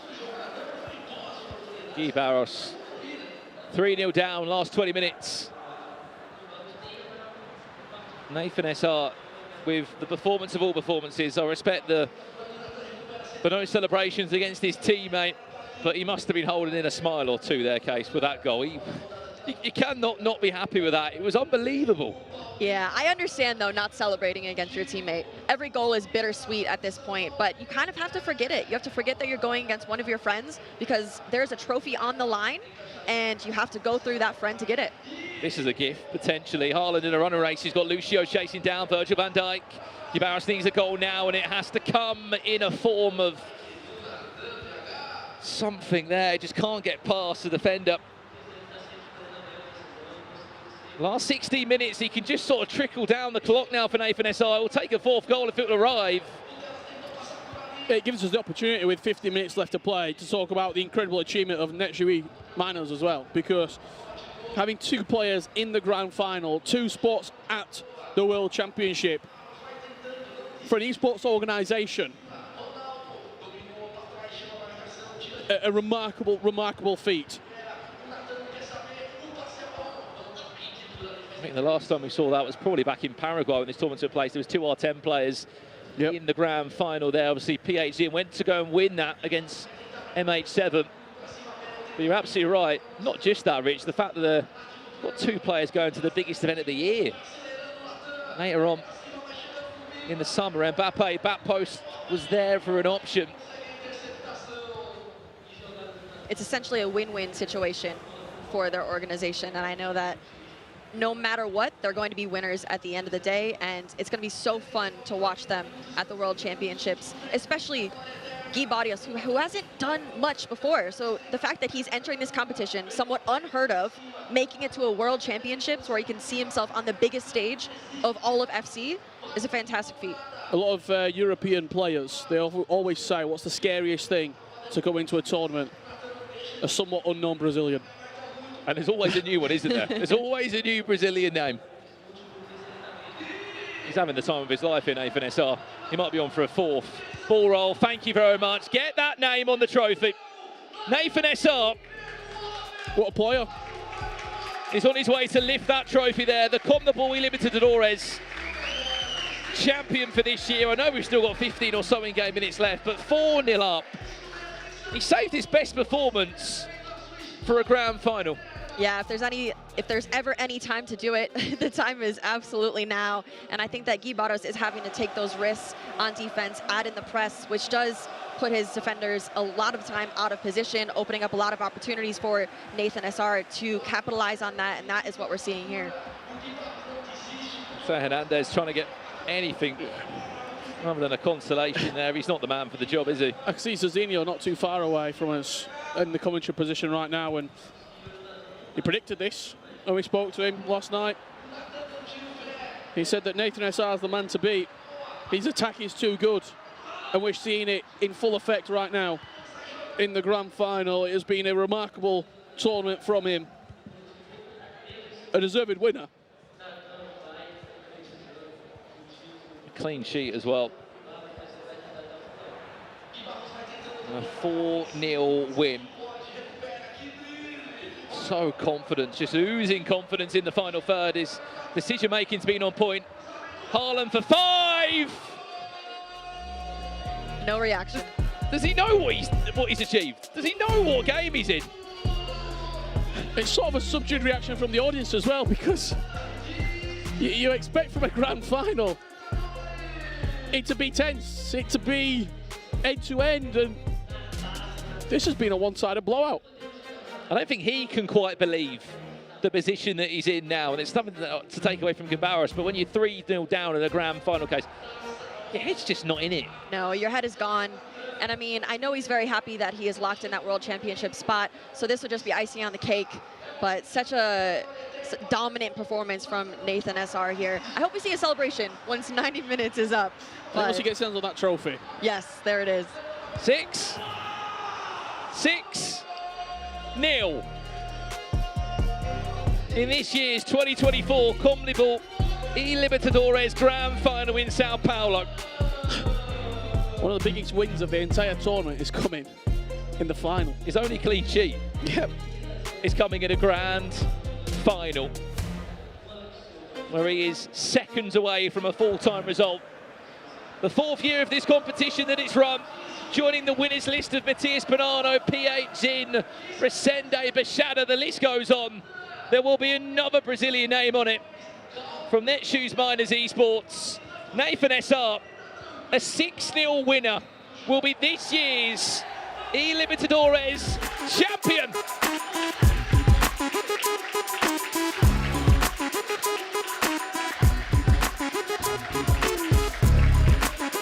A handshake between the two teammates. He won't feel it now for Garos, but he must be so proud of his performance here. An unknown player that's going to a World Finals. And I believe he might be lifting this trophy right now. He came here with one thing on his mind, and that was to lift that trophy, to be victorious. And the CONMEBOL eLibertadores title is going home with Nathan SR. $35,000, a World Championship spot, and this beautiful trophy in front of him because he's the champ. Well then, this is his moment. Your CONMEBOL eLibertadores champion, Nathan SR. $35,000 richer. He'll be amongst the best 32 in the world in the FC Pro World Championships. And how about that? The icon himself, Cafu, presenting the trophy to you. It will be a grand final and a match that he will never forget. 6-0 winner on the biggest of stages here in Sao Paulo. It's a nation that just keeps on giving, Richard Buckley. Year after year, another Brazilian emerges. What a player, what a performance, and what a tournament. He will not forget this anytime soon. Bathed in silver confetti, the trophy gleaming, with a true icon of the game stood next to him. This is Nathan SR's moment. And you see what a shot that is. Garos in the background. He just lost 6-0. He's smiling. He knows that he's coming here with one thing on his mind. Yes, it would have been fantastic to win the trophy, but getting that World Championship spot is so essential, not only for himself, not only for the organisation of Netshoes Miners, but also his career moving forward. 2 deserved World Championship players are entering the pool. And a tournament, we have to say, Case, that was so unpredictable. I mean, you couldn't call who was going to be in the grand final, let alone win it, let alone be a 6-0 win. All of my predictions have been shattered from the beginning of the competition to the end, but I've been so pleasantly surprised with the level of competition and the attacking play style that we've seen today. I know everyone at home has enjoyed every single second of it. So many goals, fantastic champion. Wow. And we always say it, Rich, but South America provides a different style of this e-sport. It's so much more attacking and it's so much more deadly. It certainly is. You've heard enough from us. Rodrigo is live on the main stage round with your champion.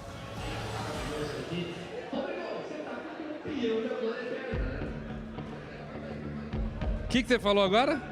Se era verdade que estava acontecendo isso. É verdade, cara. Parabéns. Parabéns, Nathan. Nathan tinha comentado algumas vezes. A gente vai fazer aqui a mesma coisa, né? Eu acredito, produção. A gente vai em português e vamos trocando também um pouco pro inglês. É isso aí.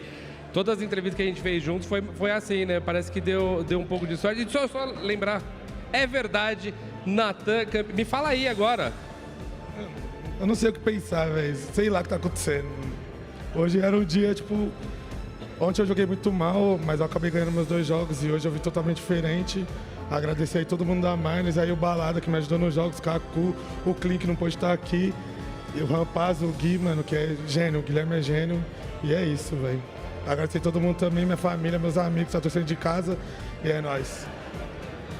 Nathan saying that yesterday maybe wasn't his best performance, but he got the results needed. Today, the hype train was real, and Nathan was able to beat everyone, thanking him, all his friends, all his coaches. Some of the coaches are crying all the way over there.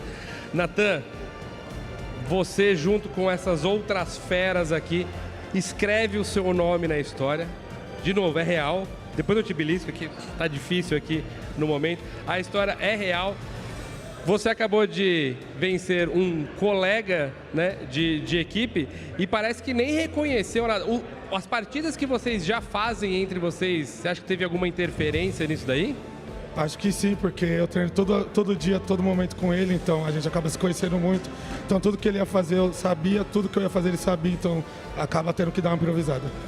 Yeah, I just asked him if playing against a guy that he trains against every single day was one of the reasons that the game ended the way it did, and he's saying that, yeah, for sure, that's one of the reasons, because we play against each other every day, so I knew every single move that he was going to make, so I anticipated and I was able to beat him tonight.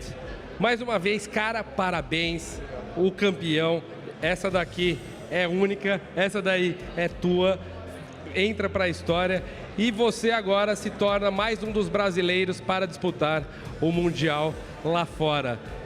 Você falou, não sei nem o que pensar. E de um Mundial, o que pensar? O que pensar é que agora eu tenho que voltar para casa, continuar treinando, para representar bem o Brasilzão lá fora. Nathan is going to be one of the Brazilians at the FC Pro World Championship. He mentioned that he doesn't even know what to think right now because of this tournament, but the only thing that he knows is that as soon as this is done, go back home and start practicing for the match.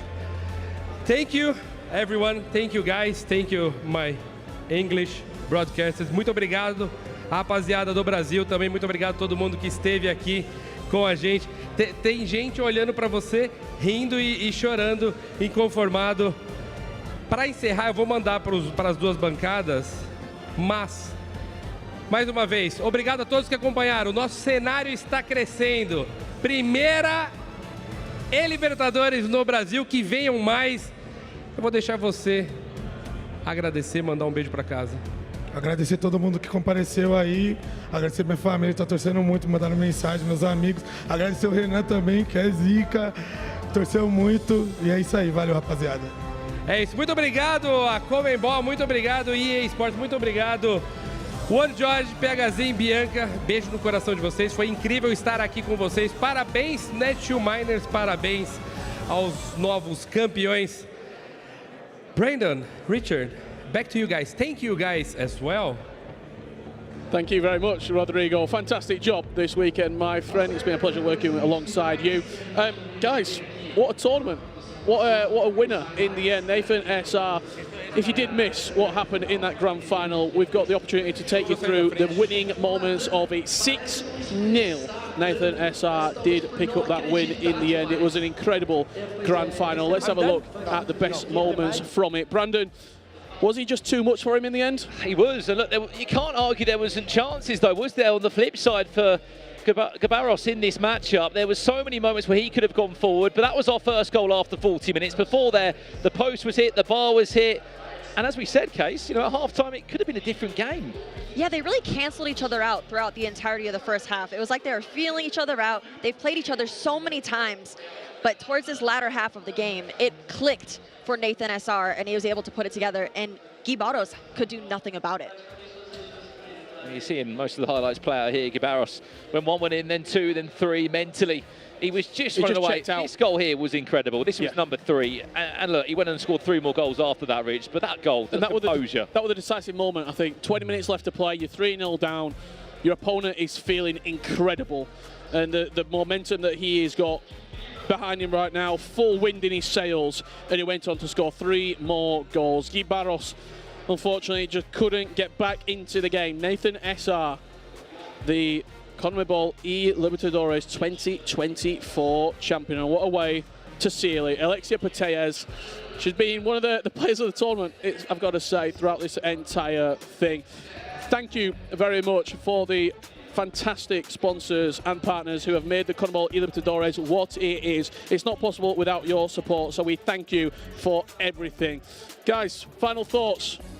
What a week in Brazil. Brandon, we've been here for a few days. It has delivered.